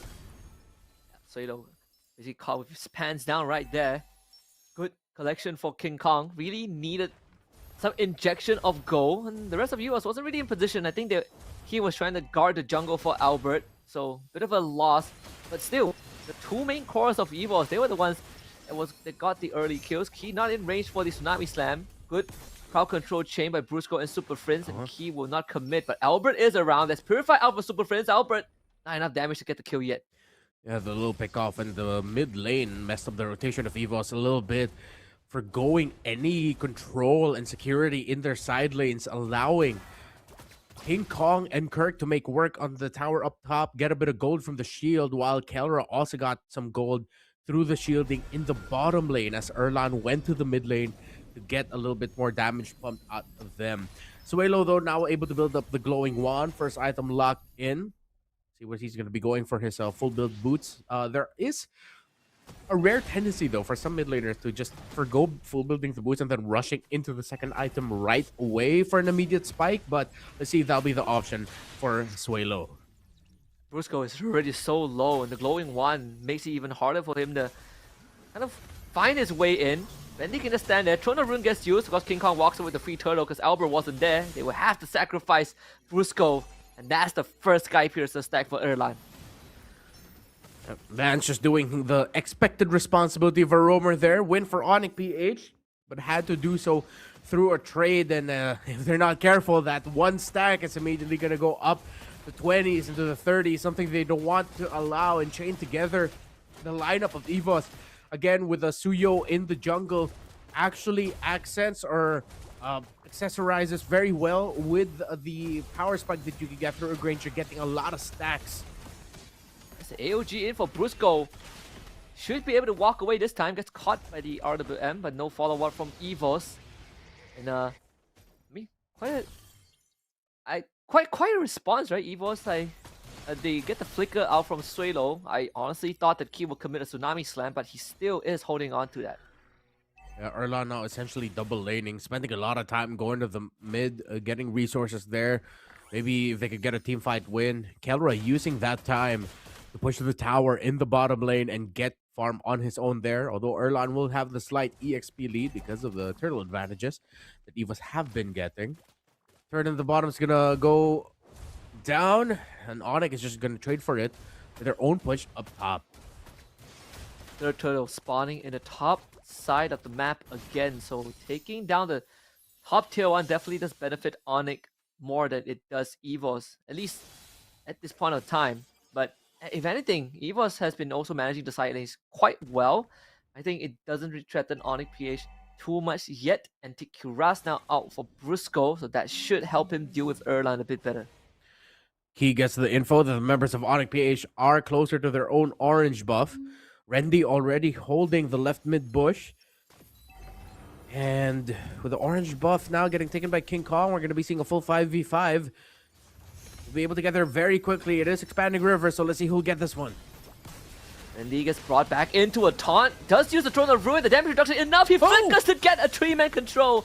Still ends up going down though. Brusco in dangerous territory. Good final slash from Kirk. And that's the response we want from Onyx Philippines. A full-on wipeout.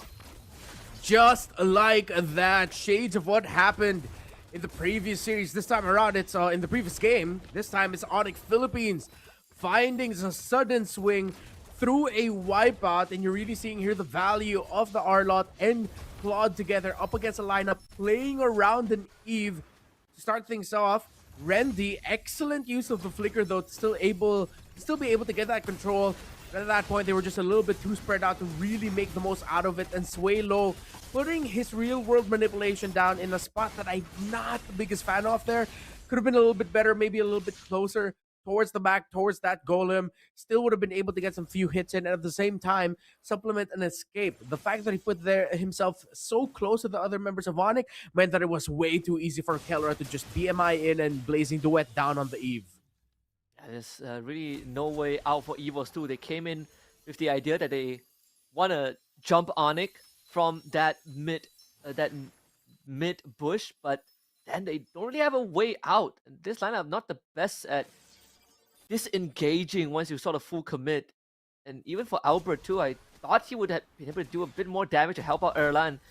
And losing some of those stacks is gonna hurt this Granger a little bit. AOG used by Brusco. Onyx Philippines look for the bottom tier 2. Erlan should be able to clear it out with the Death Sonata. EVOS cutting their losses. As it stands, it looks like we're going to be going all the way here in this best of 5 lower bracket finals. 2 a.m. almost in GMT plus 8. Almost 1 a.m. if you're in GMT minus 7. Oh, not minus 7. Plus 7, excuse me. Towards our Indonesian fans out there. Again, thank you so much for everyone still sticking around with us here at Cyberhero. Winter is coming. Onyx Philippines look like they will be able to get this floor without that much of a contention from EVOS. Unless they can get here just in time. Can they pierce the front line? And Randy is going to make the initiative. King Kong with the secure. Another blazing duet final slash. Look at the damage. Suelo just removed from the fight. Kelra doing everything right. Another 3 down for EVOS. I think this game, Renmar, it is his Onyx PH hands. EVOS probably missed their timings already. Onyx Philippines. Kirk also had the perfect positioning with that final slash. Once the other members of EVOS were close enough to potentially threaten after the initial entry of Randy, a final slash stopped them in their tracks. Onyx on the way to forcing game number 5. $100,000 prize pool, 10,000 for 4th place. 20,000 and 30,000 for 3rd place and 2nd place respectively, but they want to make it to the grand finals first before thinking about that moolah. Lord marching in, EVOS, let's see how they'll be able to defend this. They do have an even Granger with them. Things spiraling out of control. The Throne of Ruin damage reduction just gets chewed through by King Kong. He will still save the top inhibitor, although there is a fresh wave coming in, and without Randy, it's a 4v5. And on the Philippines comes in with the AOG. Brusco still grabs Key. He's gonna grab him back underneath the turret. Brusco will go down, and that's Sky Piercer to Erlan, but at the cost of an inhibitor in the top lane. So still a win for Onyx. 5-1 and over Erlan, but the other members of EVOS have not been having that great a time after the big losses that they have suffered. Now Onyx Philippines still, because of the Claude and Arlot, every time their formation gets instantly broken, even if Randy can easily access the back line, easily access Super Friends, it's really just Super Friends and maybe even King Kong that he can get, as Kelra is going to use that time to dive forward and look for the Eve to Blazing Duet in, while at the same time Kirk also locked in, looking at the back line to find a slash. This is already quite a tough game for Suelo because of the Tot and the Claude, particularly the Claude. But now you have to contend with Kirk just jumping you, and Kelra, once he gets the Blazing Duet onto you, it's just 100-0. And that's why the position that you did point out is so important for Suelo.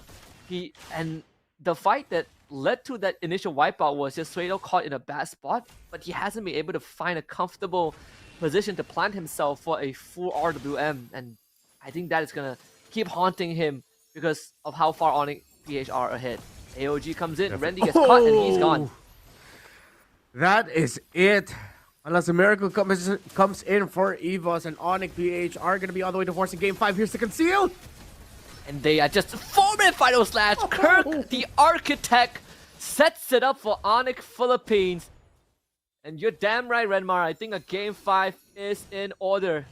The EVOS have basically exhausted all of their options, and from this point onwards, it's the Onyx show, man. It's Onyx time. What a play by Kirk. King Kong, Brusco, Kelra, and Super Friends, the conceal of their own EVOS. Can they actually hold on? One last attempt, a slam from the spear of Kirk sets up for Super Friends to take them all down, and Onyx Philippines takes us the full distance. It's game 5, baby. We are going to be going all the way from St. Petersburg, as Onyx has just forced EVOS into game number 5, maxed out series so far for today, just showing the competitive level in Winter is coming. We are in for a treat here for tonight and for later on for you and Mirko. Later this morning, probably. Let's see, as it is going to be a best of 7 grand finals later on. Again, they just found the opening. At first, it really looked like things were aligning perfectly for EVOS, but then it just kept coming back to the fact that it was so easy for Kelra and Kirk to just mess up the formation set out by this lineup focused around an Eve, that I think you also have to look at Suelo a little bit with his mistimed, mispositioned real-world manipulations. Those definitely could have come in a little bit later, because Randy can buy time. He goes in with the Throne of Ruin. He can buy time for a long time to make Onyx suddenly let go of the Eve, focus down on the Alice, and then you pop up the real-world manipulation to go forward and try to counter Onyx after their own engage. But It seems like it always just the game plan was go, dive, try to end it here, and that didn't work out for them. And now we are going to be going to a game number 5 after this break.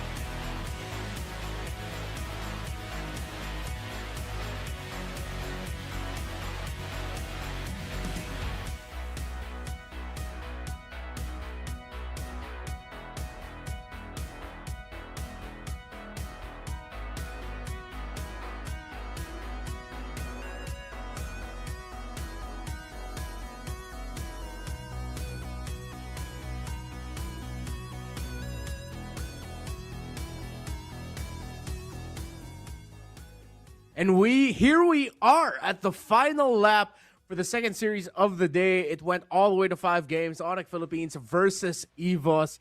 And now, like, all gloves are off. The draft has been opened wide. There have been some inconsistent plays, but then have been redeemed with some stellar play as well. We are well into the draft already for this game number 5. And we are going to be seeing Fanny for King Kong. Of course, the fan is gonna come out at some point. Someone in the chat was saying that was basically saying, "Game 5 Fanny, well, you got your wish. You know your teams well. Now we get King Kong on one of the mechanically intensive jungler, but when ahead, it's just a menace, man. Sometimes I forget how good Fanny is, even when the devs keep nerfing her. She is still Yeah. a monster, to handle. Yeah, lately we've been seeing a little bit more Fanny games wherein it's just slowly building up kills, but then the mobility instead of hunting down kills is now being used to get a little bit more jungle control and jungle farm.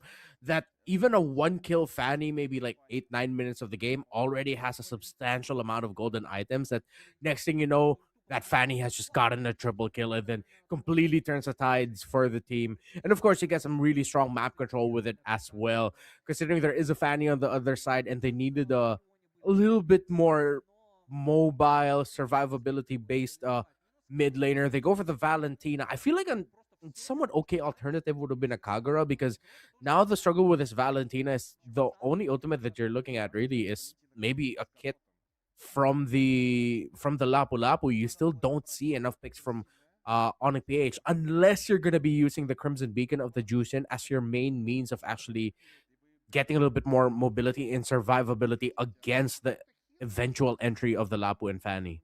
Yeah, I think it's not too bad of an option as well, right? You could queue for your team if you take the Crimson Beacon, and yeah, the extra survivability it gives is also pretty handy. Lead and the Harith ban from EVOS really want to cut down the amount of aggression that Onyx can bring, especially when you have Jusin Fanny and then you give them a roamer that kind of can something like a show, I think, would also be an option to play aggressive, like what we saw earlier on in game 3 by Brusco. But probably would lack the support of Kirk, because I can't see any heroes that Kirk can pick up the move as fast, which Onyx would have to figure out. This is the whole series. Both teams have just been on the same side. No one is willing to budge, to switch sides. And this is Onyx Philippines' 8th game of the night, and it is not Yeah, even they've the really end yet. changed. We could go another Yeah, 7 for them. yeah, they could end this day, this entire tournament, playing 15 games if it goes all the way to game 7 for the grand finals, if they do make it there. For EVOS, though, of course, they played their games yesterday, but it would also be a bit of a gauntlet for them, as they're gonna be playing, if ever the grand finals gets maxed out, 12 games all in all. High Loss gets shown up, and now here comes an Obsidia as well. Not a lot of magic damage. It's just one of my little gripes about this lineup of Onyx Philippines, but they don't really need it, as they are going to be playing mainly through the Fanny and the Obsidia. I like how Onyx PH has really changed the picture of the draft here by taking out the Uranus and the Grok and the Hilda in the first phase, then going for the Ruby and CC, really forcing out these different picks for EVOS. Now, though, it looks like they can still slot in a fighter, but kind of blanking on which one that they could put in there. But it's an Obsidia. They might just have to settle for a marksman and have double carries. Playing through a Valentina could be really rough here for EVOS. Let's see which idea they'll go towards, for fighter gold or marksman. Claude, yeah, I was thinking of a Claude too, because Ranger would be so much harder, but Claude gives them the insurance. You, so I mean, the late game scaling for EVOS is actually pretty nasty, right? Claude and Yi Sun Shin, Yes.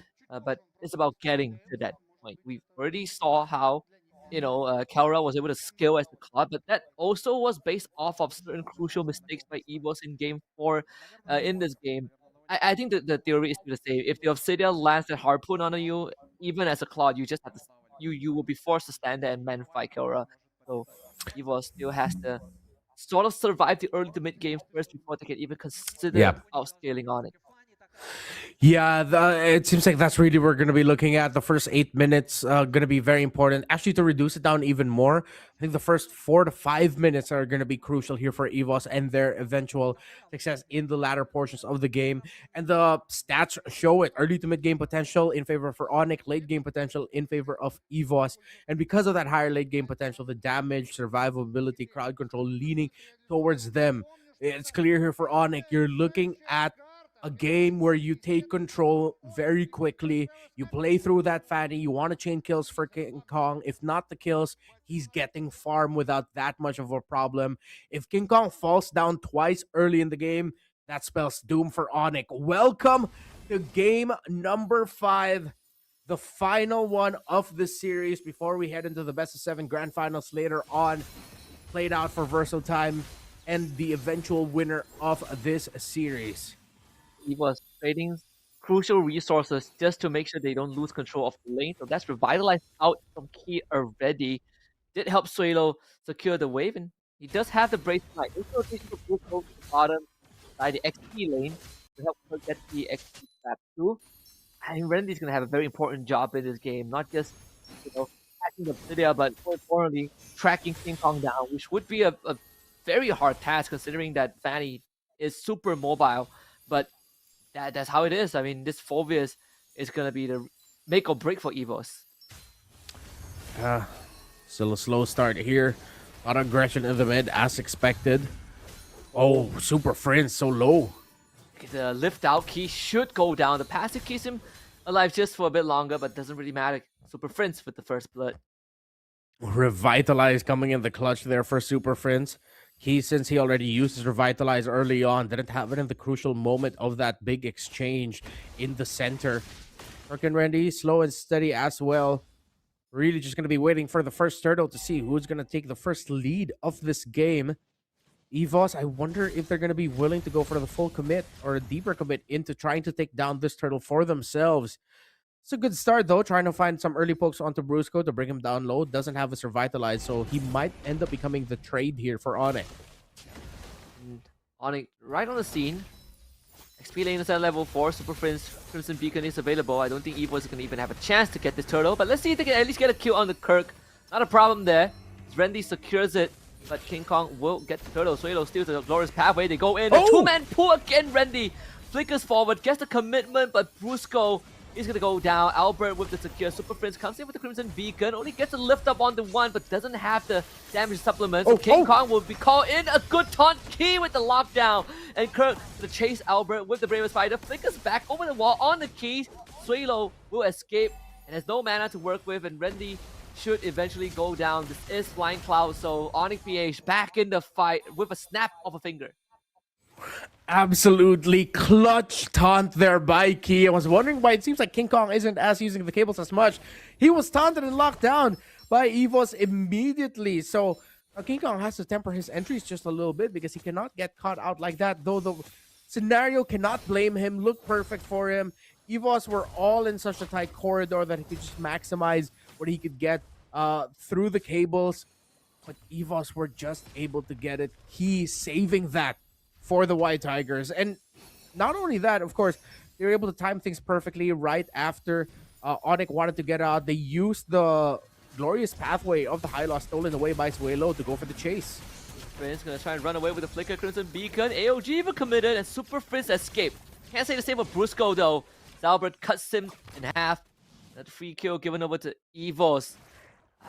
The Hunter Bone actually misses from Kara too, so not able to lock down anyone on the White Tigers.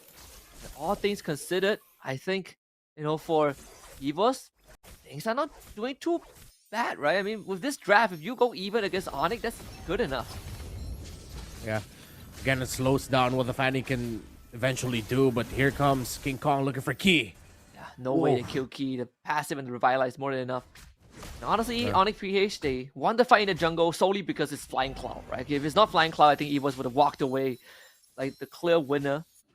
But it does allow EVOS to go for the reset, and Key can rejoin the fight when he wants. AOG still not up yet though, as Albert gets the extra cooldown with the boost. Suelo gets locked down, immobilized. AOG comes in, Suelo able to get away with the dash and the flicker committed too, and now Randy will hold the front. 3-man pullback. Randy on this Phobias is a menace. Continues to hold as he flickers away to safety himself. Super Fritz with the lip back. Kelra on the case. Randy again pulls him back into the Inferno Pursuit. He is still going. Randy refuses to go down, and now it's Brusco to tank. Randy back in with it, and finally taken out by Brusco in this long extended fight.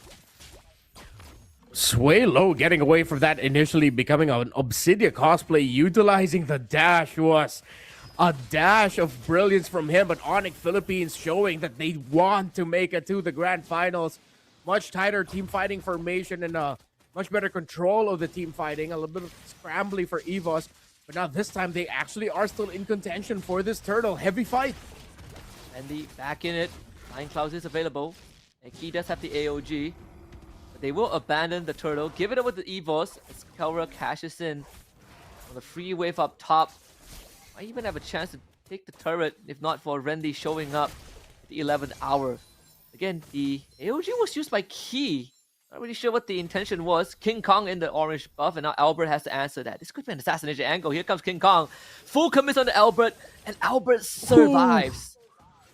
So close. Just a little bit of extra spell as well of regain or life gain through him, keeping him alive. Almost getting completely taken out there single-handedly by King Kong, but EVOS were also ready for that. Once Albert was brought down low, there were members of EVOS ready to back him up and ensure that he wouldn't be able to complete the kill onto Albert. It would have been devastating for the tempo, as already Onyx Philippines breaks the first tower in the game up top. They're still looking for that definitive, decisive win. So far, though, it's looking good for them as Randy takes a good chunk of damage from the Hanabone. And intention from EVOS is very clear. They want to kill off someone from Onyx. Brusco places down his own carpet to retreat. So they trade ultimates. No Swaylo. He's going to get the IMU back up. Not a problem. There's a couple of spells that he can steal if he wants. Bravest Fighter is a very good option. But Swaylo will hold on to that for now. Trying to maximize the mobility of the Fanny, playing the map now. That's 2 side towers down. And it's control for Onyx at this point, as EVOS will now have to play together or split off into 3-2. Just make sure you have someone shadowing Erlan as he's clearing out the side lane minion waves and getting farm. He does have a slight deficit compared to Kelra's 4,700, 4,300 for the Claude. Again, for EVOS, they're not going to mind too much playing this long game. It's Onyx that is on a bit more of a timer. HusKKiee for Kelra now up. They can win through the macro because of the mobility of this Fanny. So EVOS will have to find their avenue somewhere elsewhere. See if they will find it. Good zone out there by Super Prince, Brusco, and Kelra starting the process here. Kirk needs to show up and try to get some crowd control. Here comes King Kong. AOG into Inferno Pursuit, only knock out the Brusco, and that's not good enough as Randy now will eventually go down to Kelra. Blazing the White committed by Erlan, but remember the Vonic PH takes it in the face. He also goes down as well. King Kong picks up the second, and the Turtle Crimson Beacon now gets used. Erlan cannot stay in the fight. Good attempt to start things off here for EVOS, but with King Kong already up to a Malefic Roar, this might be it. Look at the damage of this Fanny. We just said it. He just built up the Malefic Roar, and the members of EVOS have been melted down by King Kong. Beybladed Erlan to the grave. Randy rejoins with the Flying Cloud. Albert did get a pick up onto Kirk earlier on in a 1v1 in the jungle. So not all hope is lost, but it is starting to look up for Onyx Philippines. A 4K gold lead 8.5 minutes in. And now things are looking dire for EVOS. Onyx Philippines can just build around the little wins that they've gotten that have compounded into massive wins. 3 towers already taken down. No towers yet taken down by EVOS, and no damage at all even to any of the towers of Onyx Philippines, as they can just continue playing this game of a 4-1 split, ascending King Kong opposite where Brusco, Super Friends, Kelra, and Kirk are. They are a 4-man unit playing around the Obsidia, while they have the Fanny who can take care of business alone in the opposite part of the map. Conceal play coming in for the orange buff. Brusco lays on the carpet. They instantly turn on to Randy. They lock him down with the harpoon. Randy just cannot do anything.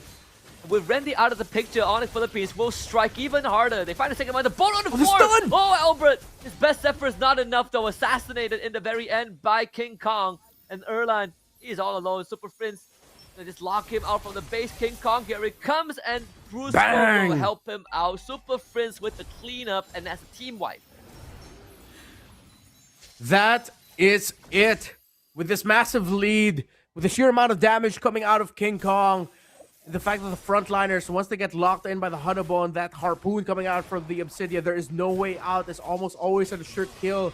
It could have been a really great response by EVOS as Albert got a massive stun with the turtle ship, followed up by the blazing duet of Erlan, but they just don't have the same amount of progress in terms of the items and in terms of the damage as Onyx Philippines has. This Lord will mean victory for Onyx Philippines if they get it, but if EVOS can somehow steal it, with still having some members on the board, this game might go on just a little bit longer, but all roads are pointing and looking towards Onyx Philippines being able to advance to the grand finals up against Verso Time, but EVOS are not gonna go down without a fight. Mountain Shocker, Turtle Boat, Brusco lays out the carpet, Suelo will lay out his one as well, but Brusco is so tanky. Randy chases Clara away, Albert not able to get the Lord, it's gonna be King Kong with the secure, and now they're trying to turn around the AOG to cut off the escape route. Randy is already gone, EVOS needs something in return, and they will trade Brusco for it. 1 for 1. EXP laner down for EVOS, Brusco down for Onyx Philippines, but they were a little bit too far from 11-10 for the Lord spawn, so they're gonna have full members locked for both for this potential final siege. Unless Onyx Philippines makes a mistake, EVOS will have to bow out after this game. Let's see. Massive leads across the board in terms of the items. 1,300 for King Kong. 1,400 plus and climbing for Kelra. How will EVOS manage this, considering they are a very dive-focused lineup that are going to have to put themselves at risk just by defending? Randy doesn't want to get hit by the Hunter Bone either, because that completely disables his kit as a Phobius. But someone might have to tank it. Kelra takes down the mid inhibitor. Lord, incredibly healthy. And Key doesn't want to stay there for too long as well. EVOS needs to really juggle this. And they do take care of the Lord, so both the side inhibitors should stay up. Let's see how much more damage Onyx can do. The King Kong is gonna casually steal the purple buff away first from EVOS' jungle. Kelra's damage is really starting to add up. Key might have to just full send this Crimson Beacon, stolen run. King Kong right in it. Key escapes with the AOG. Randy able to pull Kirk back. Blazing Duet is in. Randy back in it. Kirk is down. The top inhibitor does fall. And maybe the price that Onyx pays is couple of bodies. The Hunter Bow connects onto Key. Randy able to stop Kelra in his tracks. EVOS though, they have lost their whole base.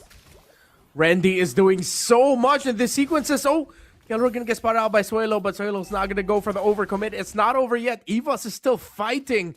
Great defense. They did have to lose all of their base turrets for that one though, so they have one more big major sequence to try and drag this out. The gold isn't that far. It's a 7,000 gold lead, but it's still within the threshold of EVOS actually able to make a comeback through sheer will alone and better team fighting if Onyx Philippines are not careful.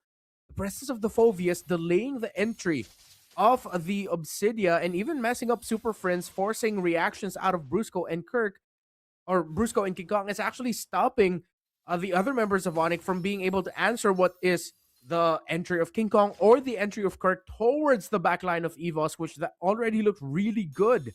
They did have the benefit of being able to do that all under their base, but if Onyx can't end it in the next one, this game is going to extend a little bit longer because EVOS is definitely going to be within range of just being able to win through one big major teamfight win. Yep. Onyx PH, the innate advantage that they have is that all the turrets are down, and that's the fresh winsome nature from Erlan. He just got it and King Kong has already forced it out. Makes it even harder for EVOS to handle the upcoming lore spawns, and Onyx PH can do this dance for as long as they need. Yeah, no more win chant. Instead of going up top to clear, Key and Erlan decide to join this Lord fight. Lots of minions crashing in here in favor of Onyx, and they don't want to allow that to happen. Onyx now finds a member. Randy gets locked down. He even committed the Inferno Pursuit, so he is straight up in danger zone. The backup comes in on time, but the execution for the Sky Piercer takes out Randy. And Super Prince flickers forward with the Crimson Beacon. Also catches Erline on the BMI way out. Super Prince has just found a triple kill. And King Kong escorting the way up top. This is going to be lights out for EVOS as Onyx Philippines extended all the way, only to give a maniac to Super Prince, and they are off to the grand finals for a rematch with Destiny against Verso Time. The crowd in St. Petersburg, as massive as it is, goes wild with excitement in favor of Onyx, because now it's going to be the battle of time, Onyx time versus Verso time for the grand finals of Winter is Coming. And what an excellent series to cap off the pre-grand final scenarios. I love the energy of the crowd of St. Petersburg. Again, it's always so fun to see that even late into the hour. It's close to around 9:30 at St. Petersburg right now, and they are still going wild with energy, and it could go on even longer. There's a best of 7 grand finals up ahead for us. HusKKiee, your thoughts now? Let's focus on Onyx with their run, and now the fact that they're going into the grand finals against Verso Time.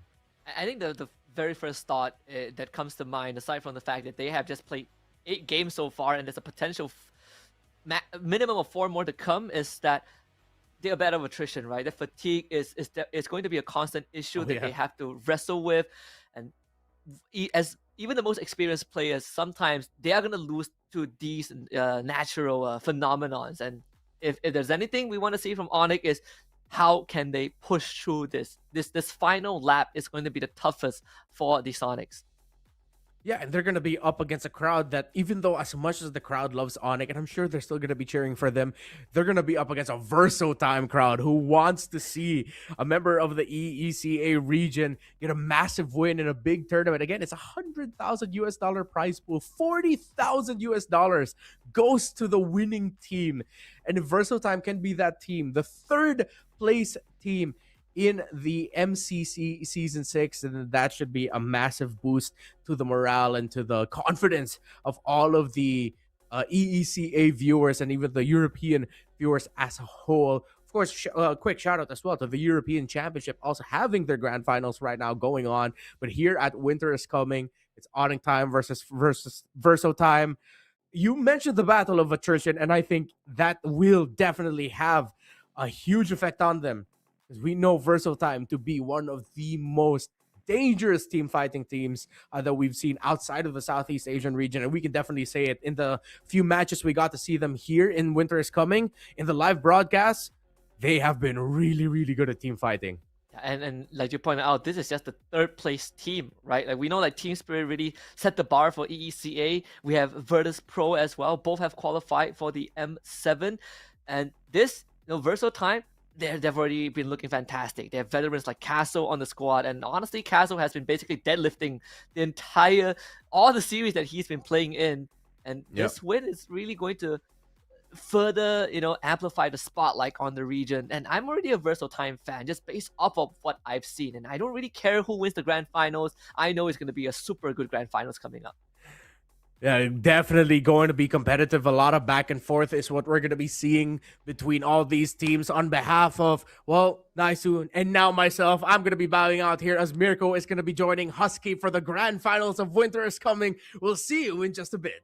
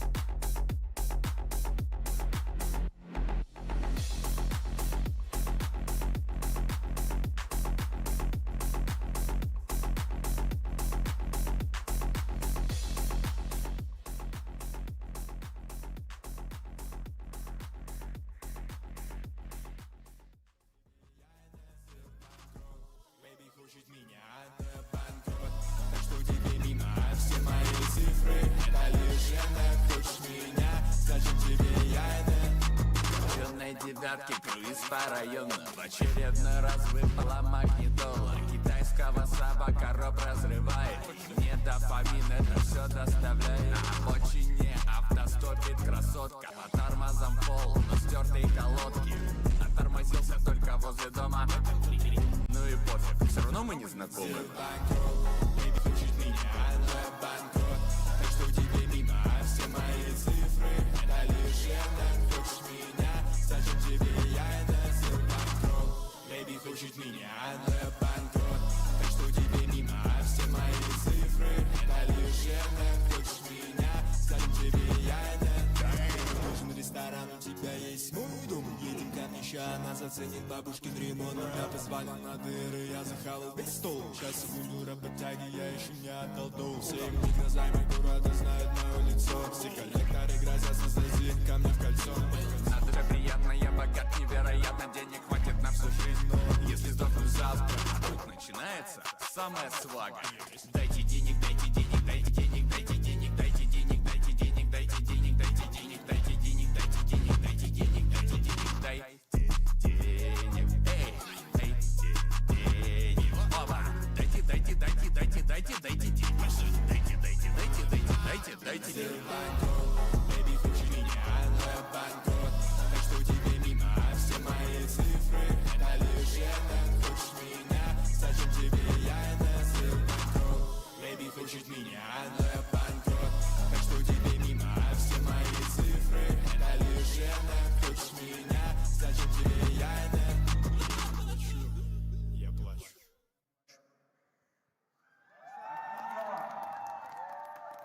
Йоу! Фу. Надеюсь, вам понравился. И остальные треки очень, да? Спасибо, спасибо. Я надеюсь... Лёшка, ребята, спасибо. Еще нет, еще не будет, все. Надо было наслаждаться раньше. Я смотрю, Визер хочет выйти на сцену.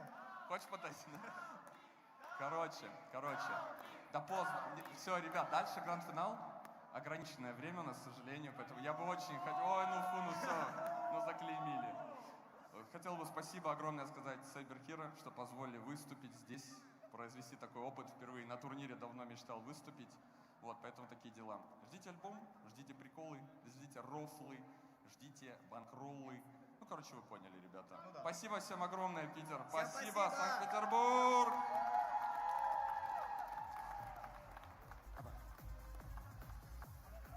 Лучшие, ребята, лучшие. Спасибо большое, Маяку и Никиту. What a performance. W, Trexter, Reno. Ladies and gentlemen, welcome back to the winter. It's coming. Grand finals coming up. It's either Onyx time or it's going to be Verso times time. It's HusKKiee and Mirko on the mic. One last best of 7 before we crown a trophy lift and a champion who will walk away with the grand prize of $40,000.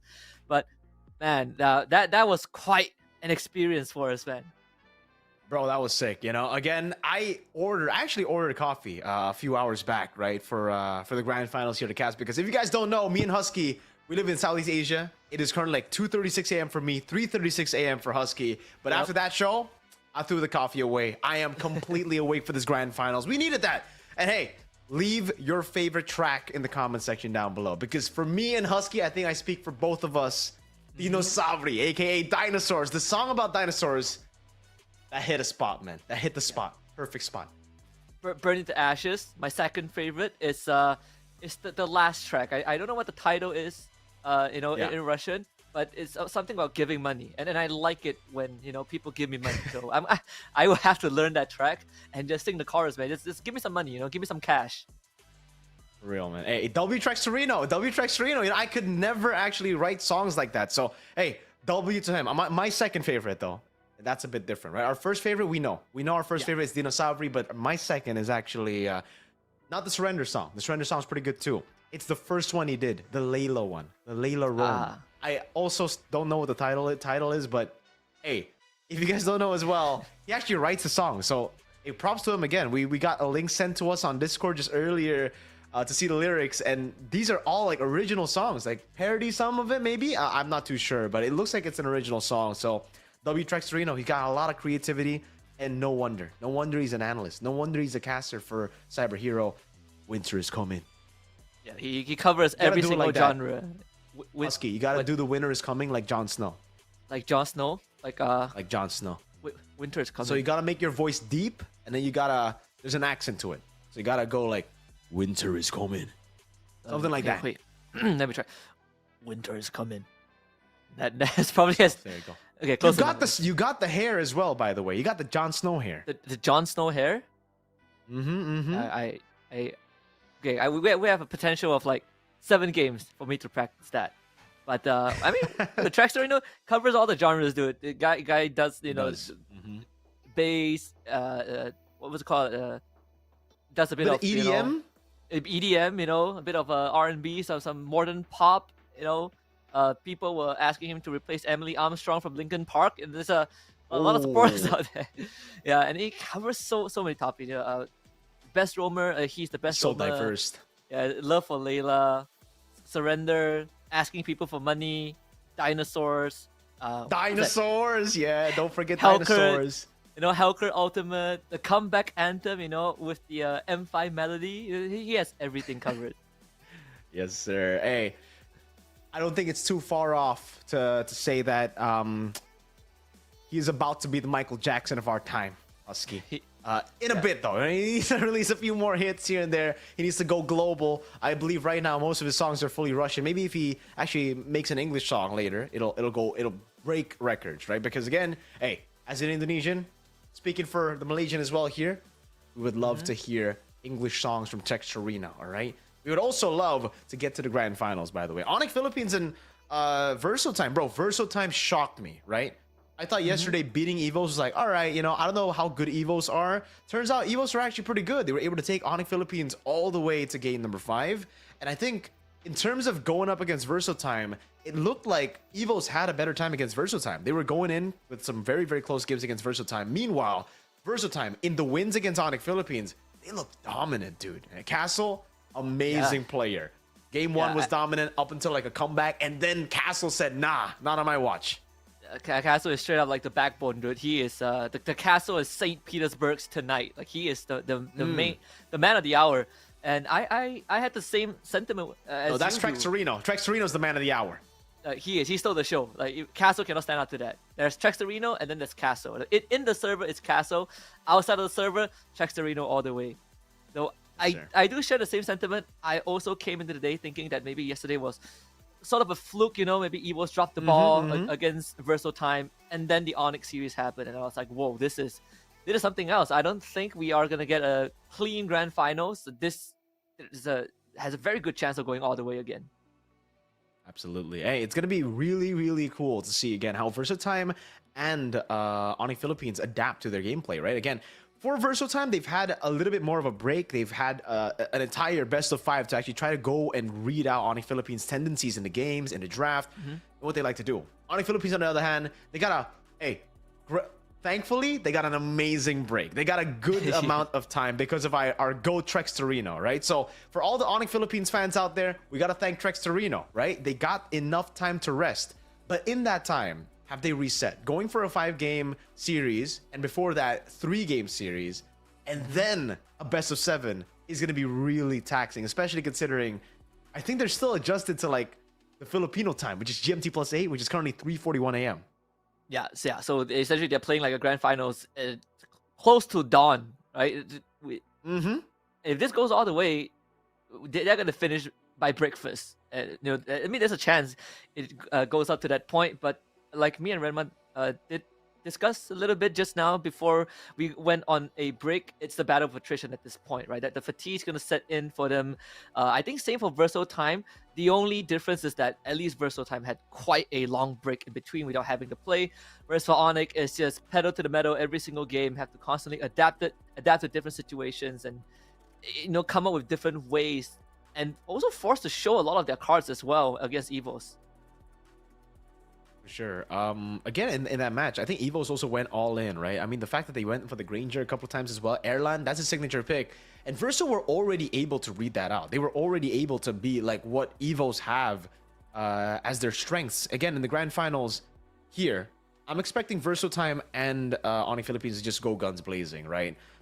I think I speak for the both of us when what I'm saying. Like, I don't think we expect a full sweep here, right? Unfortunately for the people who are watching at 3 a.m. expecting to sleep early, I don't think we're gonna get that, all right? But for everybody who's expecting amazing MLBB gameplay, don't worry. I think Versatile Time and Onyx Philippines will deliver on that part. And I think it, again, starts in the drafting phase. Evos, for me, a lot of times I look at their losses and I'm thinking, the drafts just ain't it. But for Onyx Philippines and Verso Time, it really feels like they're just playing towards their strengths, right? Like a lot of picks that we see from Verso, from Onyx Philippines, sometimes we see it as like, all right, this is not a pick that we really would think about in the current meta. Some picks have already kind of fallen off in the meta. But Castle plays a mean Arlet, despite the fact that Arlet has been overshadowed by a lot of different picks in ID, Malaysia, and in the Philippines. We're still seeing it from Castle, and he's still playing it to like a crazy level, honestly. That Arlet is set up for so many things, and it's also because they enable it with Kojic on a Juice Sin. That's always kind of like the template they go for whenever it's an Arlet on the hands of Castle. Yeah, even Kirk showed off his Arlet just now, right? The game 5, 4-man final slash, the Architect setting up for the win. It was already a done deal before that, but the icing on the cake is always tastes the sweetest. And I'm reading chat, and apparently, some of them who were following the broadcast say that the grand final is actually a best of 5. So we don't get the full 7-game blinder, but still, if we maxed out like a best of 5, it is still going to be quite an experience considering the games that we have already seen earlier. I think Verso Time and Onyx PA have set the bar incredibly high going into the grand finals. That's true. This is one thing, though, that we have to take into account coming into the grand finals, right? When it comes to the double elimination format, going through the lower brackets, learning from their losses, I don't think there's a region that does it better than the Philippines. We're going to be welcoming both our teams, firstly, with a team who made it to the grand finals first. This is Verso Time.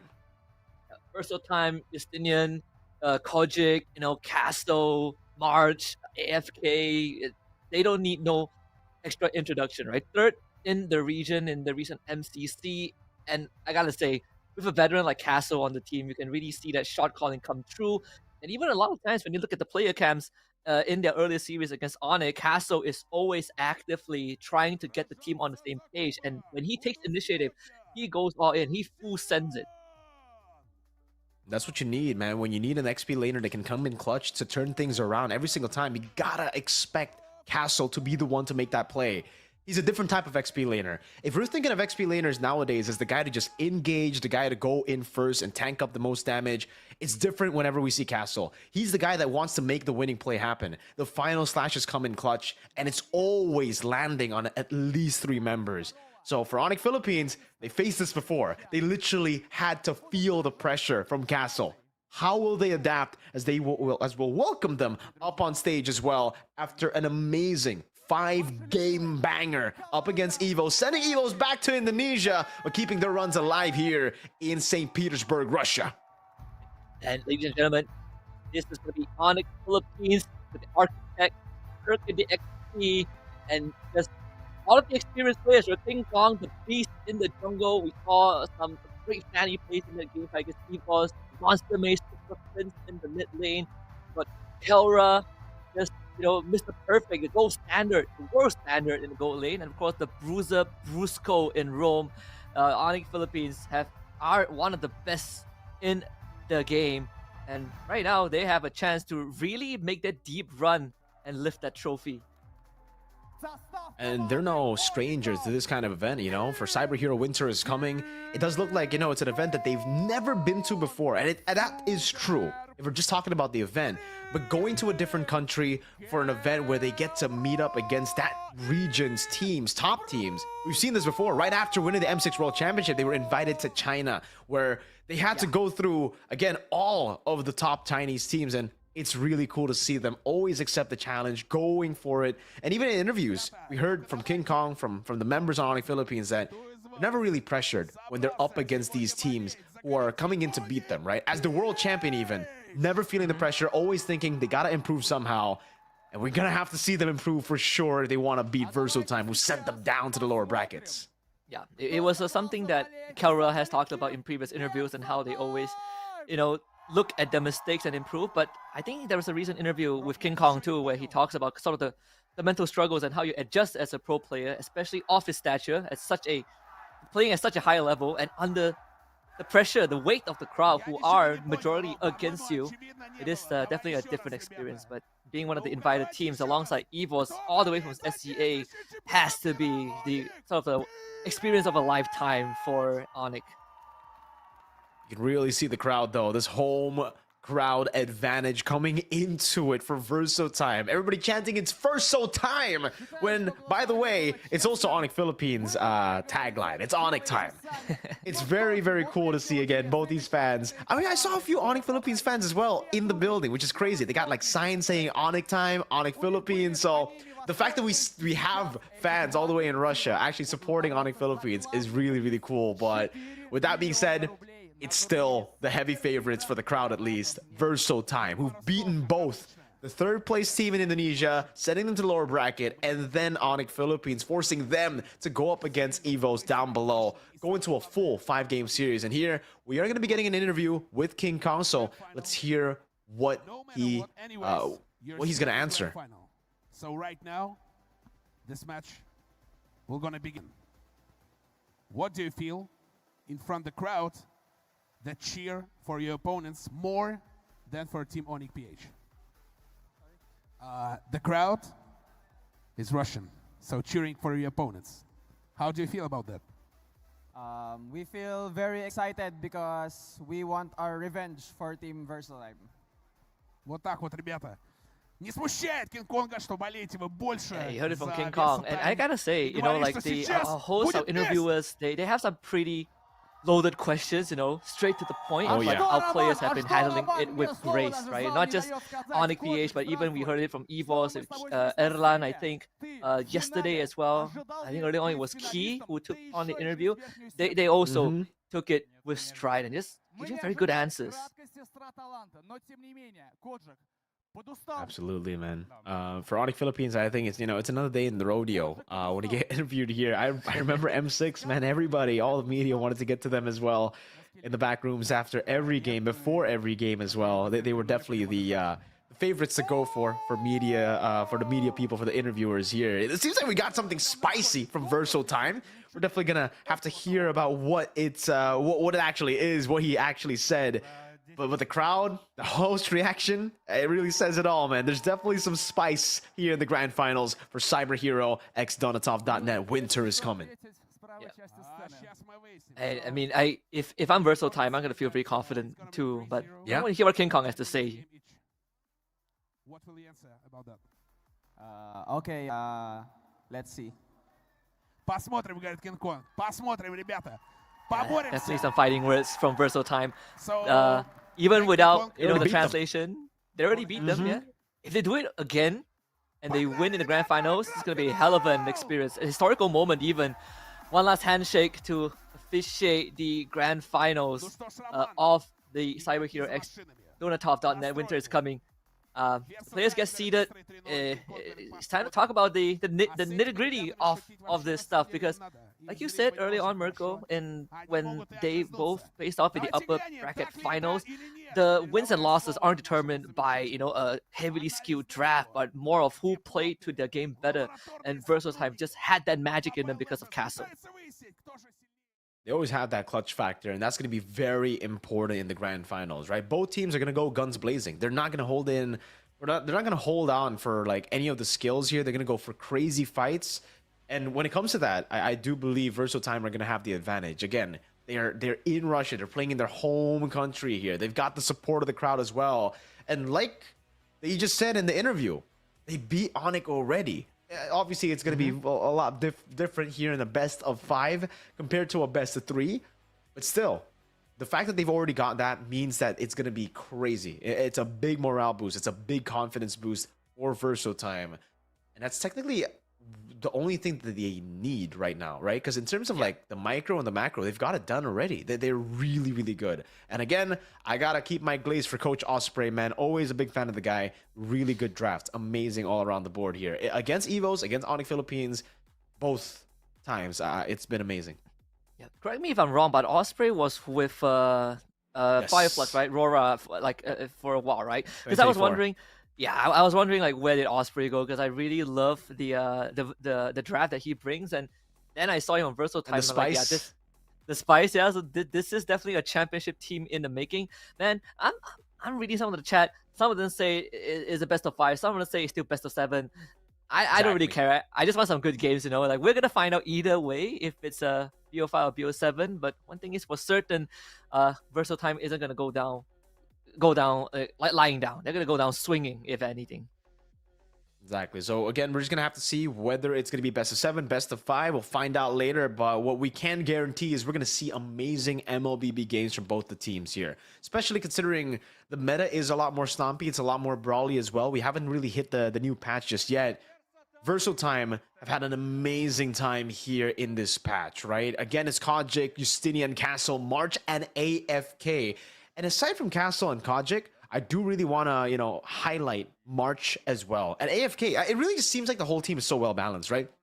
Justinian is just a solid anchor that you want to have in the jungle. He can play any of the roles. If you want him on a marksman, on an assassin, on a fighter, even on a tank jungler, it works for Justinian. That's the flexibility he brings to the table. March, he's almost just as clutch as Castle. We haven't seen it in the match against Onyx Philippines, but we were able to see it against EVOS. He took, I think, 3 members into his I'm Offended, turning an entire fight around for them to get the win. Yeah, and this is also the same clutch factor that got them through game 1 against Onyx earlier on. And it's again Castle with the Lapu Lapu Land Shaker. And it was a game that was dead to rights Onyx PH's game. But now they have another chance to right the wrongs. Kirk King Kong, Super Friends, Kara, Brusco, like, we know them, we love them. We've seen them lift trophy after trophy. And that 2024 win streak, that a war path that they went on, was one of the most historical ones from a single team. And sure, the season 16 wasn't exactly the best run. They finished top 4, but still, they ended up qualifying for ASEAN Games in Nagoya next year. So really showing us like the prime Onyx Philippines that has been missing for a while. It was definitely one of the most dominant runs we've seen, even of all time. If we compare it to other teams who've dominated the M Series, who've dominated the entire year, it was just different when Onyx Philippines were doing it. Still under the banner of Fnatic Onyx Philippines. They didn't drop a single match in M6. I believe they're up there with Elite Company. I think only EVOs have done that before in M1, not really dropping any matches. After that, though, we've always seen that the teams that end up winning the whole tournament comes from the lower brackets, right? M2 all the way to M5, it's always been lower bracket teams, but Onyx Philippines have stood above all of their competition, and now we're going to jump straight into the drafts, it seems, for game number 1. And it does look like it is a best of 5. HusKKiee, I saw 3 points right below both of the teams' banners. Yep. I also saw like the 3 crowns. So most likely it's a best of 5 according to the graphics. But no worries, we still will get a minimum of 3 games, and that's a guaranteed. And for Onyx Philippines, this is their 9th game of the day. It's crazy. Like, imagine playing 9 games in a row, but with $40,000 on the line.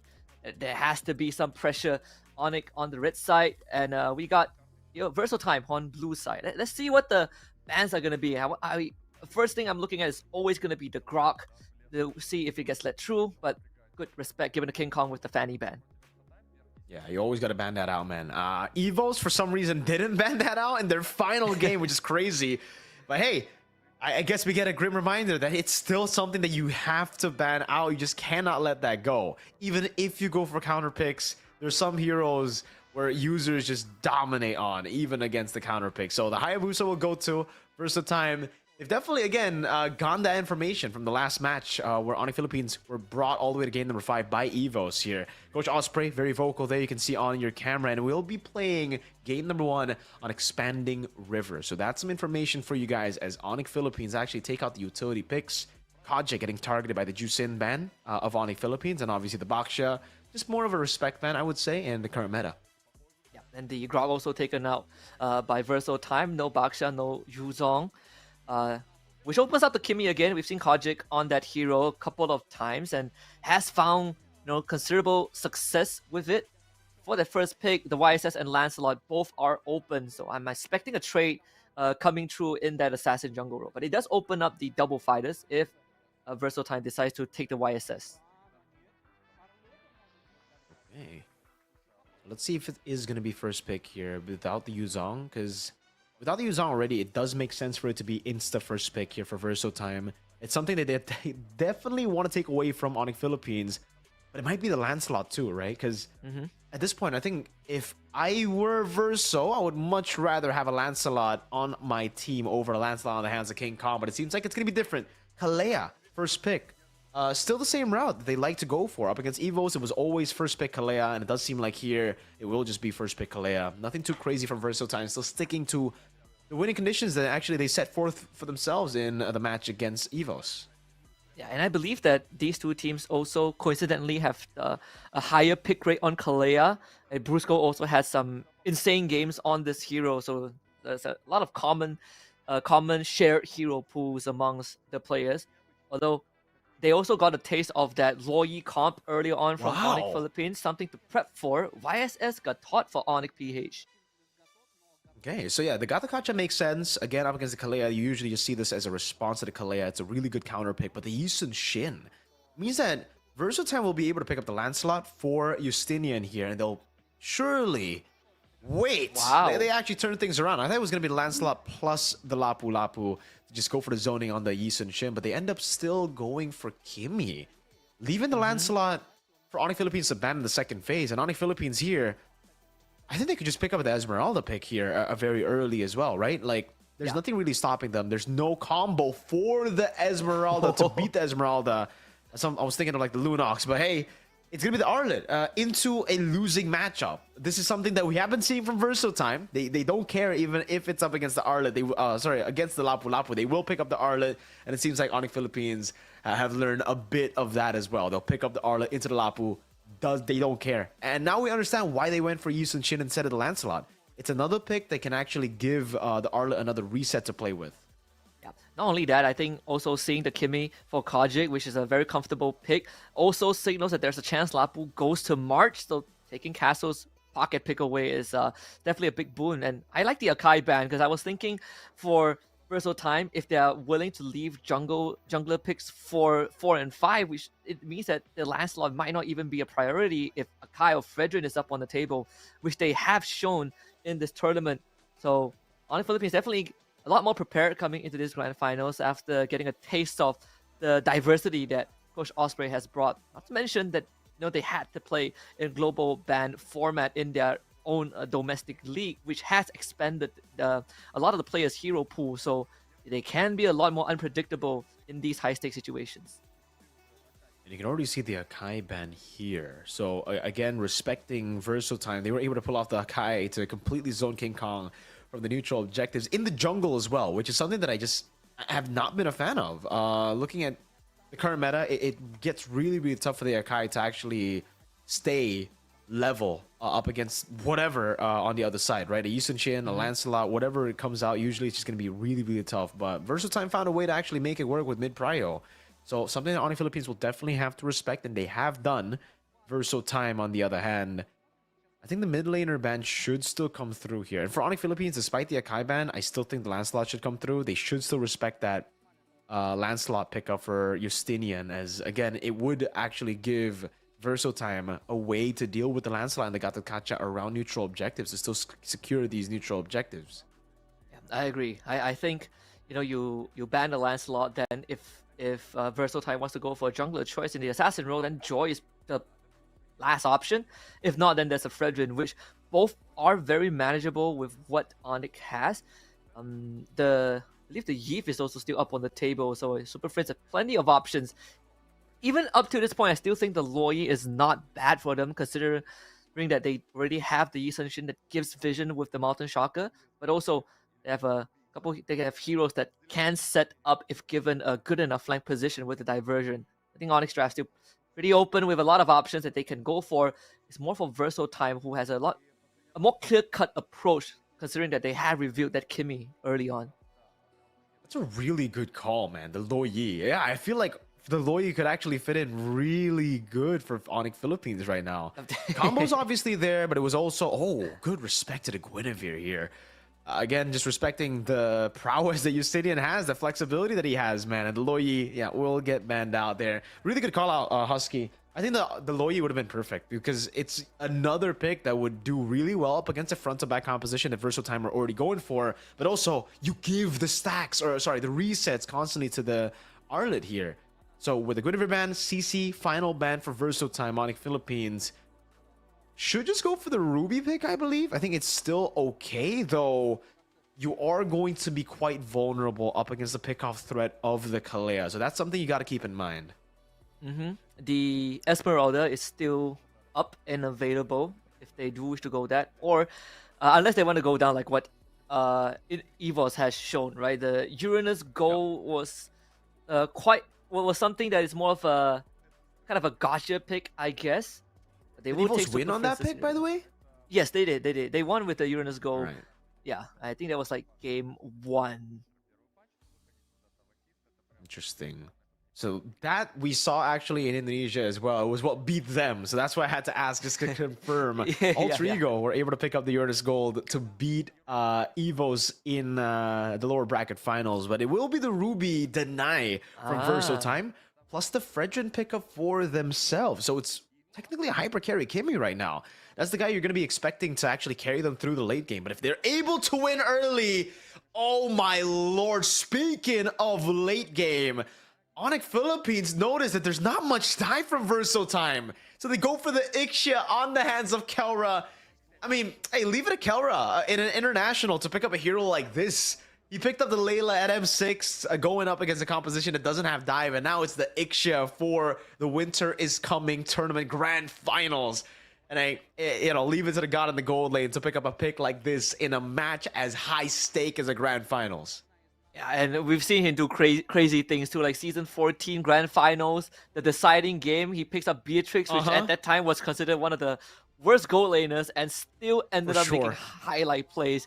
So I mean, he's really reaching deep into his pockets. We saw Obsidia like 2 times early on, and now the Ixia up with some good setups with this Gatot Kacha and Arlen. I'm looking forward to see what else Onyx PH has left in the pocket though. Let's see, we're going to jump into the game. Brusco already taking a bit of damage. Super Friends jumping in as well, going for the trade. Revitalize used up. Oh my lord! AFK doing a bit too much for Onyx to handle. They're going to have to back away here, leaving a wave to Kajik. And Prince won't actually get level 2 right off the bat of the wave. So that means that Verso will have control over Letho. Small win at the start of the game. And this Fredrin pick, we are pretty much on track with what Versatile has in mind to go for, but I mean AFK is just putting on so much pressure. Oh, making a turret shot for unnecessarily, but he still will get the better trade in the end. AFK down for Super Prince. Thankfully, Brusco is going to be tanking up this wave, holding it there so that Prince doesn't lose XP and gold, but it's still a big win for Verso. Yeah, like Kajik gets the kill. First blood goes to Onyx Philippines, but it was Brusco that ends up getting the takedown. The King Kong will try to at least salvage some of that early game mishap. Steals the camp away, has a gang angle. Uh-oh, that's going to be King Kong with the walk-up. Doesn't actually pop the Mountain Shocker, so Kajik is able to recall. But the tempo is off already for Versatile as they will lose out of the mid lane. Walking up bot. Kirk will still be taken low. They're going to go for the last kill. Oh! Verso able to get the kill under turret with skill 1 on Lapu. I feel like we've seen this before, Mirko. Even in the upper bracket, they were putting a lot of pressure onto Kirk when Justinian hits level 4. They would just bring AFK in, and now Super Phrase again. Relentless pressure coming in from Versatile in the mid lane, and even in the bottom lane. A good taunt coming down with the lockdown with the Mountain Shock with Verso. They're able to kite away. Castle gets away. That's going to be a Purify used up at Kajik. A full CC lockdown over to Brusco. He's still going to be able to go in though, and that Revitalize helps him for a bit, as now it's going to be Castle on the Bravest Fighter. King Kong getting slashed by Castle on the Lapu Lapu. That's going to be the shot coming down from Kelra, but it won't deal enough damage to take anyone down. And this death from AFK was worth it because Castle walked out with almost no health, and he comes back in with more than 50% health. Not to mention AFK heating him up with a passive. Look at this. They all line up for the space gun of Kajik and a Bravest Fighter on top of that. That purple buff going over to Versatile. The exact same situation and a gang top. The Kalea sustain, dude. The healing from the passive is absolutely broken. And you can see Versatime use that every single game. This is something that, again, has kind of fallen off in a lot of regions. We don't really see Kalea picked up that often, right? Usually it's like Gatkacha Grok, that's the real main contestant, and sometimes we see the Hilda. But AFK and Osprey, they're really making a case for Kalea to be first pick here with the sustain, the constant crazy, the heals, and also the surprisingly massive base damage that Kalea has. That's an AOG into the Mountain Shocker. Kojic, no Purify, gets taken out by Brusco on the turret. Friends tanking up a whole lot of turret shots. That's the final slash to bring them back, but there's not enough damage from Onyx Philippines. They'll just go and take the kill on Kojic and be happy with it. And that was so unfortunate because the Purify just came back out for Kojic. I was about to say that he started this game 3-0. That's the perfect opening for the Kimmy. But now that I look at the draft of Versatime, and knowing that the coach is Osprey, let's bring back some of the memories when he was still with Fireflux or Aurora Turkey, where this sort of a Ube strat with the Fredrin was sort of the signature of what put that Turkish team on the map. And now Versatime really assimilating very well with the same idea. It's almost a 2,000 gold lead for Versatime. They're going to go into the mid lane, baiting out the Purify from Prince without using a Tsunami Slam. That was just a traction pulse, and it has led to Versatime to secure the second turtle of the game for free. Onyx Philippines on full defense mode right now. They're going to have to keep these turrets from being taken away by Versatime. And it's going to be quite tough. Whoa! Final slash, but into the Tsunami Slam he goes. Castle pops in a Bravest Fighter. And I think Kirk is going to have to give this away. They used the AOG top 2 to try and gank March. And March able to get away with his Flicker too. So Flicker's traded on both sides. Versatime just going to keep on making sure that Kirk doesn't get to play much. But Prince goes down. Oh my lord. What was the initial damage from? Was it just Justinian? I didn't see if anyone got an assist on that kill, but that is ridiculous damage. But it makes sense here. It's a Fredrin with Concussive Blast. You know, skill 1 into Concussive Blast is going to hurt you a lot. That's a stun landing. Castle looking for the solo kill on Kirk. Might be able to get it. Kirk getting away barely. Castle with the flicker secures the solo on Kirk.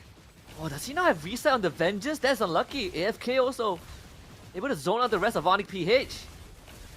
Brusco's trying his best. The full barrage together with the Federate airstrike. Oh, takes March really low to flicker in, but it's not enough to take him down. Brusco gets away with the AOG, and Verso still are keeping themselves alive from the full barrage. They tracked down King Kong too, forces out an early Mountain Shocker. And on top of that, Castle just proxies, clears out the wave. Nothing that King Kong can do. In fact, he's sort of trapped here. He's going to try to go for the clear, and he is able to clear it, man. Good deny from him.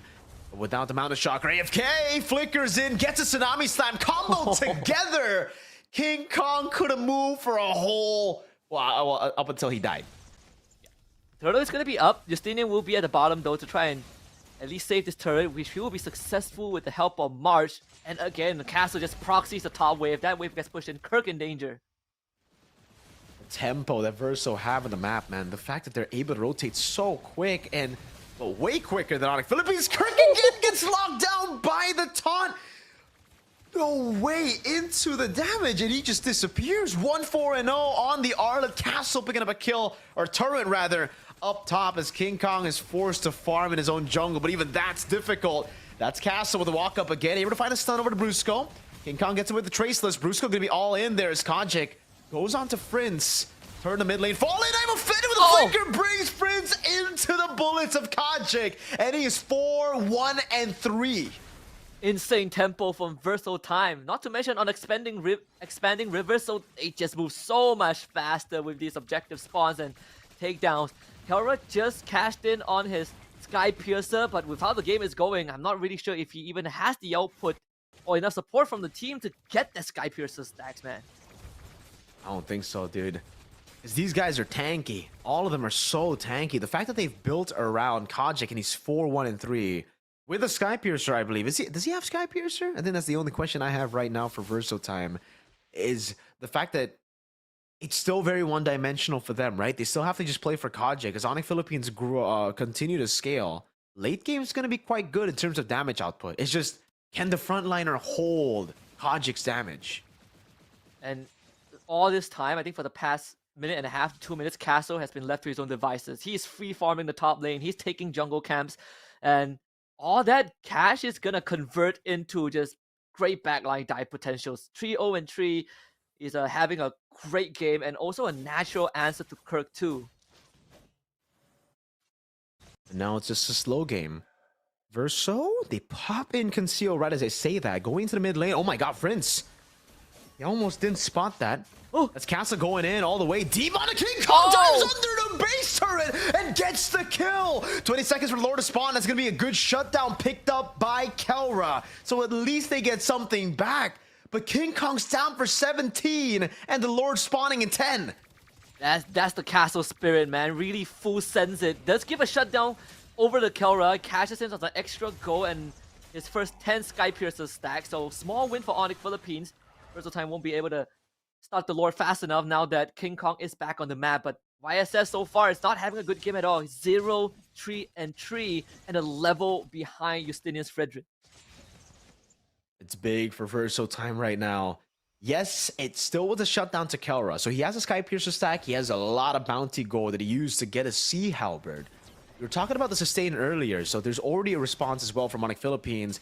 It's just the fact that, oh, Castle's gonna be walking up again, going for the zone over to King Kong. Now Brusco trying to go for the peel, but AFK flickers in and finds a Tsunami Slam, bringing King Kong into the raging slashes. And Castle's not done, not just yet. He'll go for the extra stun. That's a free Lord over to Verso time, and King Kong is 0-4-3, HusKKiee. This is a flashback to some of the games we've seen earlier on, whether it's the upper bracket finals or lower bracket finals. King Kong getting completely shut down by hard crowd control. We saw Key do it with the Grok, we've seen AFK do it with the Kalea, and now it is happening all over again. My lord. This is why in the drafts I said, you know, I would much rather have King Kong over on the Lancelot compared to the Yusun Shin. And for Verso time, they would much rather have this. They would much rather have King Kong on a very immobile, right? I mean, we say immobile, technically Yusun Shin isn't, but in King Kong's like hero pool, this is still considered an immobile pick. We see him usually on the Fanny, the Hayabusa, Lancelot, and the Joys, who have crazy mobility. So having just one dash ain't enough for King Kong right now. They're gonna go for the Siege Verso time. AFK is looking for the pickoff, but he's gonna be feinting back and forth as the Lord is able to charge into the bottom lane turret, getting it real low. Kajik's on it with the Siege. Brusco's gonna be walking up as well. That's gonna be Castle with the... Oh my god, I'm offended. Actually lands on Frizz. He's gonna get deleted. Castle up top, tanking the damage. That's gonna be all in over. Kelra flickering out the safety, doing a lot of damage back, but Castle's too darn tanky. They've cracked the base open already. That's two, making 3 base turrets with the mid lane, and Onyx Philippines without a full barrage. AFK gonna go in for the Tsunami Slam. Able to go for it. Oh my god, March gets the I'm offended on 2, right into the stun of Castle. 11 minutes. Verso time just stomped on Onyx Philippines.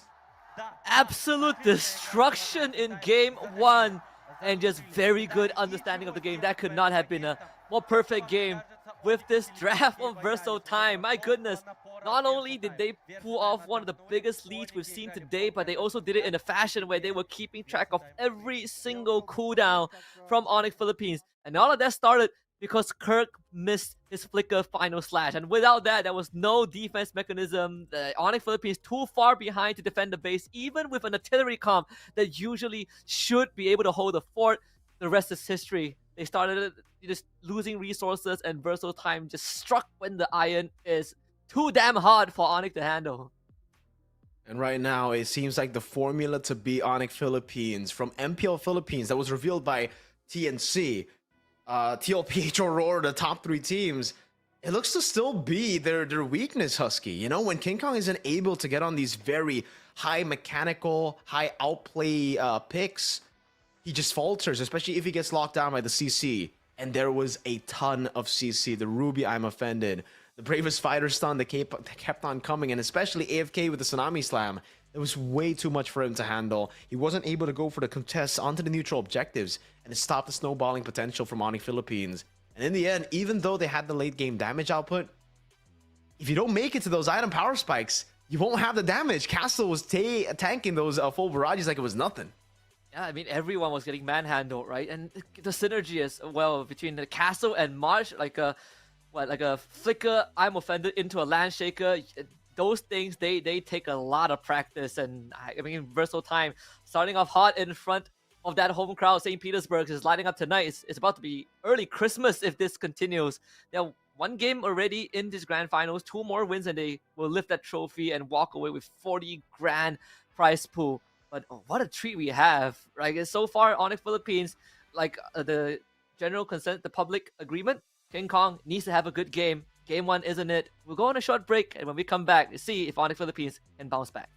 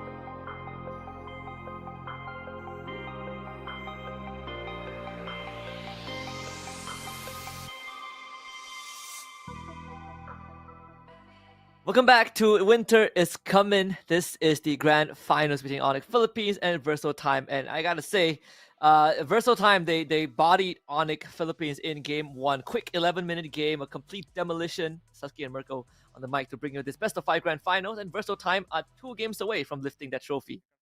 And we're gonna get straight into the draft, it seems. No waiting at all. Verso Time with the Yuzong first pick this time around. And I'm glad to say, Kalea's banned out, man. You gotta respect that from Verso Time, from AFK. He just keeps on making the plays happen. He just keeps on seeing the angles that we just don't see. And technically, even Onyx Philippines don't expect to come from him. But the Hylos and the Yve comes through. And again, we get to see just how flexible Justinian is, man. Osprey never picks a pick for him early on, man. Whoa, Onyx Philippines are following with that idea too. Now, I feel like that's a mistake for Onyx Philippines, though. For Justinian, we've seen how flexible he can be.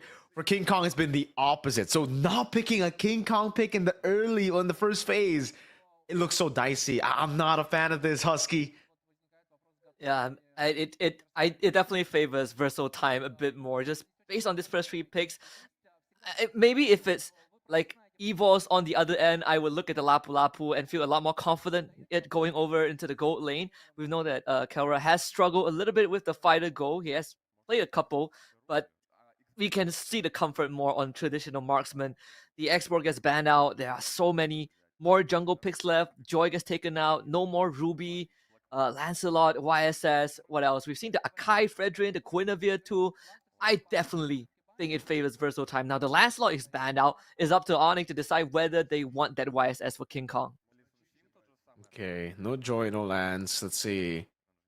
The Yuzong doesn't look good here because the Yuzong's already picked up, and that's why Verso Time just left it completely open. It'll just basically be game 1, but better, right? Game 1 all over again, but better for Verso Time. Just because, again, Yuzong is going to be bullied by the Yuzong now. They go for the Lapu Lapu, and I'm not even too sure about that either, right? It's not really a winning lane against the Yuzong. So what I would do for Onyx Philippines right now is to get mid-prio and to bully the Yuzong. Something that Verso Time have actually been doing more towards Onyx Philippines than Onyx Philippines have been doing to Verso Time, which has led to free Turtle 1 contest for Verso Time. And right now, it does look like Verso Time has the mid-prio again. It's a Hylos and a Yve. This is a really good fighting mid-duo. The response is the CC. So they have the CC got that composition, and that's why they banned out the export. They're looking for the fighter gold, for the complete bruiser kind of composition.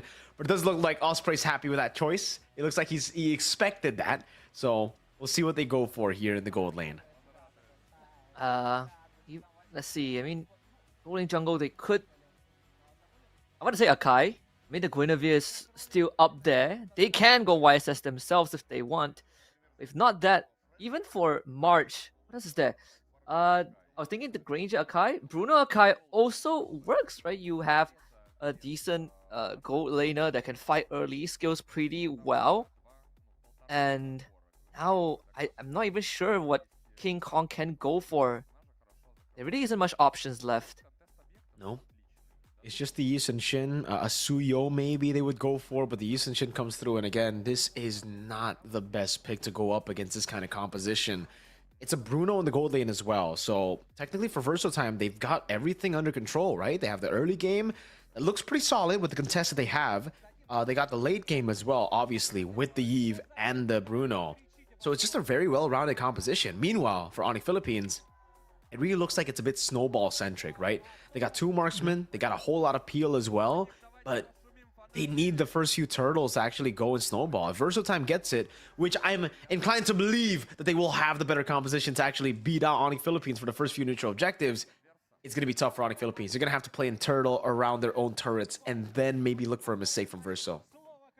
It's so hard to cut through the back of Verso Time too. You have literally a tap and stun in this Hylos Law and Order. Although I would say mid-lane priority should be pretty much balanced with the Kimika Tot, so both of them will get a decent clear. I am looking at Onyx Philippines. Like this snowball type of draft is also how they've approached the lower bracket finals against EVOS, and it did yield mixed results, right? It did have to end up going to a full 5-game series, which is why I agree with you, Mirko. I think Verso Time is just going to feel a lot more comfortable. You can see the gank up top here from Onyx Philippines. This is what they need to do. Again, they need to just get mid prio and gank the Yuzong constantly to make it less of a threat for Turtle 1. But even then, it's not really working because you don't have kill threat with the Lapu Lapu. So what Castle's doing here is he's basically winning it out now, getting the DOT as well. He has the Petrify, so he can actually turn this around. But AFK is going to get taken low. Petrify comes in the end, but it's not enough to turn things around. Verso! Oh, they committed onto the fight too long, and King Kong gets 2 at the start of the game.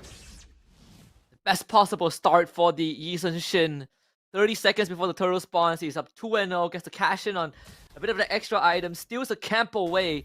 So he definitely has gotten what he wants. The snowball comp, it alleviates the responsibility for Super Friends for a while now that Yi Sun Shin is ahead, and they're putting more pressure up top. They gotta keep doing this. They gotta bully the Yuzong, and I'm glad to see that Onyx Philippines have adapted to that, man. Not just the Yuzong kills, but also the turret. They're gonna get turret 1 under 2 minutes. No, all right. Hey, they got saved by the bell there, man. The turret's still... Well, it's very, very low, but they get the first turtle, and I think they're just gonna go for turtle into turret later on. Wave is... Wait, I think the wave should actually take it down here. Turtle for sure, but the wave... Yep, that's turtle and turret at the 2-minute mark. And first, Castle doesn't even dare to walk up. Curtain call. Should be safe. Yeah, but I mean, Castle still level 3, and Versatile Time really far behind. Now they're basically forced to play with a big deficit, although AFK is still doing his part to make sure that if the XP lane goes bust, there's March to kind of lay back on to rely.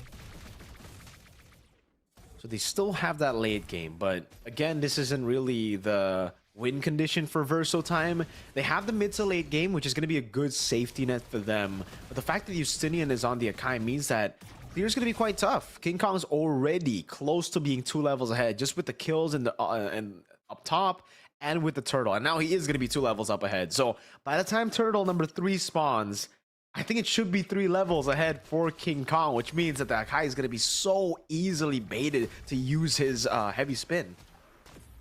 Even contesting objectives won't feel too nice for Versatile Time, even with the Black Dragon from and Petrify. Mars getting forced away by King Kong's gank too. This is not gonna get any easier. Like, Justinian is gonna have a lot on his plate. You're gonna go on Brusco. Don't really think there's gonna be a kill. Whoa, he just walks back up, by the way. Brusco, an absolute chat into the RWM he goes. And he'll be able to recall. They should be able to get this reset down before Turtle spawns in the game. So, not much of a punish from the side of Verso Time. And even for Marsh, not able to... Doesn't feel comfortable taking that recall just now, so has to heal up from the minion wave, and the Beetle camp does have to blow his Purify earlier on because King Kong ganked him, I believe, with the Turtle boat. Now Turtle does spawn on the bottom quadrant. That means that this Bruno can join, but Yuzong completely out of commission. Alright. Let's see what the Yuzong can do here if he's able to make it, because it is expanding rivers. There's a map to make it to the neutral objective. It should be this one. Bravest Fighter coming down now. Good stun from AFK and Justinian. And it looks like they're just going to trade, or rather, they're just going to concede it here. Lur's Pathway sent around. The Bravest Fighter already used up. That's going to be a flicker back as well. Good respect from Kirk. He knows that this is going to be really tough for them. If Versatile Time are able to go for those good trades on the board, Heavy Spin going to be used up. Brusco thrown back again. Revitalize an AOG will lock AFK and Kojic, but he's able to pop that real world manipulation in time. Now doing damage over Brusco. He's going to be taken down. That's a stun over only onto AFK. Raging slashes, and the final one lands to get AFK down. Castles is going in, looking for the sustain now. Stunned again on the turret. Almost taken out as March looks for the trade down below. Doesn't look like Kojic will be able to defend this one, so Justinian has to back away, and King Kong will be happy to go straight to the purple buff for a possible take here. Don't know if he actually gets it there. Oh, he does. Justinian is not sitting on a purple. Doesn't go for the red tree. Could have gone a lot worse for Versatile Time, but clutch RWM to really zone out Onyx Philippines when Brusco dove in. Opens up the bottom lane for Mars to take that tier 1 too. So all things considered, Versatile Time still in it. The HusKKiee up for March. Yeah, just 2.5k behind. This is very, very doable for Versatile Time. Carpet laid out too just to defend this bottom tier 1 to make sure that March doesn't come under threat because he is now their win condition. How do you get March into the item power spike right now? And how do they handle the damage coming down from Onyx Philippines? Those are the two big questions I need to ask, and I think they're asking for themselves as well. Keeping their turrets alive will be able to slow the game down a bit longer. But Onyx Philippines could just easily go for the turrets up top as well. Just look at Kelra. Always staying active as the Onyx Philippines, the rest of the members rotates around. He goes up top, chunks these turrets low, and they're not in any rush. Again, for Onyx Philippines, if they're able to control the first few neutral objectives, it's amazing for them. That means they control the entire game, the tempo of it as well. And they're already 2,000 gold ahead, which is going to be great. A lot of their heroes are pretty good scalers as well. With the Kimmy, the Yi Sun-shin, and the CC, they should be fine coming into the mid game, even if Versatile Time get their items. Versatile Time will be late to the turtle too, so decides to not even bother about it. The AOG does go wide, so Castle does escape. Alright. You're gonna have to give the purple buff away though, so Onyx Philippines taking complete control of enemy jungle. And as expected, HusKKiee, by Turtle 3, it's gonna be a 3-level lead for King Kong. And it's looking bleak, really, for this HusKKiee. So easily baited to use the heavy spin later on. Kirk's going to do work in the bottom lane, picking up a turret for free as well. So, yeah, Verso are just turtling inside of their own turrets here, trying to get as much farm as possible. FK, whoa. Opposite Glorious Pathway. Brusco still has, actually, he doesn't have the AOG. Brusco might be picked up, but Kelra is going to be walking up as well. He's going to be the Black Dragon form baited out as Kirk looks for a long flank down below. Won't be able to find it, does get into position. That's Castle. Just headbutts him, and Verso backs away. All these considered, Versatile Time, they still have one more way to stall Onyx Philippines, which is with the defense, right? Like you have Kojic, Yi, pretty good when it comes to defending your own territory, especially a high ground push, but also Castle with this Black Dragon form Petrify. If he has to throw his body to get Versatile Time back into the game, then so be it. Alongside Justinian there, the pickup potential is still there, but Skypiercer is out for Super Friends. Key items, Malefic Roar for Kelra, King Kong with the BOD. Versatile Time will need a lot more time just to get to an even level to withstand the output from Onyx Philippines. And starts with taking control of their own jungle. That's a Bravest Fighter from Kirk. Curtain call, but with no AOG combo. Onyx Philippines just taking it very slow in the siege here. Knows they have 2 marksmen, so there's not really any need to force out these big fights. Lord's coming up in 17 as well. That's a Mountain Chakra thrown out. Justinian doing a good job spacing away from these abilities. But the big problem is still that level lead from King Kong. This means that it's going to be difficult for Versatile Time to contest. Oh! Castle. Wow, the cancel! Castle was on the animation of Black Dragon form, but the traction pulls pulled him back in, canceling the BDF. And that means no XP laner for Lord number 1 in the game. Onyx Philippines should pick this up for free. I'm surprised that Castle probably didn't have the Furious dive in that moment. But this Yuzhong has not been working out. And all started with a back-to-back gank in the XP lane from Onyx Philippines. And now it's really starting to snowball. A 6k gold lead, almost a 6k gold lead for Onyx Philippines. First Lord in the pocket, and Marsh, he has the Berserker's Fury, but he needs more than just that. Maybe a Winds of Nature, or maybe even having to commit to a Malefic Gun just so he could keep up with the damage output. How are they going to do that though, right? The orange buff going to be taken as well. Now it's a 4-level lead for King Kong. Bravest Fighter just a zone. They're going to go for the siege in the bottom lane. AFK tanking up the good shots here. Keep those shots away from the turret. But it's a slow build, and Onyx Philippines know it. They can just constantly get these turrets, you know. 1 hit is all it takes. A few hits here and there. They're going to break it eventually, and the lead will skyrocket. Oh, flicker out from Kojic. Good respect over, but that's a big resource burn. And again, oh, going to be able to bait out the Holy Shield. Actually, Justinian's doing a good job keeping it alive. Holy Shield in the mid lane still available. Lord up top going to be charging down. The Holy Shield already baited out now as Onyx Philippines look to go for the siege up top. Brusco walking up. The charge should be there. Bottom lane should be a mini wave there to actually go for it. Holy Shield down below popped as well. Now it's going to be Justinian walking up, and look at the Black Dragon for him. Even in the air, he's going to get chunked out so low. Justinian stunned inside of the base, but they keep their turrets alive for now. No more Bravest Fighters, so Onyx Philippines will have to play this slightly slower. Traction Pulse gets thrown out, hits no one. Versatile Time should be able to clear out that minion wave. The middle turret also defended. King Kong leading Almost out, taken down. still ends up surviving. Wow. King Kong gets away. Just barely. Oh, wait, Justinian! Two-man heavy spin there. They're going to go for the damage now. Oh my god, March is doing a whole lot. That's a stun over to AFK. March picking up a first kill of the game here. Goes in. RWM locks down. Perfect. Super Prince, and they're able to turn the fight around, keeping the turret alive still. Up top, it's King Kong looking for the turret take here, but he's going to be denied, it seems, by Castle, and he needs to respect it. Onyx Philippines got to play it slow. And that's what we talked about. Versatile Time pretty good on this defense, and that is, if it has to come down to that to come back into the game, that's what they gotta do. March, I think, is committing fully to the Malefic Gun first. There it is. And the next item should be the Winds of Nature, but also the RWM clutch stuff from Kojic to snipe Super Prince. But the fuse that was lit by Castle, right? On a 1v1 against King Kong, committing the Petrify, forcing King Kong away. So without King Kong, Onyx Philippines slightly more vulnerable in these situations. Now Versatile Time can take the liberty to at least gain control of some parts of the jungle, but it doesn't change the fact that the upcoming Lord will be quite a challenge to contest. Very, very tough for Versatile Time still. Onyx Philippines did overstay, but they are still within the boundaries or within their comforts here when it comes to actually playing around their power spikes. It's still a 4-level lead for King Kong. Super Prince is still... There were no bounties, by the way. Justinian, oh, there you go. The easy lock for the heavy spin. Now Kirk walks up, goes for the stun as well. Over on Castle, a bit of poke coming down. Traction pulse will lock Kojic. AOG with the curtain call into the taunt. And it's Kirk with the follow-up. Onyx Philippines, stable. Despite the overstay, no bounties given, and they will be able to get this turret down up top. And another turret falling down below as Justinian is still 13 seconds away from respawning. The current call was used by Kelra. I believe that Versatile Time should be able to defend this at the cost of the entire base. Justinian will be back, but Kojic is the key. Oh, Kirk wanted to go to... Oh my lord, Castle in the air, just shot down, or rather cut down by Kelra.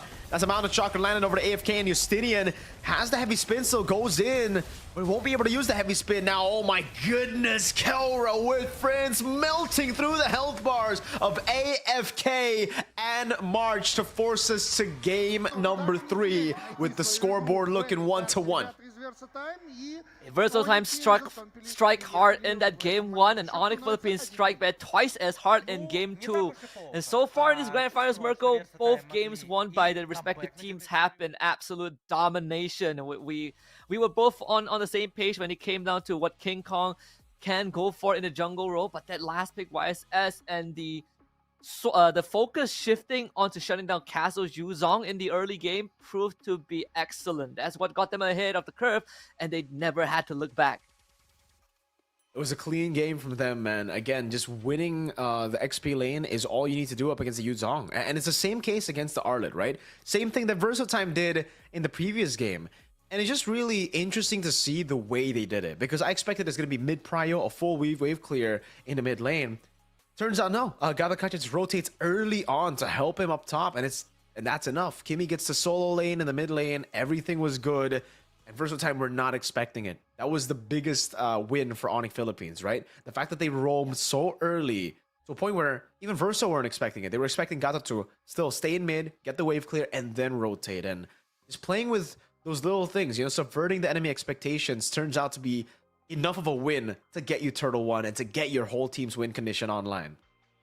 I think they also sort of played to Castle's character, right, in that XP lane, because he's been having quite a phenomenal tournament, especially today. All the games he's played, he has that cojones to walk up and take a fight regardless of what hero he's on. Yuzong sort of feels like the enabler, right? When you're on Yuzong, you feel really strong, and shutting him down 2 times in a row basically just takes away whatever impact that Castle is going to have in the early game. No Black Dragon form by the first turtle, no contest for the second turtle, and for the rest of the game, Castle, for the first time in a long time, was forced to play from behind and on a hero that has minimal impact when he's behind, unlike something like Arlet.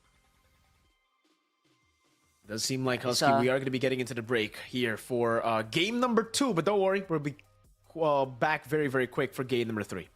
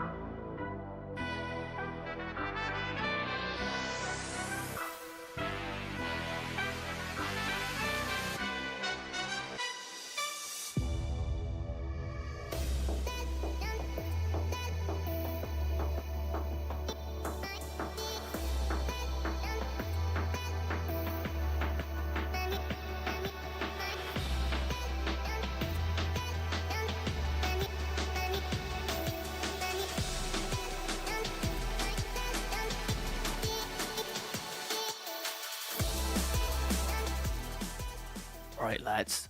Winter is coming. It's the grand finals between Onyx Philippines and Verso Time. You're here with us, it's HusKKiee and Mirko, and we are getting ready for game number 3. The score right now is 1-1. Both games have been dominant for the winning teams. Now we get Verso Time back on blue side, Onyx Philippines on red. It's time to bans. Not much adjustments from what we've seen in game 2. Still Fanny, Hayabusa, Grok from Verso Time. And for Onyx, they do ban Juice and Baxia, but they also take out the Kimmy, which both Prince and Kojic have played. But this means the Kalea is left open again, man. Onyx Philippines. Seems like, they found the formula in game number 2 by banning out the Kalea, and then they went, you know what? Let's try to beat it again. Now we're 1-1. We're even on the scoreboards again. We can try to beat it, and I don't really think this is the best idea, right? Giving Verso time, sure, you might have a way to counter it. Again, they can go for the Gato Kacha. It's something they already went for in game number 1. But sometimes you just got to respect the comfort. AFK clearly is, very skilled, I guess. He's not a one-trick. That's definitely the wrong term, but he's insanely skilled. Almost to a point where he plays Kalea all the time, one-tricking it in ranked. Because, again, it's the response coming in from Onyx Philippines where they go for the Gato Kacha and the Yuzong.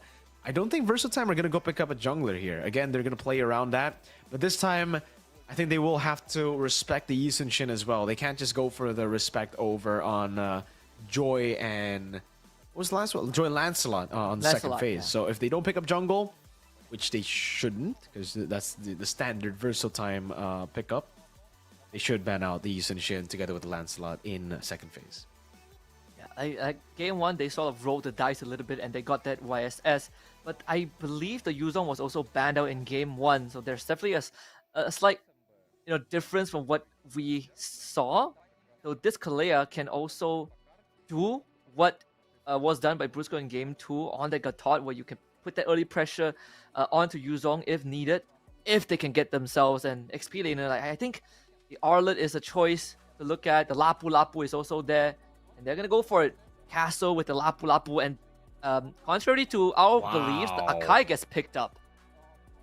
Well, I guess it was banned out in game number 1, so there is a bit more urgency to pick it up early, but the Harith comes through here for Onyx Philippines. So Onyx Philippines are the ones now playing for the jungle in second phase for King Kong. We might be mistaken here. I thought for sure it's a flexibility diff. Verso Time definitely have a bit more flexibility for Justinian, but over the course of the last 2 games, it does seem like Onyx Philippines have just stuck through their picks. Maybe they're thinking, even if you ban our heroes, 1 is going to be left open by default, right? You can only ban 4 total junglers here in this position with the Grok already banned out, but it's going to be the Lo Yi banned out. So even for Verso Time, they had a formula that didn't work in game number 2, and they're not going to stick to it, right? They're trying to fix it now, which is going to be the answer, by the way, right now, is to ban out Lo Yi, to ban out some of the comfort picks from Super Friends. We saw exactly how threatening Super Friends can be when he's on a comfort pick just earlier, game 2.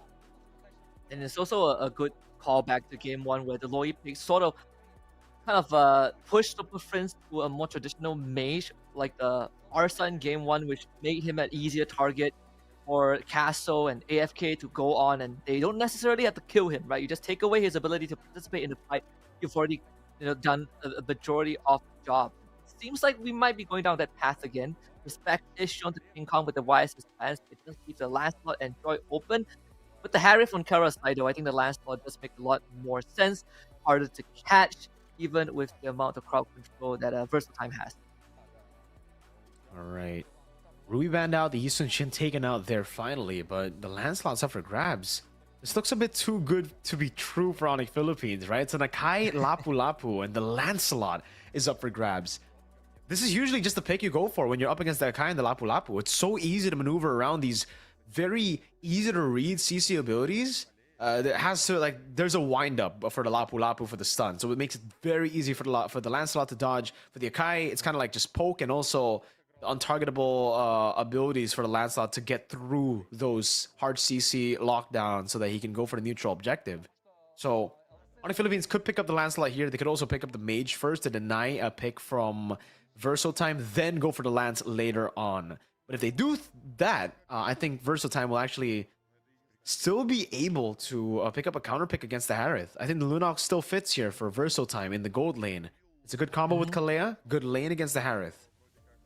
And not only that, I think I'm thinking if they okay, actually there's no like double fighters angle for versatile time. Lancelot does get picked up for King Kong, so they save Super Princess pick for last, which I think Okay. no harm doing so. Beatrix is out. We did talk about plastic Beatrix Kalea and Lunox, like you called it, Mirko, for Kojic in that mid. Okay, so it won't be the gold lane matchup. It will be in the mid lane. They will have that combo together, but the Selena gets locked in. I thought with the Lunox being picked up, Onyx Philippines would go for the Eve just to get straight prio in the mid lane. But they go for the Selena, which is honestly a really good pick too. If they win the mid lane here, which is probably going to happen, by the way, against the Kalea and the Lunox, they're going to burst through Turtle. As long as they get the tempo early on, Turtle 1 is almost guaranteed to get blitzed by Onyx Philippines. So again, just like in game number 2, it's all about who wins Turtle 1. It's all about who dominates. Not only that, but if they get that mid prio, it unlocks kill pressure up top, right? If the intention storyline of this entire grand finals is XP lane centric, while the Selena plus the Yuzong gives so much kill pressure. If you convert that onto Castle again, doesn't matter if he's on the Lapu Lapu, Onyx Philippines will be able to get ahead with this Selena alone. I think we can sort of see the idea for Onyx Philippines. Now to see if they can pull it off as we head into game number 3. Let's get it. Let's take a look at it here early on. Brusco and Prince actually takes it a bit slow coming into the lane here. We'll just wait for Kojic to go for the rotations. And it is straight into the purple buff of Justinian. You can see the big difference in clear speed here. Onyx Philippines, King Kong, the Lancelot versus Justinian on the Akai. King Kong's already on the orange buff, about to take it. Super Prince with a good amount of poke. Has to flicker out away from the AFK's knockup here. Brusco still on it. Has to revitalize. Will be able to pop it in, but King Kong's going to go for it. Jumps with a puncture over NFK. Thorn Rose taking him really low with the killing spree active. They still don't go for it. They'll take the safe route, but they forced AFK back. They did get like the revitalize and flicker on the side of Onyx Philippines, so not too bad for Verso time. And even Kara was kind of brought in to join the fight earlier on, but King Kong is going to show up top, taking that, not the gold crab, but the lizard. And it is broken wall, so for hero like Lancelot, even more ways to kind of go around.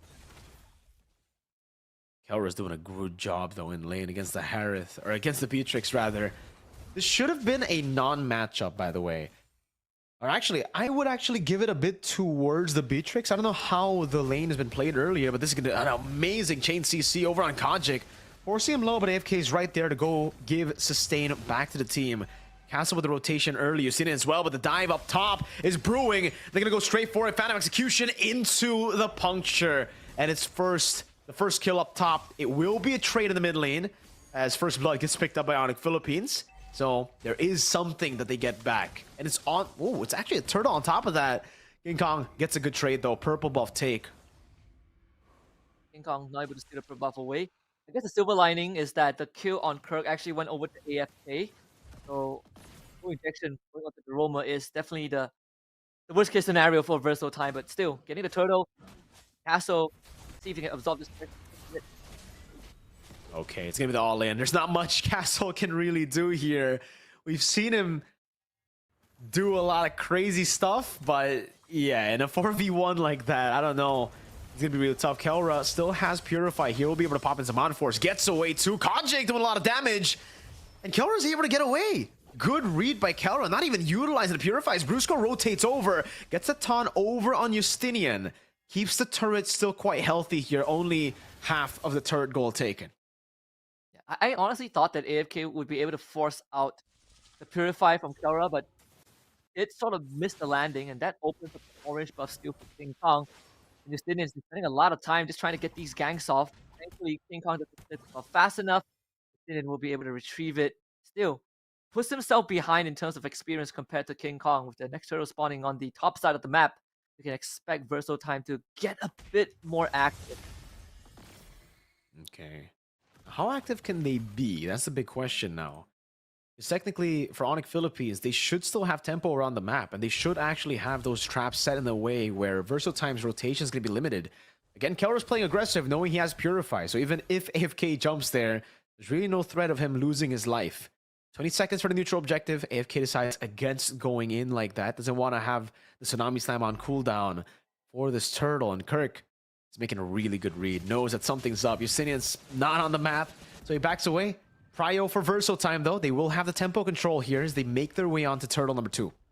And Kaji gets killed off. Arrow into the front. That's the thing about this draft, right? That the setup and the follow-up is so easy to pull off from Onyx Philippines. All you need is one good crowd control and the follow-up will be there. AOG coming down as well. That's going to be Kelra and King Kong over to play. Phantom Execution and the Thorn rolls with the Red Tree. Justinian still able to find it there. Pops in a heavy spin. That's going to be Kelra with the Purify now as Brusco's going to be the target. But as a Mon Force comes down, that's Kelra jumping all around the place. Getting the reset still. Castle forced to flick away. And now it's Kojic dodging away from the Petrify with the Brilliance. In that fight, we saw 4 big spells from Onyx Philippines, 5 from Verso Time. Friends gonna go in for the damage. All right, I was about to say, man, 10 battle spells by the end of the fight with Prince jumping in, but he didn't need to flicker out. All flickers expended from the side of Verso Time, but I gotta say, Justinian, he not only got the turtle, but he also forced Kelra away from the fight, including his Purify with the heavy spin. So there are some minor wins for Verso Time, but without those key flickers, Onyx Philippines are gonna be losing it. Looking at some opportunities to get some juicy pickoffs. It could mean that there's no Purify to get rid of these arrow stuns too, so Verso Time has to be very, very aware of where these wow abyssal arrows might. It's gonna be difficult to read that, man. I remember during SPS, we were it was the new patches dropped and it was a buff to Selena. Every one of us said, "All right, Prince, this is a buff to Prince." And then he showed how good he could be on the Selena, turning the game around. King Kong gonna be stunned up here. Oh no! It was barely out of range. It could be an outplay. King Kong with the Thorn Rose gets the killing spree active against 2. He survives, and Onyx Philippines collapse up top. It's another outplay coming down now. Is March able to pick up the kill, but Kelra is jumping all over the place. Now it's the follow-up from Kirk, and Kojic, despite jumping in with the chaos, has to respect the damage output from Onyx Philippines. That is unlucky for Castle, man. Managed to get out of range. We had that flicker up. That's gonna be a King Kong kill. Although Marsh was able to kill up Brusco, the two that came in, Kirk Petrify actually missing just by a fraction of an inch. No problem. It's free. Not much they can do about it here. Now the question is, does Verso Time have it in them to actually handle the tempo now that it's not in their favor? That's an all-in over to Brusco. Not really the best. Now Friends in the back gets the trap. Verso's March. Oh, gets the healing from AFK. Barely surviving. But again, the tempo means that Prince will be able to go for those crazy angles on the Abyssal Arrow. And Beatrix, not having Purify, or not being able to go for Purify rather, is going to make it very, very juicy of a target for Prince to go for. Again, another trap for poke on AFK. And these free arrows is starting to become a problem for Verso Time. If it hits onto the front line, sure, but if it hits onto like Beatrix or Kojic, they are both made of paper. And then rotation to the top lanes, Prince spots that out, and I don't think Castle can really do much here. Full commit on him. All right, now Castle solo, wow. Synchro Fission. Just the last pixel of that landing, and it's enough to take him down under turret too. So easy to land these follow-ups again from Onyx Philippines, and he doesn't necessarily have to cover Selena. Re-gang the top lane. Brusco not able to get much done, but Kirk tries to follow up the arrow. Ooh, dodged by AFK, so at least Verso Time gets to catch a break. Yeah, they get something finally, a bit more breathing room, but it's getting really tough to breathe for Verso Time. Onyx Philippines, they're controlling the map so well. So at least we expected the domination, right? We did say that this game is going to come down to the first hurdle, and whoever gets that, the domination will start. Super Prince has been super active around the map, and with a 3,000 gold lead, it's not really the lead that I was expecting, though. I expected the dominant, gameplay, but with this, I think with Onyx Philippines being the way ahead, the way they are right now, I think it was because turtle number 2 was taken by Verso Time, just barely stolen by Justinian, that the lead hasn't gone out of control just yet. Yeah, I agree. I mean, that also Verso Time's way of making up for the fact that no one has Purify is having everyone on tough boots, extra magic resistance, and crowd control duration reduction is the best that they can afford, but it's a band-aid solution to what HusKKiee poses as a threat. AFK misses the combo. Oh no, Tsunami Slam, but it's only onto the guy. The catcher, Brusco's gonna take that damage. The Phantom Execution lands on the Abyssal Arrow as well. The AOG to follow it up is a bit late. Nibiru's Passion coming down. Brusco gonna be taken out. Kelra there, King Kong walking. Another arrow from Prince. He lands it from all the way behind him. How can you react to that when you don't even know where it's coming from? Another arrow from Prince. Kelra with a walk up now. A turret in the mid lane. Definitely gonna be taken by Kelra as another arrow lands on Justinian, and Kelra's going at him now, jumping to the Synchro Vision. Justinian's low! Kelra, another arrow stops AFK in his tracks. Prince just can't stop landing these arrows. It's all smiles on the face of King Kong being able to play the game, but also Selena in a snowball situation just feels impossible to deal with. The fact that Prince snuck all the way to the back past the tier 2 just to land just some wacky angle arrows is just the icing on the cake. And now Lord for Onyx Philippines. Verso time. I think that time is definitely running out. It doesn't make it any better that AFK completely botched his combo. Not really sure if he wanted to engage with the Tidal Strike Flicker. Ends up airballing it. And in the end, causing him to go down. This one was very costly because he hesitated. Only ended up getting Brusco, and that full combo meant nothing from the side of Verso time. Brusco just ate everything. Prince is just too good on the Selena, dude. We've been saying it countless amounts of times. How good he could be. Another arrow lands now with the trap as well over on AFK. Lord charging up top, and Onyx Philippines are just... This is their comfort zone. Now this is the lead that we were expecting from Onyx Philippines with the Selena on board. It's getting out of control now for Verso time. They do have good clear, so there's that going for them. But when the arrows just keep landing, it's going to be tough if you're just turtling inside of your base. There's only so much room for you to dodge those arrows for. Kelra gets hit by the stun here, but there's no real threat. Kelra with a jump in again, pops in his Mon Force, goes in onto Castle, dodges away from the Bennett. The arrow forces Castle to dodge away from it, and they'll crack open just one holy shield with this push. The absence of Purify is starting to become a nightmare for Verso time. And you're right, like in this base, there's only so much room to move around. The arrow is going to force you to either give up a structure or take damage. Here they come. All right, man. It's going to be the all-in here. Good heavy spin. Lock Kirk down. Also, it's going to be the Purify out from Kelra into the AOG, locking him down. Kelra still jumping around with his Mon Force now. Finally, runs out of time as Prince goes in with an off-angle pick. And that's it. That's going to be finally a good trade, a winning trade for him. Oh, hold on now.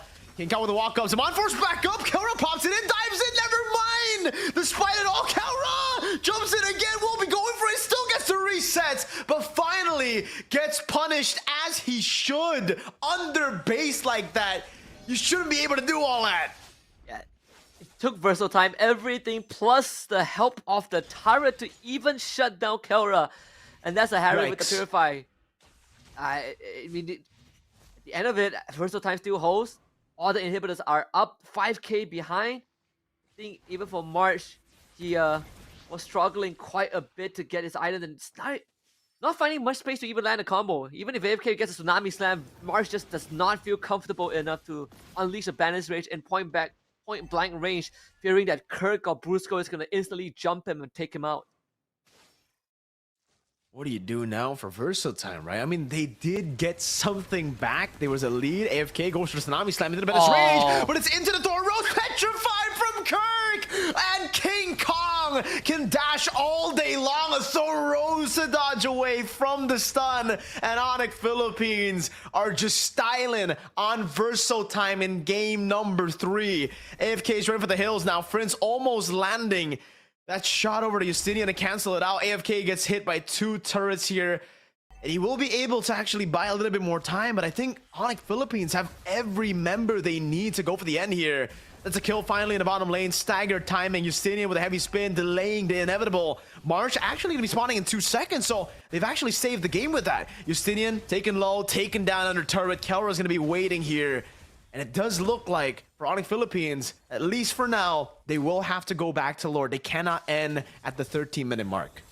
Kara's gonna 1v4 this. Just watch him though. Oh my goodness. It's not even close. Okay. Castle almost got soloed by Kara. And that should be another Lord for Onyx Philippines. I mean, at the cost of Justinian's life, they defend, they hold the fort, they save the game, but at the cost of the mid inhibitor, another second Lord might translate to the entire base and Verso time. I think they've missed the window. I mean, even grabbing King Kong just now was so ambitious with that Thorn Rose in hand. It was almost impossible to land a perfect combo to blow him up in that instant. Verso time had to learn it the hard way. And now what do? Again, they're forced to play defense, but I don't know about playing defense here. We do have a pause, so we will get some breathing room for, I think, a breathing room that they desperately need, by the way. Verso time here. What do we talk about? Like, Kelra's in your face, just doing anything he wants to do. There's not much counterplay you can get here. Again, even if you go for the Tsunami's Time lockdown, he has a Purify out, and the team's follow-up is ridiculous. The fact that the arrows are coming in from angles that you don't expect as well is going to make it so difficult. Well, I guess there's one good thing, right? Now that they're stuck in their own base, the arrows will only come from the front, right? There's no threat of it coming from behind anymore. Again, it's just Friends things to be able to do that. And the call is made, I think, on Philippines from Kirk's end. Let's see, we have our league offs right on the case. But I think, you know, it's hard for me to say this, but there are only like 2 viable targets that, you know, AFK can attempt to grab, and sadly they are the 2 hardest target, right? The first one is Prince, because he does not have Purify, but you probably will never see Prince on the map, and when you see him, you're probably already dead. Second one is Kelra, but it cannot be AFK. It has to be, you know, Castle full sending it, you know, you buffer up the bravest fighter into a Flicker Landshaker. You pray that you get his Purify and then have AFK be the follow-up. But I think even that is asking for too much. If you somehow get Kelra, it might be at the cost of your entire team. Looks like we're going to be back in the game here, so we'll just find out what the answer is from Verso time. Whether it's to concede the game here in game number 3, giving the match point over to Onyx Philippines, or if they're able to pull things back to a comeback. Justinian taking low. Heavy Spin still going to be kept intact. Kurt goes in, but doesn't actually... doesn't land the Petrify there in the back. King Kong able to go for the Puncture and the Thorn Rose over on March.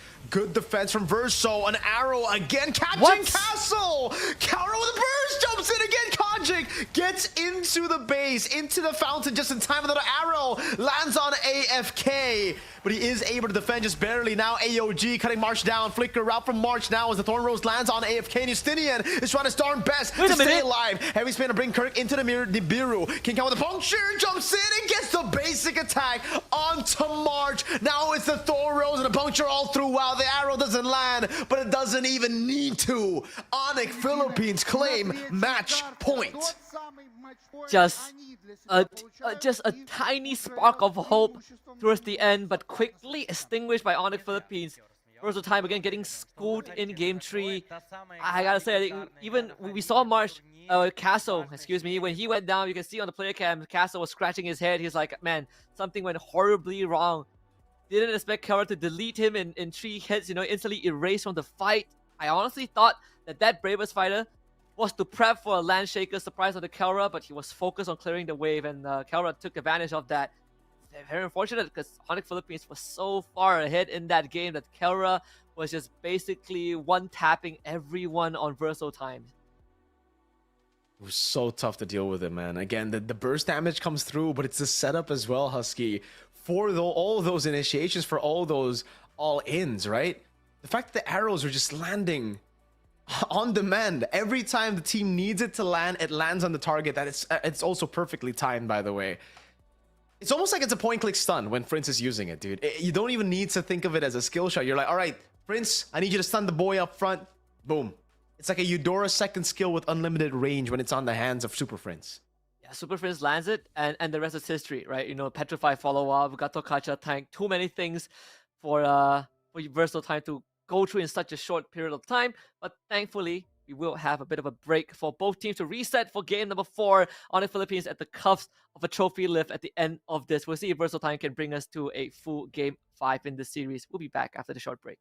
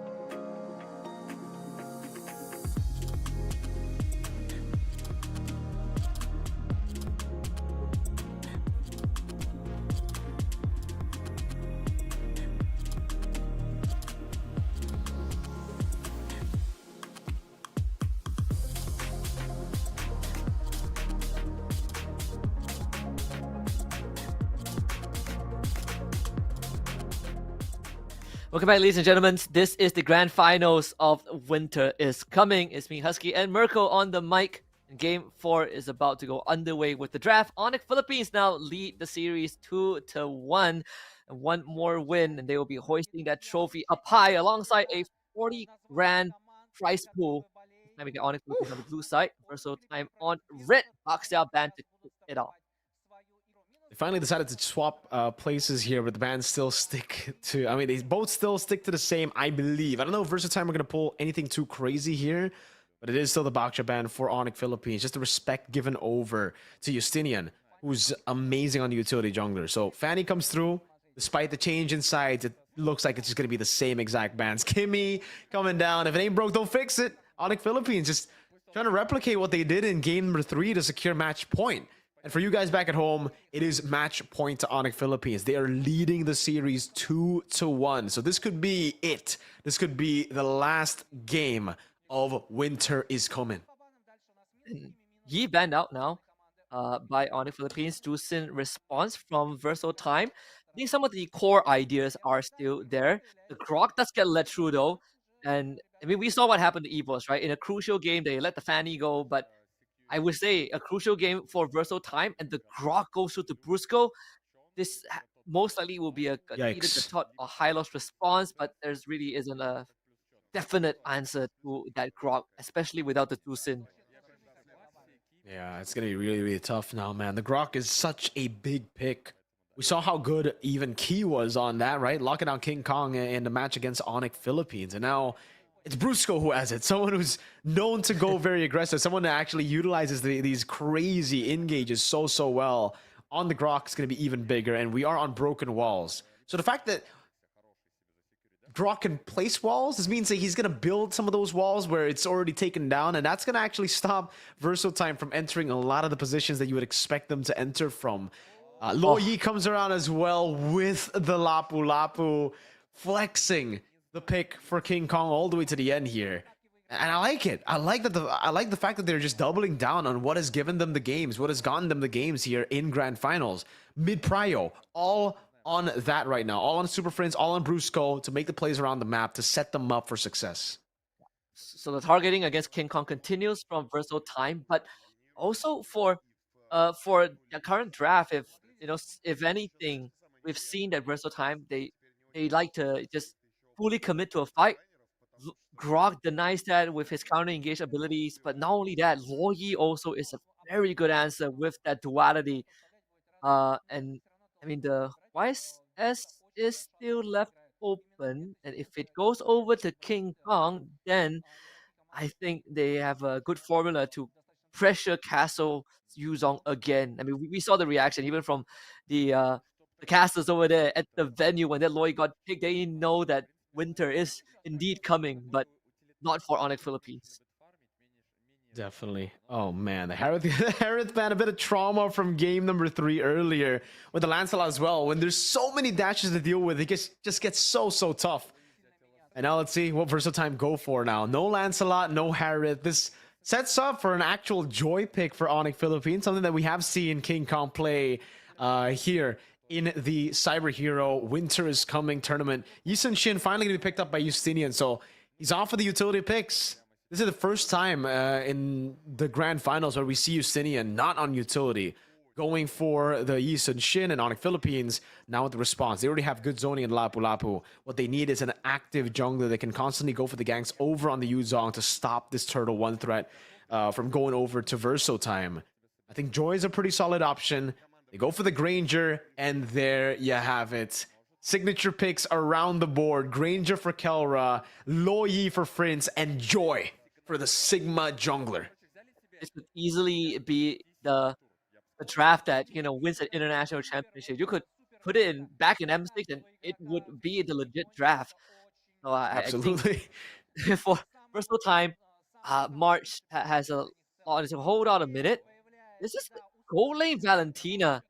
So a different approach there from Versatile Time. We've seen it earlier from EVOS, where they also actually not EVOS, from Team Indonesia in the SEA Games where they ran a gold lane Valentina, but it was specifically to target and export gold lane. So I'm not really sure how this is to pan out. But like you said, this is also the first time we see Justinian on a non-utility jungler.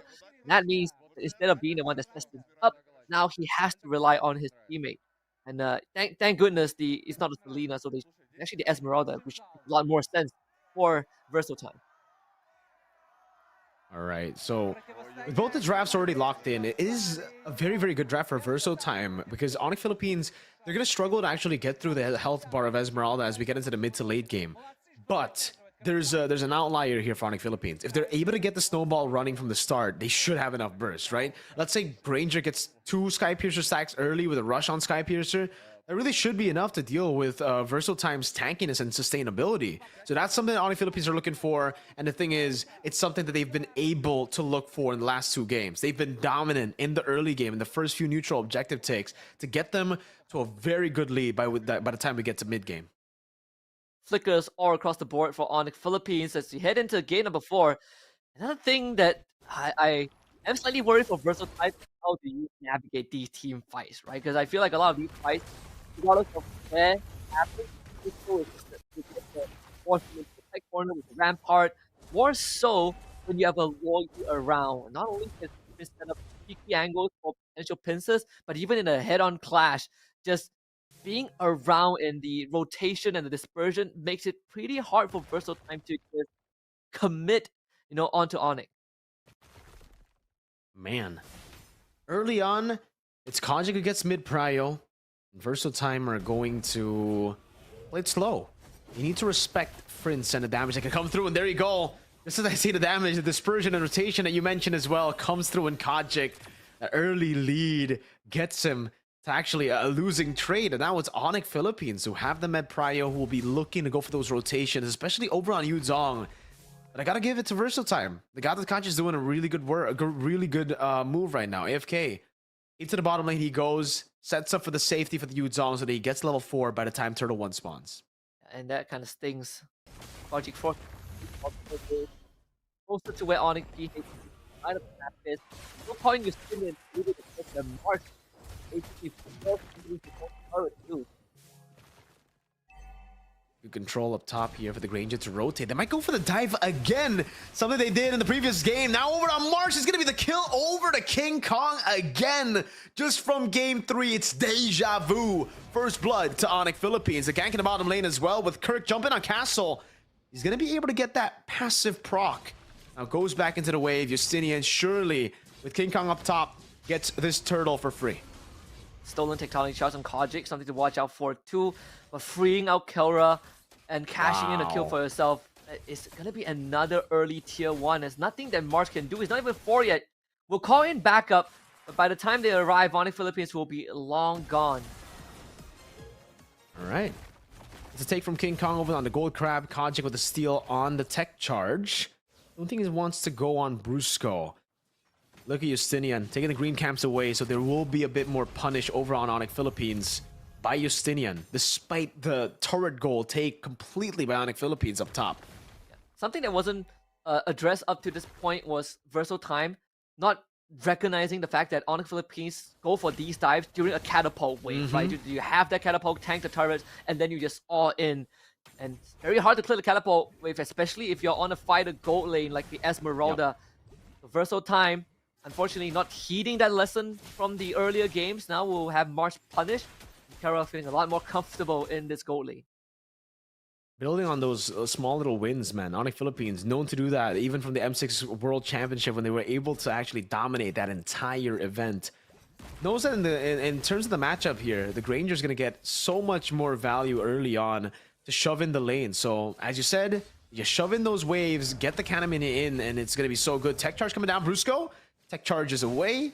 It looked like it was a bit dicey. Maybe a flicker should have been committed, but hey, Brusco's patient with it. Down below, a Black Dragon form used up, the Petrify saved up. So not much Onyx Philippines can go for here to taunt. Almost landing for AFK, but it's not enough just yet. The diversion as well, but Kelra seems like he wants to just go for the mid lane. Get in the double lane early to get as much gold as possible as the turtle will spawn in the game in 8. Yeah, the response time is, there's almost no delay, no lag for Onyx Philippines. If Versatile somehow caught King Kong, the diversion would have came through, and it would still be an Onyx PH wins. Turtle contest would be quite difficult for Versatile Time. Kirk with a walk up now with the Bravest Fighter as well, trying to go for the zone. Justinian unable to walk into the vicinity of the Turtle. Free take for King Kong now. Goes for the red tree. AOG coming down as well, but it's not going to be landing on anyone as Prince is able to flicker out to safety. Just a Turtle traded in for some resources burnt here from the side of Onyx Philippines. Yeah, quite ambitious for Versatile Time to still attempt that, but we have seen those tendencies even in the upper bracket finals where they're willing to trade objectives but force the fight afterwards. The only difference is that Onyx Philippines have basically figured out how to deal with it. This draft, if anything, is already a great answer to Versatile Time's playstyle. And not only that, I think Versatile Time are starting to get impatient with some of these approaches. Now Justinian was going to shoot the arrow on Prince, but now gets caught by Brusco. He gets caught with Mountain Shocker, an instant burst coming down now as Joy, look at the play, has a leash fight, beats, goes in fully stacked up under the turn despite the tech charge! King Kong is just too good on Joy! I cannot believe it. Versatile Time actually just stacked together for King Kong to deliver the 10,000 volt electric chair. I honestly thought they would have at least attempted to split up and let, and let AFK take the brunt of it, or at least let Kojic initiate first. But now King Kong is truly out of control. He's 3-0-0. He's going to free up Kirk in that bottom lane. Castle cannot stay here.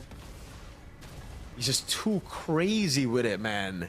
There's a reason they chose Joy as their M6 World Championship win skin. And it's because of King Kong. The tournament he had in the M6 World Championship with the Joy, it was a ridiculous one. The performances, and even after that, by the way, the SBS tech charge, good reaction from Kojic. Gets away from the tech charge, but I believe it was just off of the wall, so the stun wouldn't have come through. And they got the flicker out of Kojic too, so 2 minutes without that important spells. You will have the tech charge, but impact not as big without that key battle spell. And Brusco can just easily stand in front of Versatile Time. He won't have the damage, at least not without Justinian. Kelra should be online as well now as we get into the 6 minute mark. He's been double laning a lot. Now going to be going for the fights as well. 5v5 stack. Brusco pops into conceal. That's going to be the Mountain Shocker to reveal him. Brusco caught, has a CC immunity.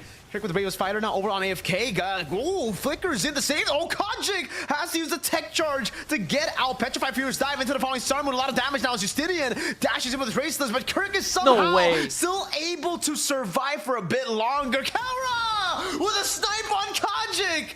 Gets 2 on the board, a big double for the Sky Piercer. And nothing is sadder for Versatile Time. They did not have Black Dragon form Castle. If we had that, I think that would have been the first team fight win for Versatile Time because they had the angle. A two-man turtle boat into the Falling Star Moon, but no follow-up from this Yuzong. Everything going wrong. And Kojic, again, without the flicker, the tech charge has very minimal impact. Mid tier 1 goes down, and this is the playground open up for Onyx Philippines. You want to go for more? Oh, Kelra stings, man.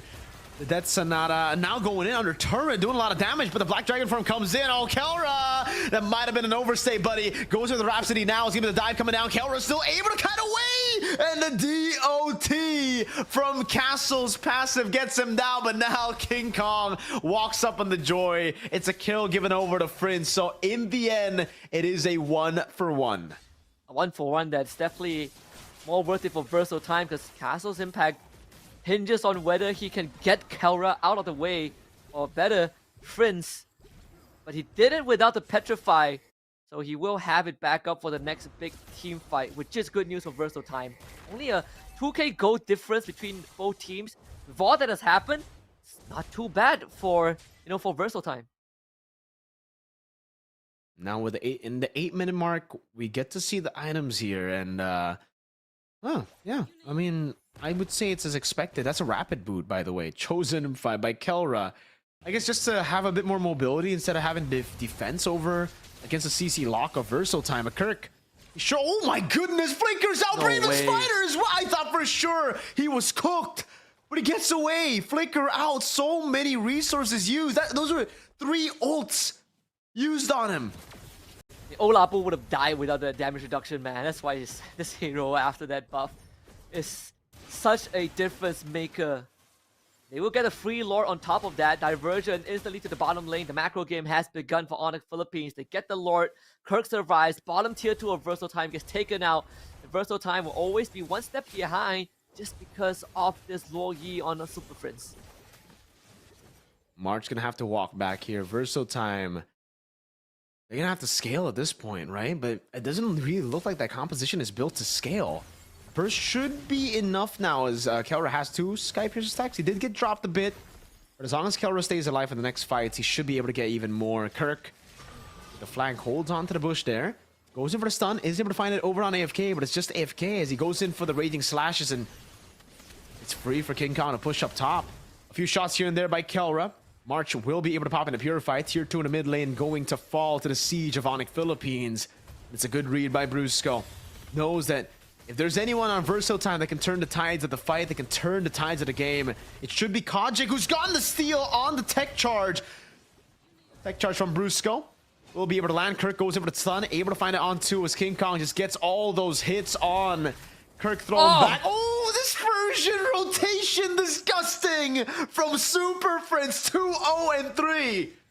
And the timing could not have been worse. They needed Castle and his Black Dragon form. They did force the flicker from Super Friends, so Versal Time still holding on, but it could have been a lot better. And this composition not the best at holding back a siege.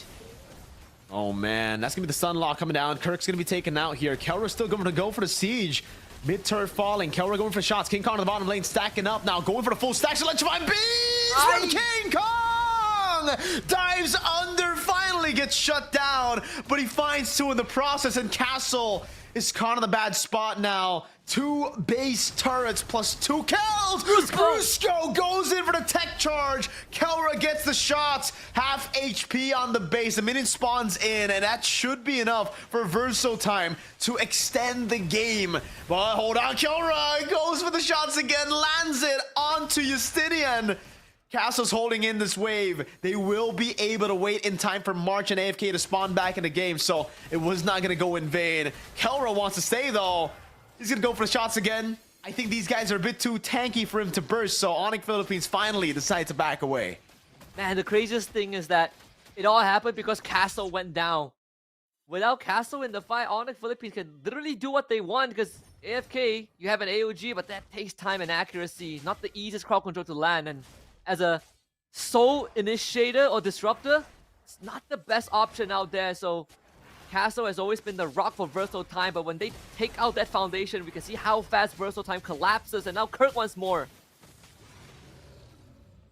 What do you do? What do you do in this position now?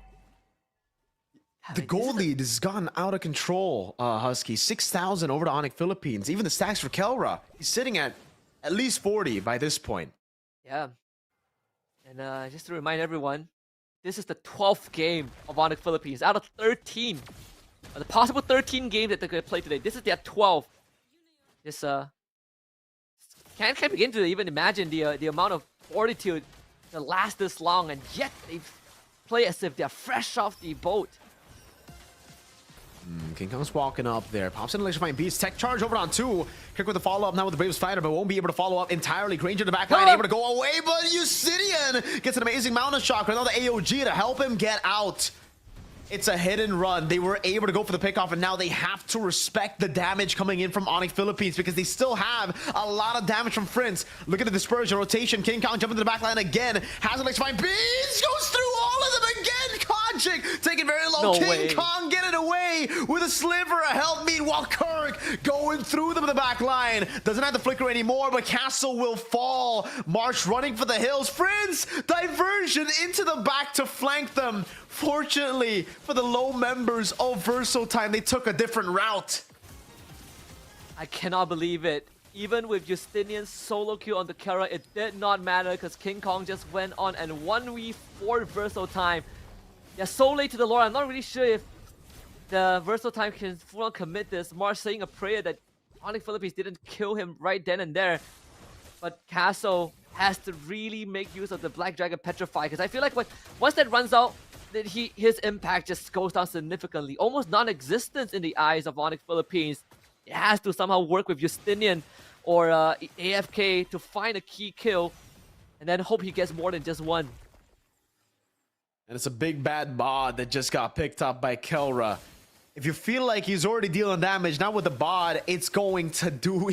Oh man, if it's the squishy guys in the back, they're dead. I think 2 Rhapsody shots into 2 Death Sonatas, and they're cooked with the Sky Piercer stacks being at where it is right now.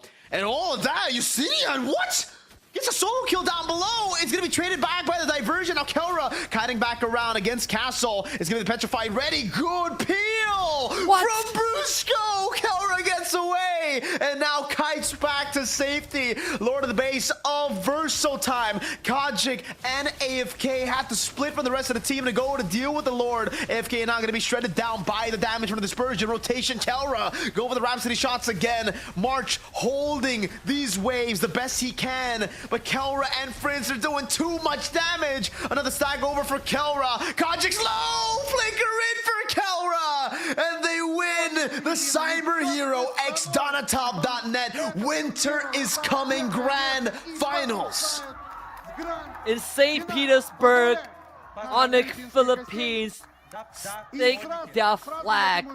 12 grueling games out of a possible 13 in this long, arduous day, and they've crossed the finishing line and come out the other end as winner as the clock strikes 12 in St. Petersburg. Congratulations to the boys in yellow. Onyx Philippines once more proving to everyone why they are one of the best in the world. It's like they never left with this performance. It's like the losses has only strengthened them. Back-to-back wins for them to qualify to represent the Philippines in the Asian Games. A win against the defending champions of MPL Philippines, TLPH. And now up against Verso Time, a team that sent them to the lower bracket, sent Evos down as well. Onyx Philippines, what a journey, man. The longest possible run. They took the long road, and they were able to come out on top. I mean, Verso Time put up a damn good fight, don't get me wrong. Coming on second is something that they can be very proud of.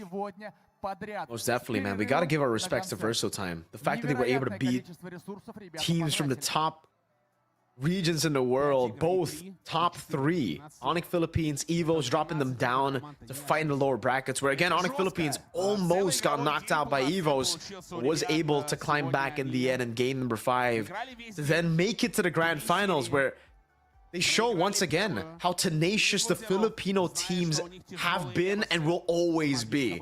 They can get dropped, but they will always improve. They will always adapt.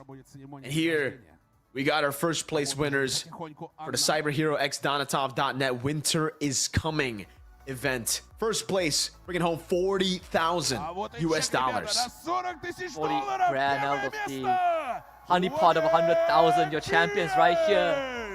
Onyx Philippines, the first tournament that they attended without Coach Wynot after his departure. Hayes had to take up the mantle and still felt like all that guidance from previous seasons never left, as every single member of Onyx Philippines received the medal that they've worked so hard to earn. We got Guinevere and Freya to give out the medals here as well for a Winter is Coming event. Hey, we didn't actually get to see the Guinevere or the Freya, but you gotta give respect to the Guinevere because Guinevere was banned in game number 1. When you still use the Guinevere to take down Onyx Philippines in the upper bracket finals too. And Onyx Philippines said, again, a good year to cap, a good way to cap off 2025. We have the finals MVP. And it's going to be Super Friends as your MVP right here. And the Monster Mage once more proves to the world that no matter what you give him, he always becomes the magician. Selena Loyi, signature picks to the grand finals to really set his team up for success. W Super Friends, man. Again, an amazing performance coming in from him in the grand finals here. All throughout the day, it was just phenomenal from him. And the Loyi was just the cherry on top, right? He deserved for sure. A lot of people in the chat were spamming like, okay, maybe Kirk, maybe Kelra as well, maybe even King Kong who gets the MVP, but I agree for Friends. It really just feels like the cherry on top for him to get his comfort pick in the end. I don't know which one is more of a comfort pick now. Is it Selena or Loyi, dude? For that stage. Your champions right here in Here's St. Petersburg. The stars light up the night sky. It's Onyx Philippines. What a journey. I mean, just to your point, Prince, the thing is, they have read his Loyi pick. They've respected it twice, but they got let go in the most important game, dude. And seeing Onyx Philippines lift that trophy up brings back a lot of core memories when they were on that legendary run just a year ago. And this will reignite their spirits for 2026. Definitely will, man. They're gonna, I mean, they're starting off the year great, by the way, because again, they are gonna be the reps for Philippines for the Asian games later on as well. So momentum definitely back on their side with a whole new rebuild in terms of the coaching. We are gonna be getting a few words from the team here. So let's head on over to the interview to hear what they have to say. Но у них организация очень серьезная. Организация серьезная. How is Russia? How is the tournament? Was it hard for you? And a couple of words to your fans. Russia was so good because it's so cold here. And my message to our fans, thank you for supporting us and to come here and from Philippines. So what? Спасибо. Спасибо!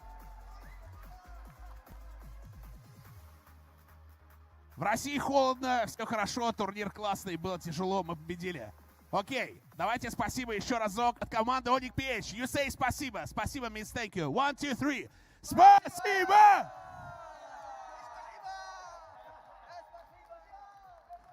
Appreciate, guys, appreciate. Thank you. This cup is yours. Ну что ж, друзья, мы определили нашего победителя гранд-финала. И поэтому потихоньку будем заканчивать. Благодарим всех зрителей, кто пришел к нам. From Onyx Philippines, and even I think the Versatile, the home ground supporters there, I'm just glad that they can see these boys in the flesh, you know, some good quality MLBB games. Again, another phenomenal performance from Onyx Philippines, man. After coming off the loss, third place in MSC, third place in MPL Philippines, it's great to finally see them lift the trophy again and see how good they can be. Just from improving and just from again learning from the past mistakes, it just seems to be the case for the Filipino teams every single time, right? HusKKiee, you think you've beaten them, you think you've gotten them read out by beating them in the upper brackets. You send them down. You have your hopes up, you got your confidence up, you got that morale as well, home ground with all the crowd cheering for you, and it's just that about the Filipino teams. It's just that they get sent to the lower brackets, and for some reason they're always the darn main characters, man. They always like find a way to rise to the occasion and to win. I mean, they have the second phase, right? It's like a boss fight. You know, you take them down and then they come back swinging twice as hard. And that's the adaptation, the experience, just the grind. The tenacity. Again, the tenacity too. You know, the fortitude to stick through. Again, 12 grueling games spanning across like what, almost 12 hours. It takes. Not everyone can do it, man. Like, I think most of the teams, to put them in that position, they probably would gas out by the lower bracket finals.